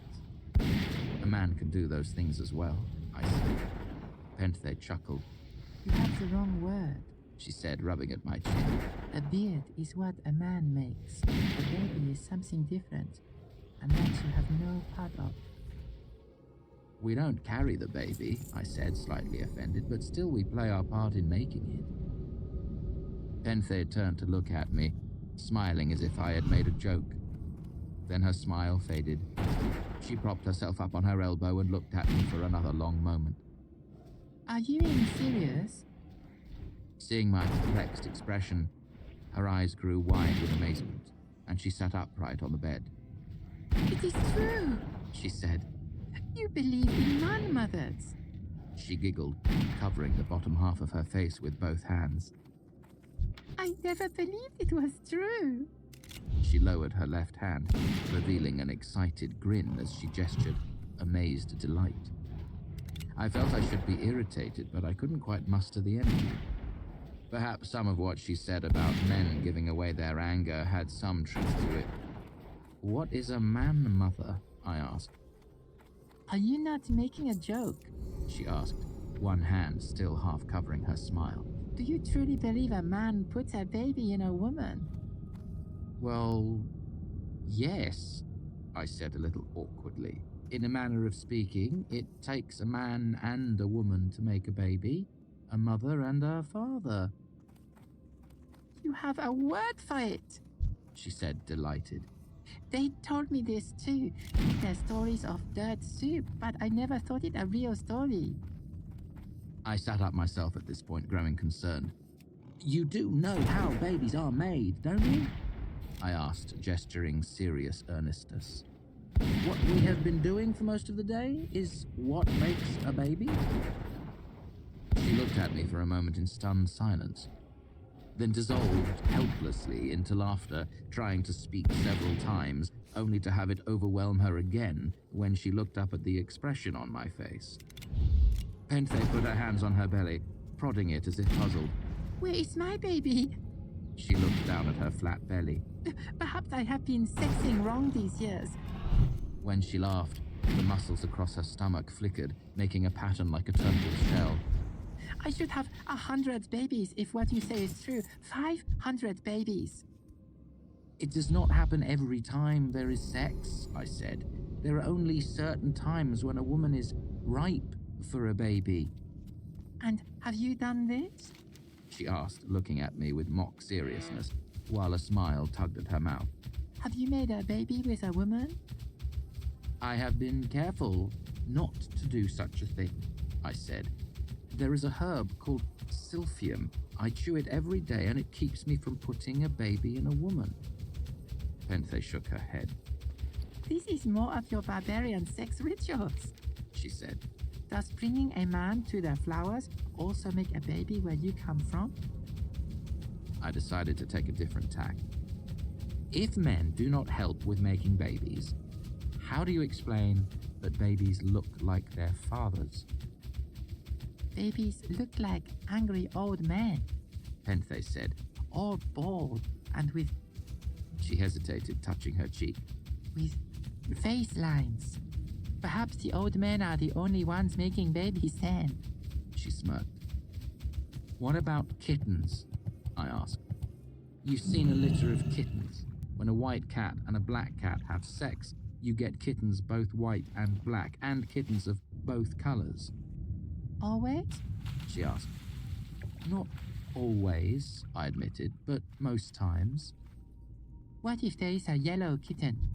She asked. Before I could put together an answer, she waved the question away. Kittens have little to do with this, She said. We are not like animals. We do not go into season. We do not lay eggs. We do not make cocoons or fruit or seeds. We are not dogs or We frogs are or trees. animals. Penthe gave me a serious look. You are committing a false thinking. You could as easily say two stones make baby stones by banging against each other until a piece breaks off. Therefore, two people make baby peoples in the same way. I fumed. But she was right. I was committing a fallacy of analogy. It was faulty logic. Our conversation continued along this vein for some time. I asked her if she had ever known a woman to get pregnant who had not had sex in the previous months. She said she didn't know of any woman who would willingly go 3 months without sex, except those who were traveling among the barbarians, or very ill, or very old. Eventually, Penthe waved a hand to stop me, gesturing exasperation. Do you hear your own excuses? Sex makes babies, but not always. Babies look like man mothers, but not always. The sex must be at the right time, but not always. There are plants that make it more likely, or less likely. She shook her head. You must realize what you say is as thin as a net. You keep sewing new threads, hoping it will hold water, but hoping does not make it true. Seeing me frown, she took my hand and gestured comfort into it, as she had before in the dining hall, all the laughter gone out of her face. I can see you think this truly. I can understand why barbarian men would want to believe it. It must be comforting to think you are important in this way. But it is simply not. Penthe looked at me with something close to pity. Sometimes, a woman ripens. It is a natural thing, and men have no part in it. That is why more women ripen in the fall, like fruit. That is why more women ripen here in Hyatt, where it is better to have a child. I tried to think of some other convincing argument, but none would come to mind. It was frustrating. Seeing my expression, Penthe squeezed my hand and gestured concession. Perhaps it is different for barbarian women, she said. You're only saying that to make me feel better, I said sullenly, and was overcome with a jaw-popping yawn. I am, she admitted. Then she gave me a gentle kiss and pushed at my shoulders, encouraging me to lie back down on the bed. I did, and she nestled into the crook of my arm again, resting her head on my shoulder. It must be hard to be a man, she said softly. A woman knows she is part of the world. We are full of life. A woman is the flower and the fruit. We move through time as part of our children. But a man... She turned her head and looked up at me with gentle pity in her eyes. You are an empty branch. You know when you die, you will leave nothing of any import behind. Penthe stroked my chest fondly. I think that is why you are so full of anger. Maybe you do not have more than women. Maybe the anger in you simply has no place to go. Maybe it is desperate to leave some mark. It hammers at the world. It drives you to rash action, to bickering, to rage. You paint and build and fight and tell stories that are bigger than the truth. She gave a contented sigh and rested her head on my shoulder, snugging herself firmly into the circle of my arm. I am sorry to tell you this thing. You are a good man and a pretty thing, but still, you are only a man. All you have to offer the world is your anger.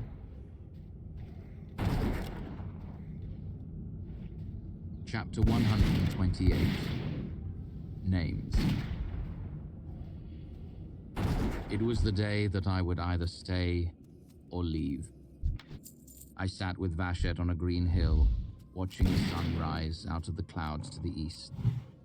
Cesare means to fly, to catch, to break, Vashet said softly, repeating herself for the 100th time. You must remember all the hands that have held her. Many hands, all following the Lethani. You must never use her in an improper way. I promise, I said for the 100th time, then hesitated before bringing up something that had been bothering me. But Vashet, you used your sword to trim the willow branch you beat me with. I saw you use it to hold your window open once. You pare your nails with it. Vashet gave me a blank look. Yes? Isn't that improper? I asked. She cocked her head, then laughed. You mean I should only use it for fighting? I gestured obvious implication. A sword is sharp, she said. It is a tool. I carry it constantly. How is using it improper? It seems disrespectful, I clarified. You respect a thing by putting it to good use, she said. It may be years before I return to the barbarian lands and fight. How does it harm my soul if it cuts kindling and carrots in the meantime? Vashet's eyes grew serious. To carry a sword your whole life, knowing it was only for killing. She shook her head. What would that do to a person's mind? It would be a horrible thing. Vashet had returned to Hayat last night, dismayed that she had missed my stone trial. She said I was right to lay aside my sword when Carceret did, and that I had made her proud. Yesterday, Shehin had formally invited me to stay and train at the school. In theory, I already had earned that right, but everyone knew that was more of a political fiction than anything. Her offer was a flattering one, an opportunity I knew I would likely never have again. We watched a boy herd a flock of goats down the side of a hill. Vashet, is it true that the Ardem have no concept of fatherhood? Vashet nodded easily, then paused. Tell me you did not embarrass both of us by talking about this with everyone while I was gone, she said with a sigh. Only with Penthe, I said. She thought it was the funniest thing she had heard in 10 months' time. It is fairly amusing at that, Vashet said, her mouth curving a little. It's true then, I asked. Even you believe this? You've... Vashet held up a hand and I trailed off. Peace, she said. Think whatever you wish about your man-mothers. It is all the same to me. She gave a soft smile of remembrance. My poet king actually believed a woman was nothing more than the ground in which a man might plant a baby. Vashet made an amused huffing sound that wasn't quite a laugh. He was so sure he was right. Nothing could sway him. Years ago, I decided arguing such things with a barbarian is a long, weary waste of my time. She shrugged. Think what you want about making babies. Believe in demons. Pray to a goat. As long as it doesn't bruise me, why should I bother myself? I chewed it over for a moment. There's wisdom in that, I said. She nodded. But either a man helps with a baby or he does not, I pointed out. There can be many opinions on a thing, but there is only one truth. Vashet smiled lazily. And if the pursuit of truth was my goal, that would concern me. She gave a long yawn, stretching like a happy cat. Instead, I will focus on the joy in my heart, the prosperity of the school, and understanding the Lethani. If I have time left after that, I will put it toward worrying on the truth. We watched the sunrise for a while longer in silence. It occurred to me Vashet was quite a different person when she wasn't struggling to cram the Khaitan and all of Ademic into my head as quickly as possible. That said, Vashet added, if you persist in clinging to your barbarian beliefs about man-mothers, you would do well to keep quiet about it. Amusement is the best you can hope for. Most will simply assume you're an idiot for thinking such things. I nodded. After a long moment, I decided to finally ask the question I had been holding off for days. Magwin called me Madre. What does it mean? It is your name, she said.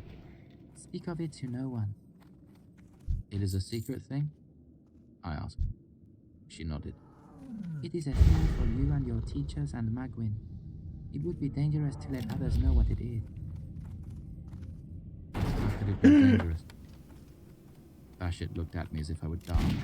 That was a little bit When early. you know a name, you have Fuck. power over it. Surely you know this. But I know your name and Shehin's and Tempe's. What danger is in that? She waved a hand. Not those names. Deep names.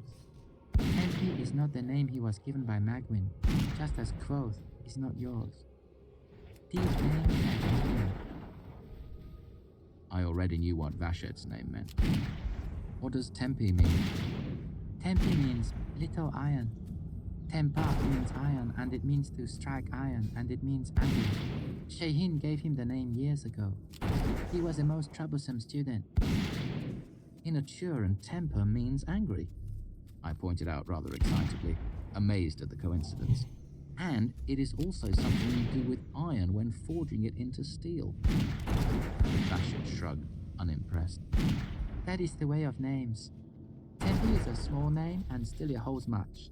That is why you should not speak of yours, even to me. But I do not know your language well enough to tell what it means myself, I protested. A man should know the meaning of his own name.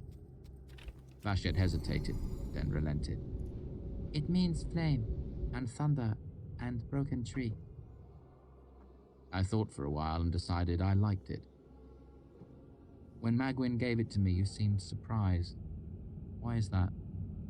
It is not proper for me to comment on another's name. Absolute refusal. Her gesture was so sharp it almost hurt to look at. She came to her feet, then brushed her hands against her pants.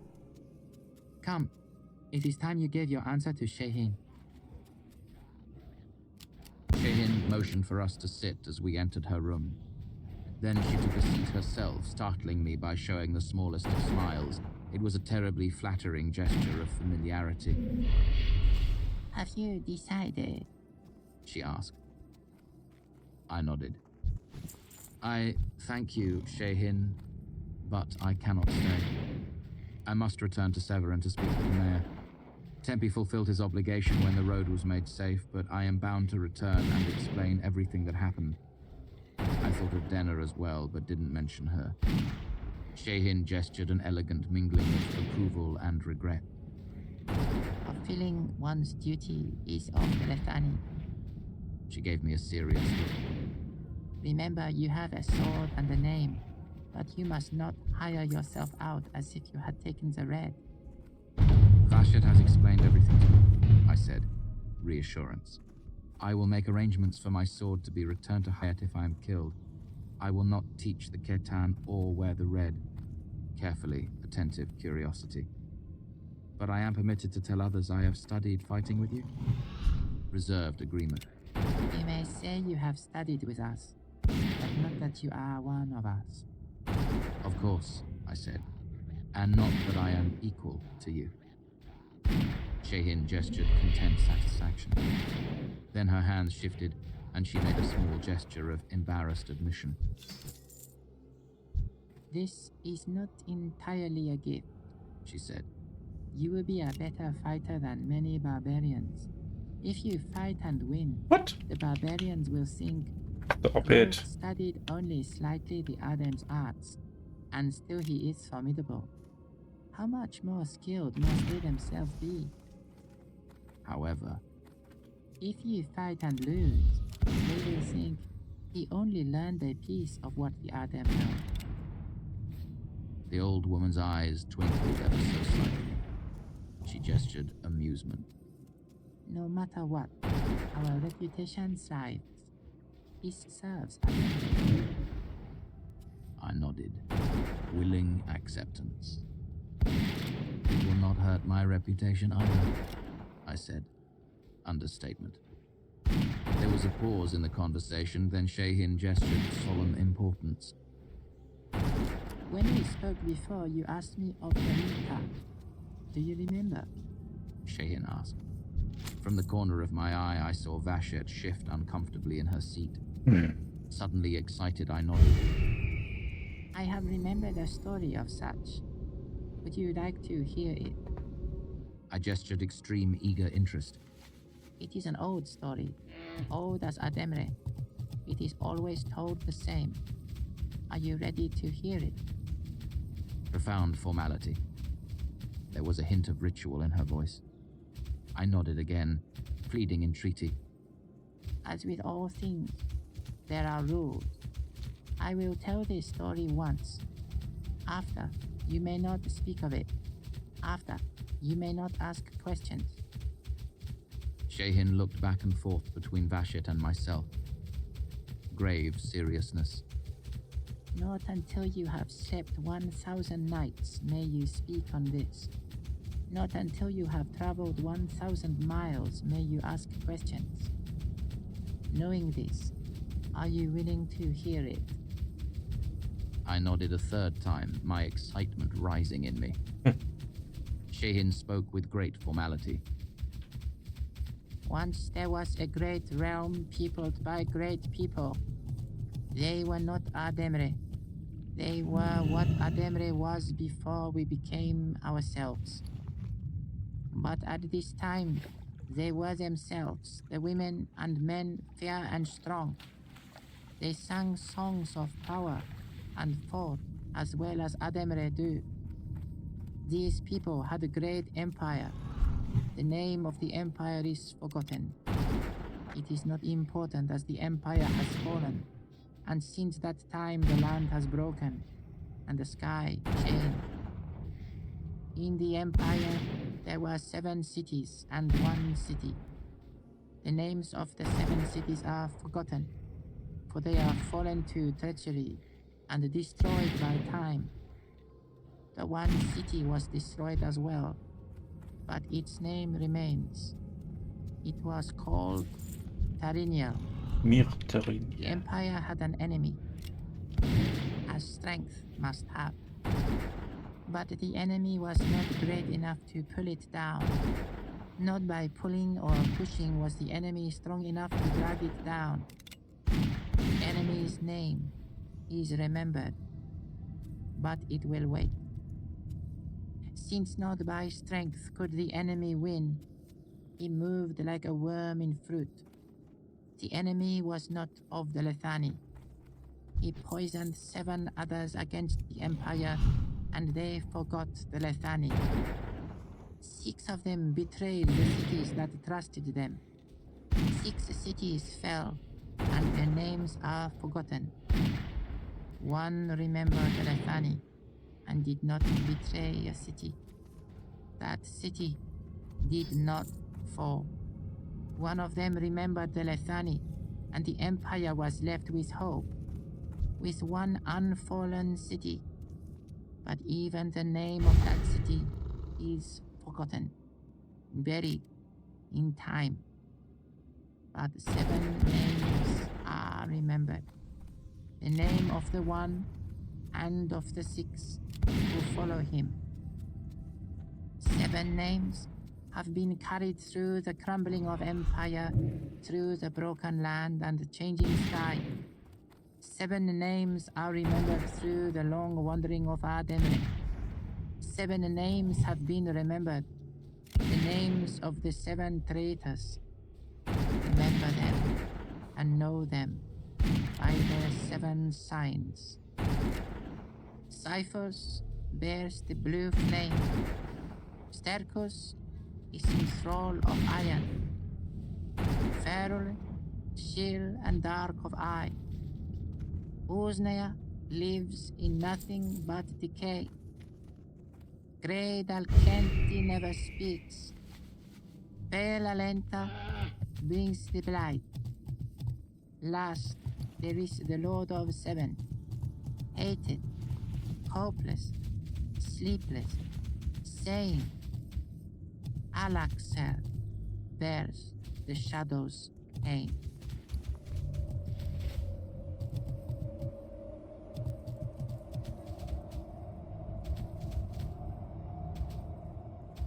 Chapter 129. Interlude. Din of Whispering. Rishi! Bast cried out, his face stricken. No, stop! He held out his hands as if he would press them against the innkeeper's mouth. You shouldn't say such things! Quoth smiled in a humorless way. Bast, who taught you your name lore in the first place? Not you, Reshi. Bast shook his head.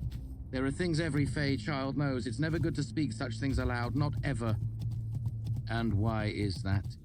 Quoth prompted, in his best teacher's voice. Because some things can tell when their names are spoken, Bast swallowed. They can tell where they're spoken. Quoth gave a somewhat exasperated sigh. There's small harm in saying a name once, Bast. He sat back in his chair. Why do you think the Ardem have their traditions surrounding that particular story? Only once and no questions after? Bast's eyes narrowed thoughtfully, and Quoth gave him a small, tight smile. Exactly. Trying to find someone who speaks your name once is like tracking a man through a forest from a single footprint. Chronicler spoke up hesitantly as if afraid of interrupting. Can such a thing really be done? He asked, truthfully. Kvothe nodded grimly. I expect that's how they found my troop when I was young. Chronicler looked around nervously, then frowned, and made an obvious effort to stop. The result was that he sat very still, looking every bit as nervous as before. Does that mean they might come here? You've certainly been talking about them enough. Kvothe made a dismissive gesture. No. Names are the key, real names, deep names, and I have been avoiding them for just that reason. My father was a great one for details. He had been asking questions and digging up old stories about the Chandrian for years. I expect he stumbled onto a few of their old names and worked them into his song. Understanding washed over Chronicler's face. And then rehearsed it again and again. The innkeeper gave a faint, fond smile. Endlessly, if I knew him at all. I have no doubt he and my mother did their solid best to work every tiny burr out of their song before they made it public. They were perfectionists. He gave a tired sigh. Ah, to the Chandrian it must have been like someone constantly lighting a signal fire. I expect the only thing that kept them safe for so long was that we were constantly traveling. That's broken again. Which is why you shouldn't say such things, Reshi. Kvothe frowned. I have slept my 1,000 nights and traveled several thousand miles since then, Bast. It is safe to say them once. With all the hell that's breaking loose in the world these days, you can believe people are telling old stories more often. If the Chandrian are listening for names, I don't doubt they've got a slow din of whispering from Arrowhead to the Circle Sea. Bast's expression made it clear he was less than reassured. Besides, Kvothe said with a bit of a weary sigh, it's good to have them written down. They may prove useful to someone someday. Still, Reshi, you should be more careful. What have I been these last years except for careful, Bast? Kvothe said, his irritation finally bubbling to the surface. What good has it done me? Besides, if what you say about the Faire is true, then things will end in tears no matter what I do. Isn't that right? Bast opened his mouth, then closed it, obviously at a loss. Then he darted a look toward Chronicler, his eyes pleading for support. Seeing this, Kvothe turned to look at Chronicler as well, raising an eyebrow curiously. I'm sure I don't know in the least, Chronicler said, looking down as he opened his satchel and brought out an ink-stained piece of cloth. Both of you have seen the full extent of my naming prowess. Iron. And that is a fluke by all accounts. Master Namer declared me an utter waste of his time. That sounds familiar? Kvothe. Chronicler shrugged. In my case, I took him at his word. Can you remember the excuse he gave you? He had many specific criticisms. I knew too many words. I'd never been hungry. I was too soft. Chronicler's hands were busy cleaning the lid of his pen. I felt he made his overall position clear when he said, "Who would have thought a papery little scriv like you could have any iron in him at all?" Kvothe's mouth quirked into a sympathetic smile. Did he really? Chronicler shrugged. He called me a twat, actually. I was trying not to offend the innocent ears of our young friend here. He nodded at Bast. From what I can tell, Young? he's had a rough day. Kvothe smiled in full now. It's a shame we weren't ever at the university at the same time. Chronicler gave the nib one last rub against the soft cloth and held it up to the fading light from the inn's window. Not really. You wouldn't have liked me. I was a papery little twat, unspoiled, and full of myself. And what's changed since then? Kvothe asked. Chronicler blew air through his nose dismissively. Not much, depending on who you ask. But I like to think I've had my eyes opened a bit. He screwed the nib carefully back into his pen. And how did that happen exactly? Kvothe asked. Chronicler looked across the table, seeming surprised at the question. Exactly, he asked. Telling the story isn't what I'm here for. He tucked the cloth back into his satchel. In brief, I had a snit and left the university looking for greener pasture. Best thing I ever did. I learned more from a month on the road than I had in 3 years of classes. Both nodded. Tegab said the same thing. No man is brave that has never walked 100 miles.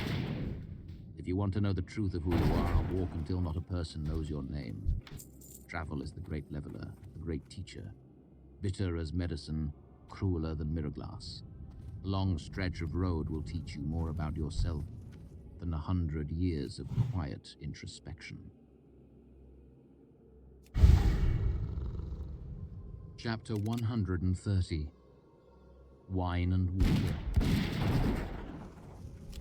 Saying my farewells in Het took an entire day.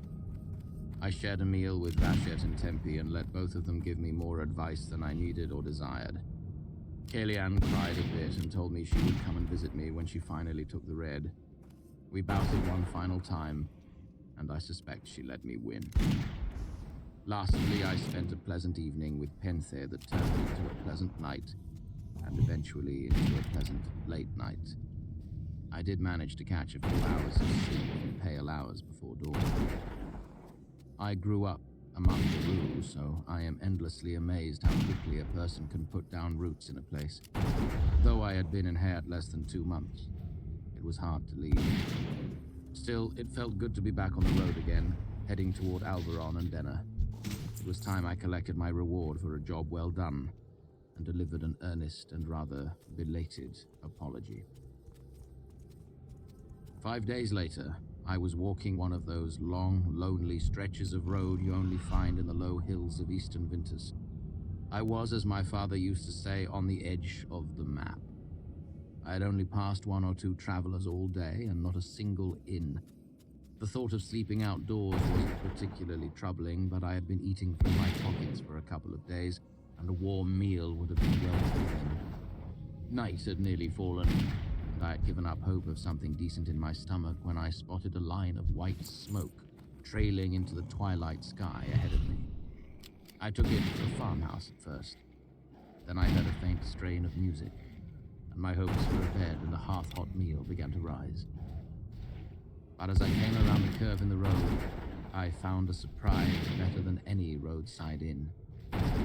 Through the trees, I saw a tall campfire flickering between 2 achingly familiar wagons. Men and women lounged about, talking. One strummed a lute while another tapped a small tabor idly against his leg. Others were pitching a tent between 2 trees, while an older woman set a tripod over the fire. Troopers. What's better, I recognized familiar markings on the side of one of the wagons. To me, they stood out more brightly than the fire. Those signs meant these were true troopers. My family. The Adema Rue.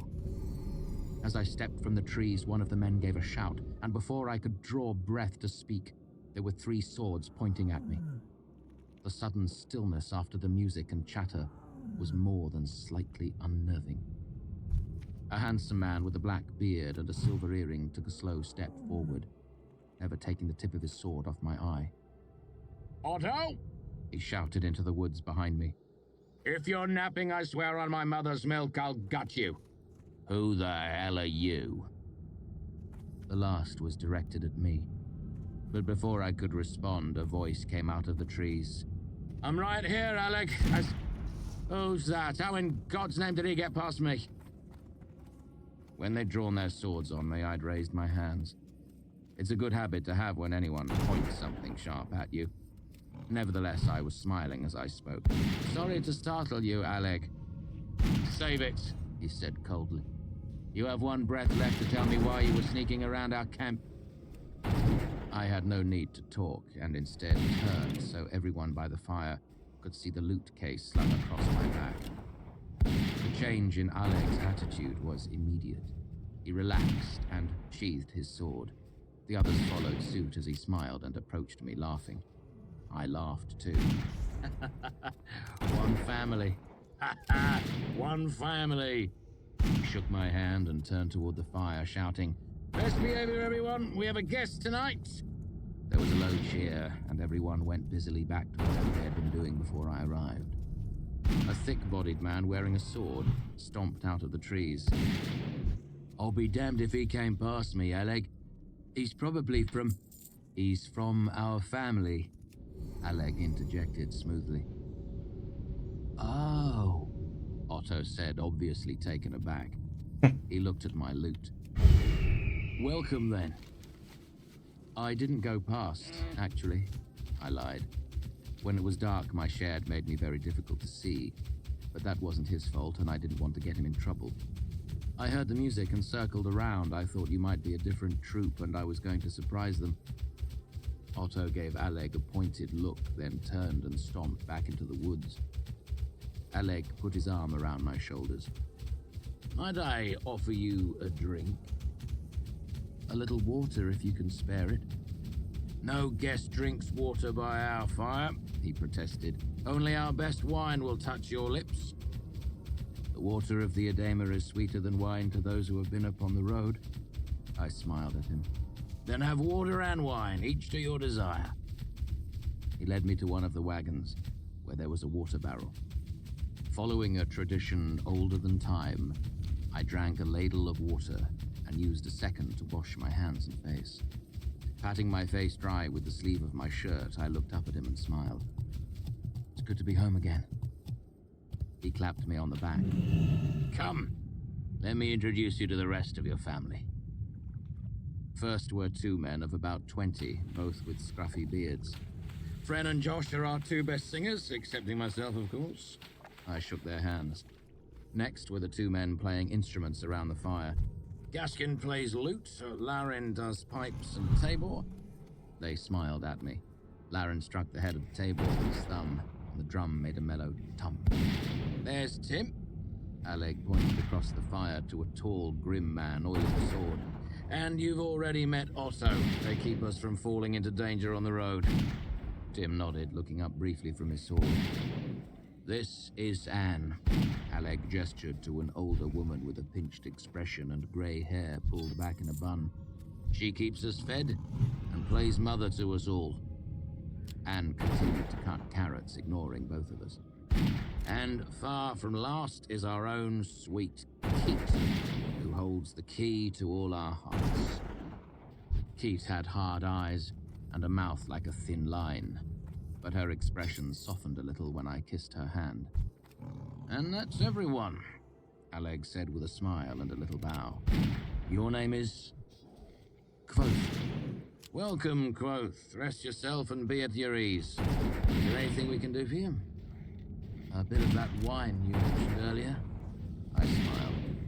He touched the heel of his hand to his forehead. "Of course. "Or would you prefer ale?" I nodded, and he fetched me a mug. "Excellent," I said after tasting it, seating myself on a convenient stump. He tipped an imaginary hat. "Thank you. We were lucky enough to nick it on our way through Levenshire a couple of days ago. How has the road been treating you of late?" I stretched backward and sighed. "Not bad for a lone minstrel." I shrugged. "I take advantage of what opportunities present themselves. I have to be careful since I'm alone." Alec nodded wisely. "The only safety we have is in numbers," he admitted, then nodded to my lute. "Would you favor us with a bit of a song while we're waiting for Anne to finish dinner?" "Certainly," I said, setting down my drink. "What would you like to hear?" "Can you play Leave the Town, Tinker?" "Can I?" "You tell me." I lifted my lute from its case and began to play. By the chorus, everyone had stopped what they were doing to listen. I even caught sight of Otto near the edge of the trees as he left his lookout to peer toward the fire. When I was done, everyone applauded enthusiastically. "Ha ha! You can play it!" Alec laughed.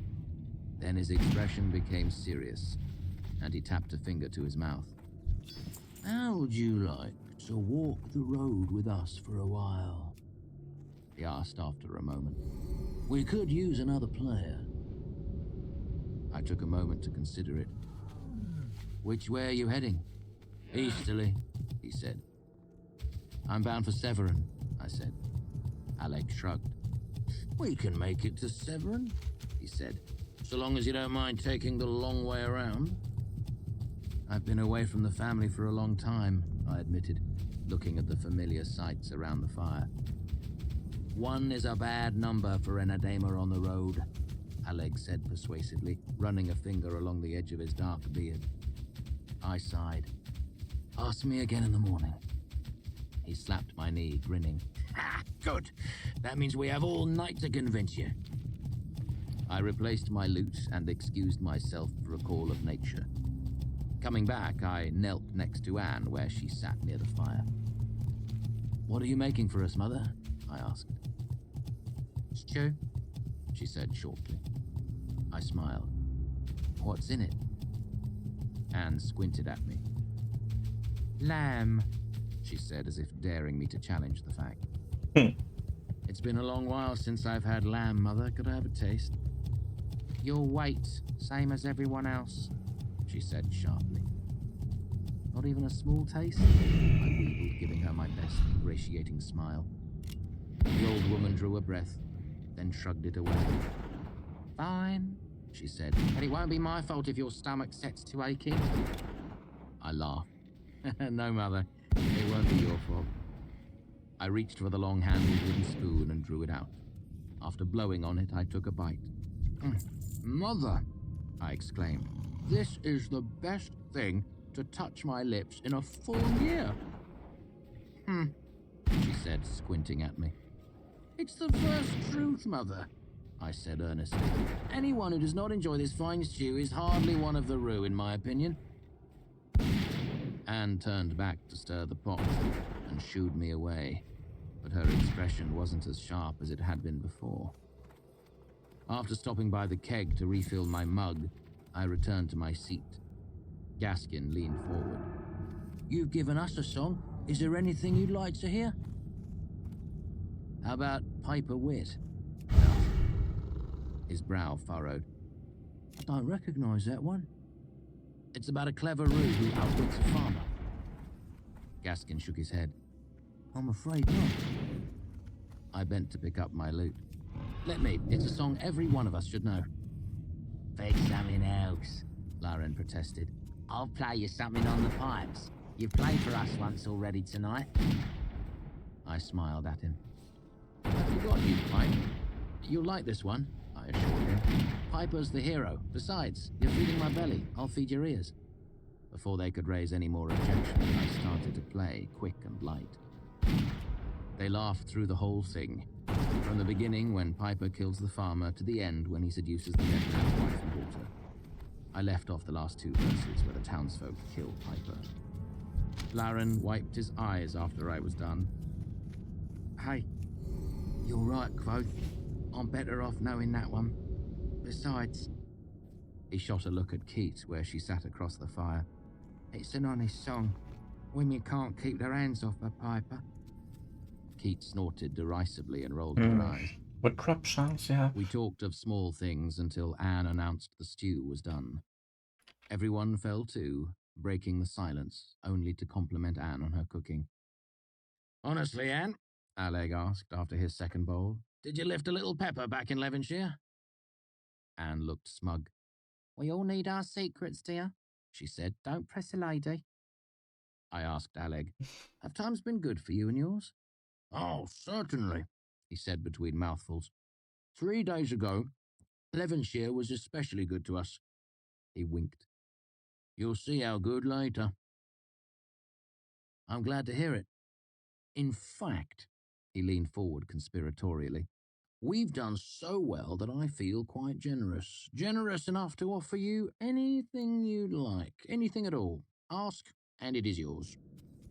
He leaned closer and said in a stage whisper, I want you to know this is a blatant attempt to bribe you into staying on with us. We would make a thick purse off that lovely voice of yours. Not to mention the songs he could teach us, Gaskin chimed in. Alec gave a mock snarl. Don't help him bargain, boy. I have the feeling this is going to be hard enough as it is. I gave it a little thought. I suppose I could stay. I let myself trail off uncertainly. Alec gave a knowing smile. But I would ask for 3 things. 3 things. He looked me up and down. Just like in one of the stories. It only seems right, I urged. He gave a hesitant nod. I suppose it does. And how long would you travel with us? Until no one objects to my leaving. Does anyone have any problem with this? Alec looked around. What if they asked us for one of the wagons? Tim asked. His voice startled me, harsh and rasping like 2 bricks grating together. It won't matter, as he'll be traveling with us, Alec argued. They belong to all of us anyway, and since he can't leave unless we say so... There were no objections. Alec and I shook hands, and there was a small cheer. Keat held up her mug. To Quoth and his songs, she said. I have a feeling he'll be worth whatever he costs us. Everyone drank, and I held up my own glass. I swear on my mother's milk, none of you will ever make a better deal than the one you made with me tonight. This evoked a more enthusiastic cheer, and everyone drank again. Wiping his mouth, Alec looked me in the eye. So, what is the first thing you want from us? I lowered my head. It's a little thing, really. I don't have a tent of my own if I'm going to be traveling with my family. Say no more! Alec waved his wooden mug like a king granting a boon. You'll have my own tent, piled with furs and blankets a foot deep. He made a gesture over the fire to where Fren and Josh sat. Go set it up for him.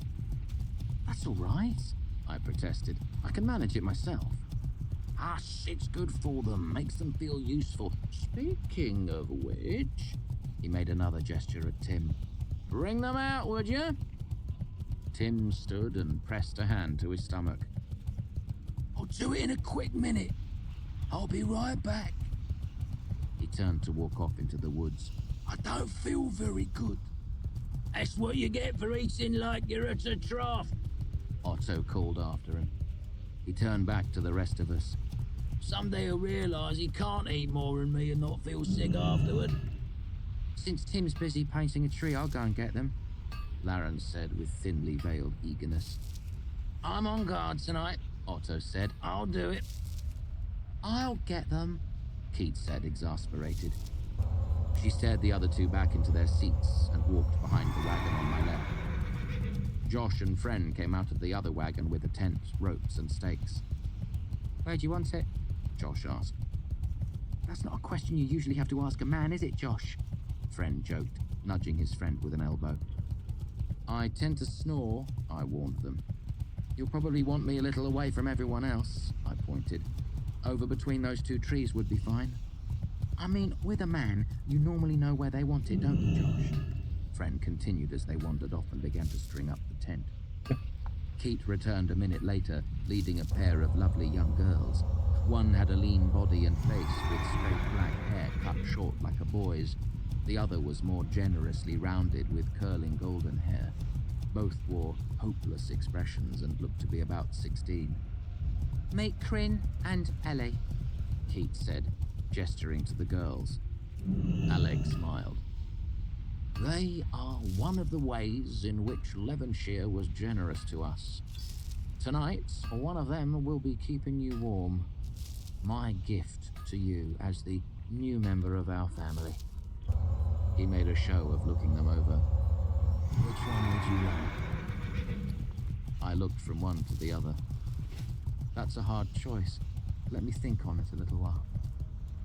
Keat sat them near the edge of the fire and put a bowl of stew in each of their hands.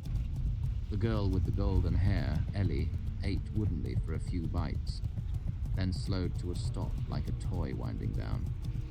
Her eyes looked almost blind, as if she were watching something none of us could see.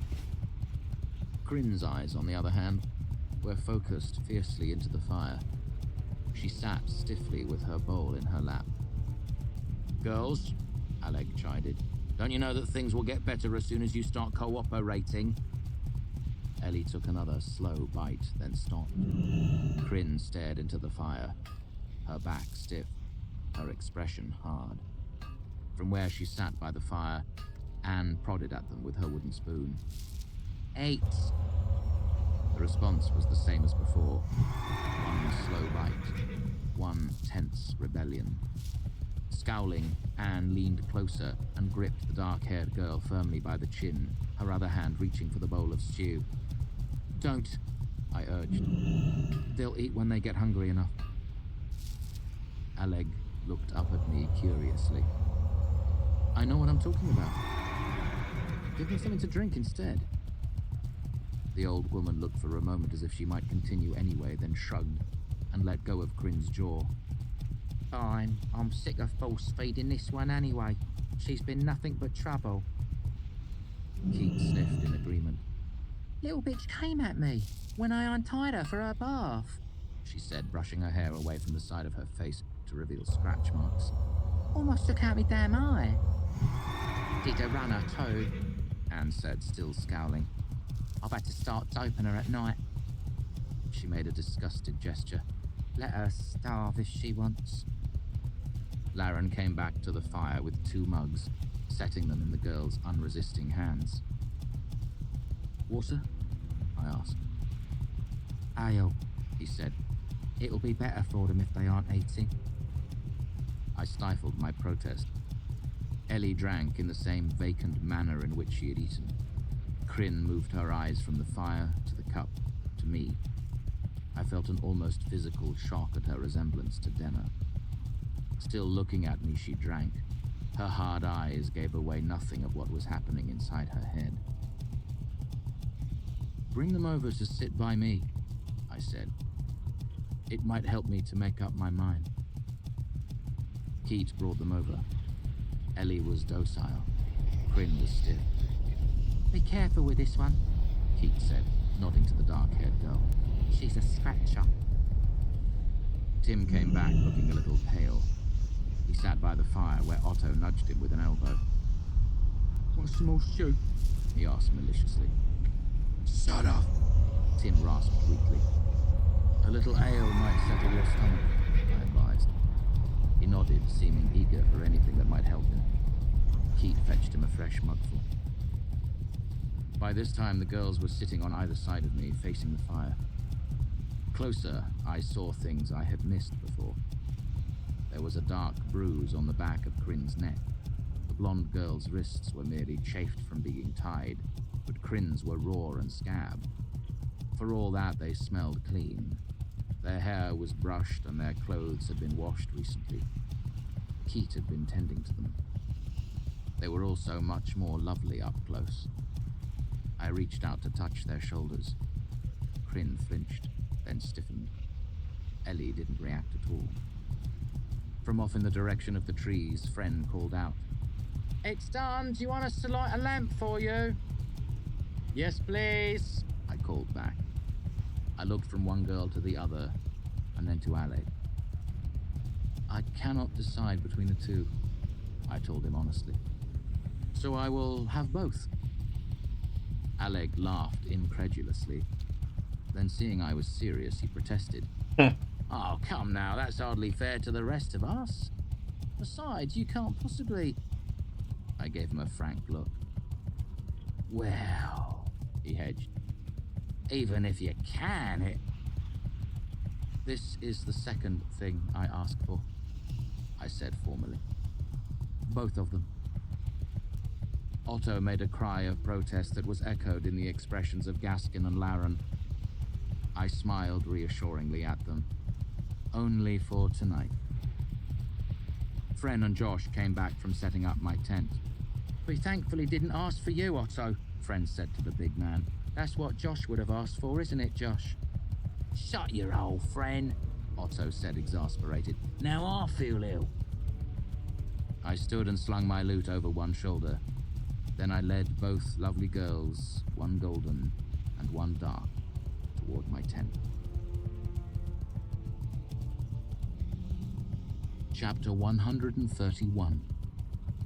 Black by Moonlight. Fren and Josh had done a good job with the tent. It was tall enough to stand in the center, but still crowded with me and both girls standing. I gave the golden-haired one, Ellie, a gentle push toward the bed of thick blankets. "Sit down," I said gently. When she didn't respond, I took her by the shoulders and eased her into a sitting position. She let herself be moved, but her blue eyes were wide and vacant. I checked her head for any signs of a wound. Not finding any, I guessed she was in deep shock. I took a moment and dug through my travel sack, then shook some powdered leaf into my traveling cup and added some water from my water skin. I set the cup into Ellie's hands and she took hold of it absently. "Drink it," I encouraged, trying to capture the tone of voice Valerian had used to gain my thoughtless compliance from time to time. It may have worked, or perhaps she was just thirsty. Whatever the reason, Ellie drained the cup to the bottom. Her eyes still held the same faraway look they had before. I shook another measure of the powdered leaf into the cup, refilled it with water, and held it out for the dark-haired girl to drink. We stayed there for several minutes, my arm outstretched, her arms motionless at her sides. Finally, she blinked, her eyes focusing on me.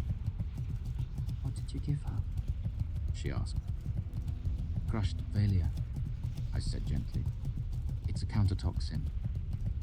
There was poison in the stew." Her eyes told me she didn't believe me. I didn't eat any of the stew. It was in the ale too. I saw you drink that. Good, she said. I want to die. I gave a deep sigh. It won't kill you, it'll just make you miserable. You'll throw up and be weak with muscle cramps for a day or two. I raised the cup, offering it to her. Why do you care if they kill me? She asked, tonelessly. If they don't do it now, they'll do it later. I'd rather die. She clenched her teeth before she finished the sentence. They didn't poison you. I poisoned them, and you happened to get some of it. I'm sorry, but this will help you over the worst of it. Kryn's gaze wavered for a second, then became iron hard again.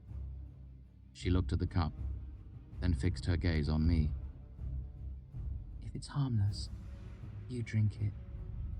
I can't, I explained. It would put me to sleep, and I have things to do tonight. Kryn's eyes darted to the bed of furs laid out on the floor of the tent. I smiled my gentlest, saddest smile. Not those sorts of things.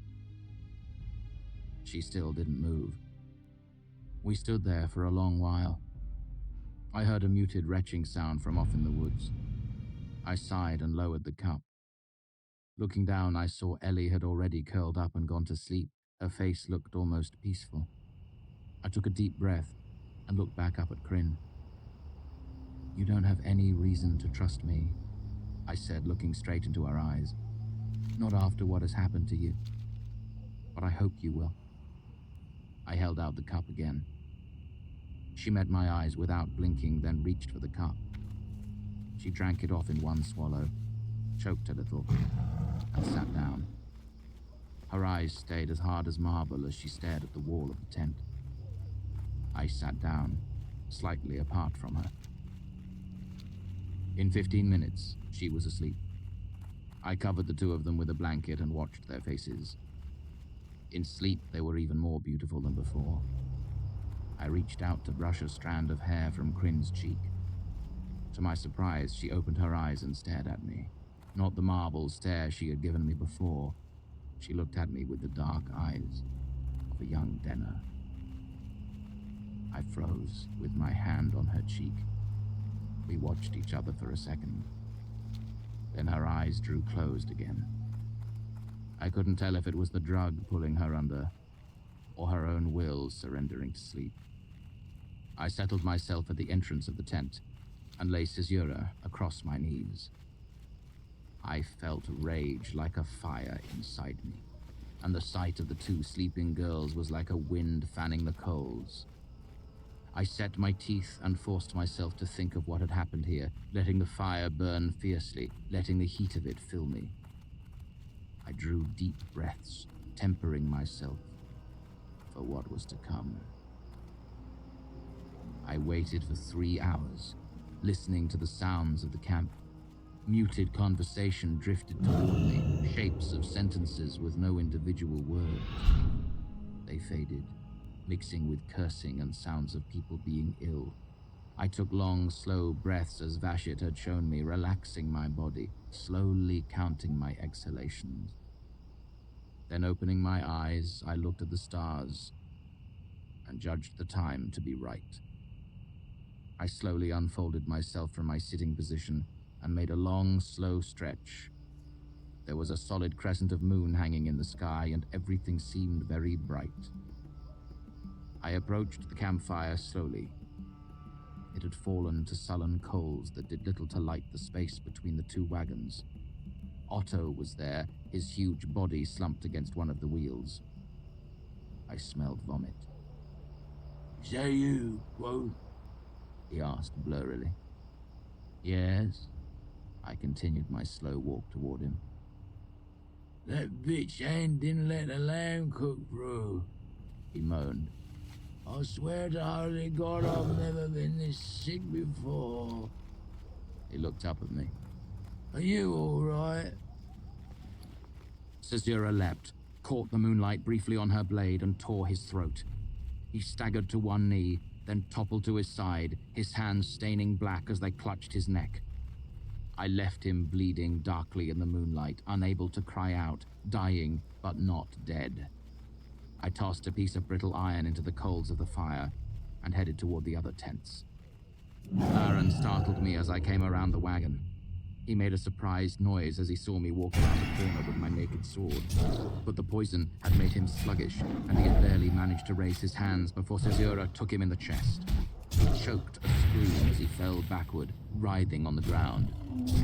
None of them had been sleeping soundly due to the poison, so Laren's cry set them pouring from the wagons and tents, staggering and looking around wildly.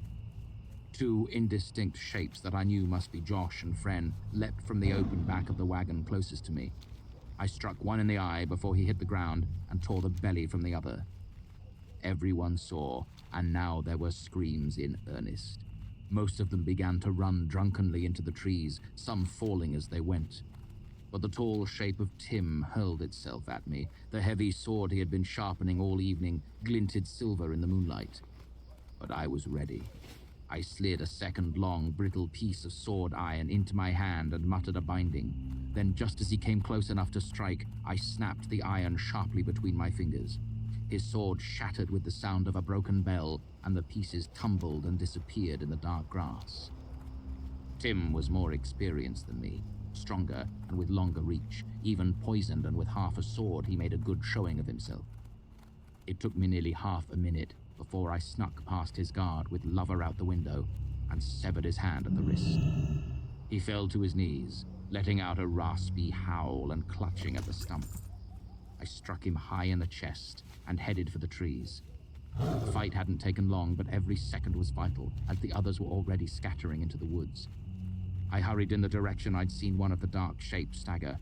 I was careless, so when Aleg threw himself on me from the shadow of a tree, he caught me unaware. He didn't have a sword, only a small knife flashing in the moonlight as he dove for me. But a knife is enough to kill a man. He stabbed me in the stomach as we rolled to the ground. I struck the side of my head against a root and tasted blood. I fought my way to my feet before he did and cut the hamstring on his leg. Then I stabbed him in the stomach and left him cursing on the ground as I went to hunt the others. I held one hand tight across my stomach. I knew the pain would hit me soon, and after that I might not have long to live. It was a long night, and I will not trouble you with any further details. I found all the rest of them as they made their way through the forest. Anne had broken her leg in her reckless flight, and Tim made it nearly half a mile despite the loss of his hand and the wound in his chest. They shouted and cursed and begged for mercy as I stalked them through the forest, but nothing they said could appease me. It was a terrible night, but I found them all. There was no honor to it, no glory. But there was justice of a sort, and blood, and in the end I brought their bodies back. I came back to my tent as the sky was beginning to color to a familiar blue. A sharp, hot line of pain burned a few inches below my navel, and I could tell from the unpleasant tugging when I moved that dried blood had matted my shirt to the wound. I ignored the feeling as best I could, knowing I could do nothing for myself with my hands shaking and no decent light to see by. I'd have to wait for dawn to see how badly I was hurt. I tried not to dwell on what I knew from my work in the Medica. Any deep wound to the gut promises a long, painful trip to the grave. A skilled physiker with the right equipment could make a difference, but I couldn't be farther from civilization. I might as well wish for a piece of the moon. I wiped my sword, sat in the wet grass in front of the tent, and began to think.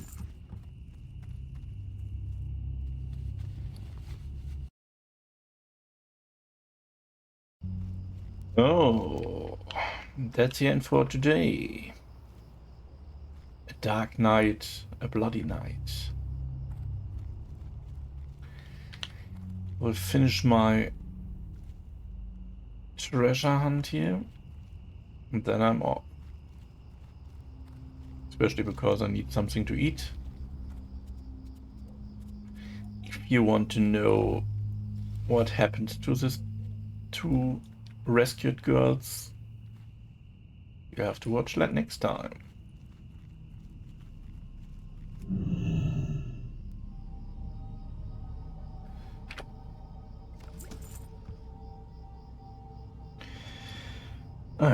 What is this here? 27.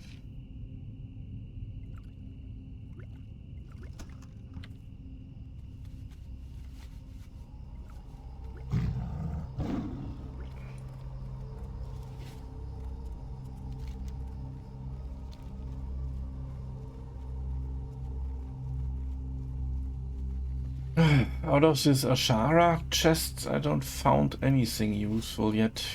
That's a little bit disappointing.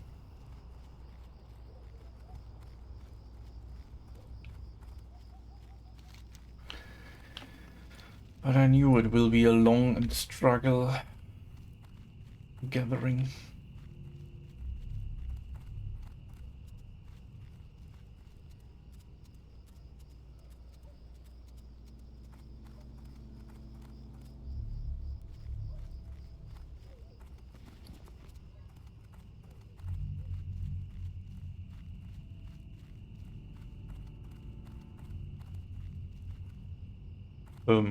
Wo ist ein Mob hier? What? Maybe another chest hunter is here? Come on, eh.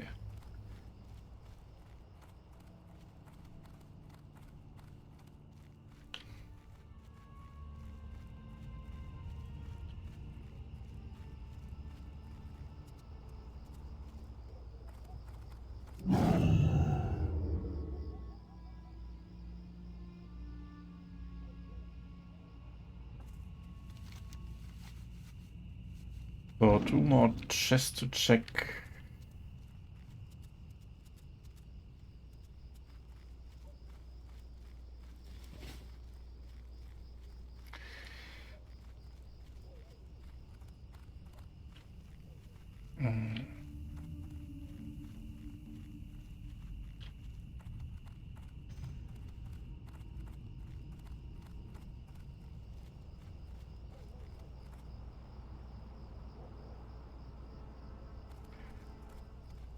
Okay, here's nothing.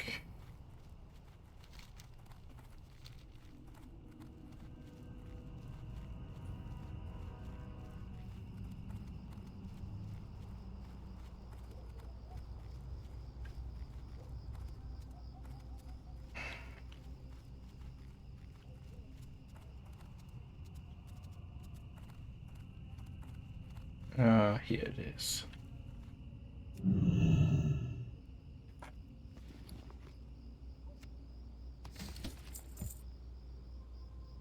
Mm-hmm.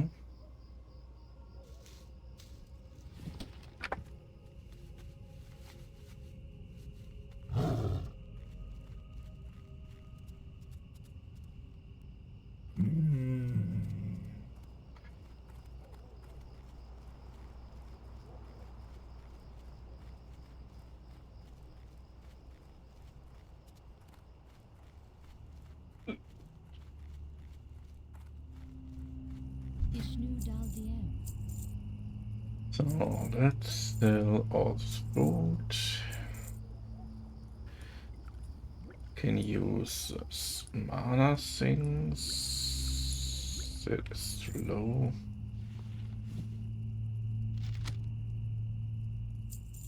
It can go.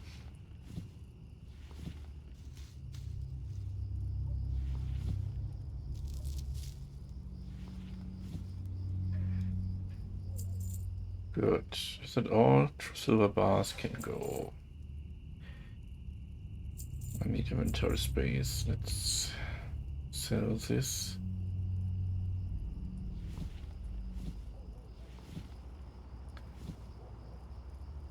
Food is also not valuable. Good. That's it. Let's log out. Check QR code to receive the mails.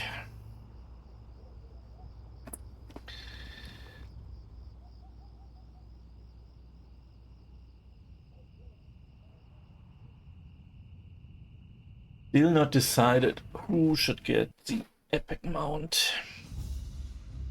I have the money, but not the decision yet.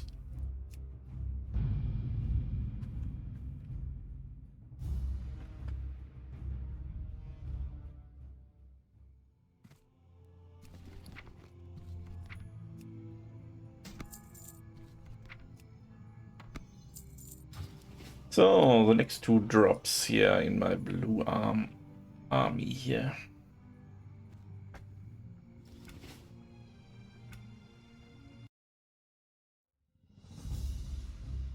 So I think I did everything. Yeah. So have a nice night. See you tomorrow. Bye bye.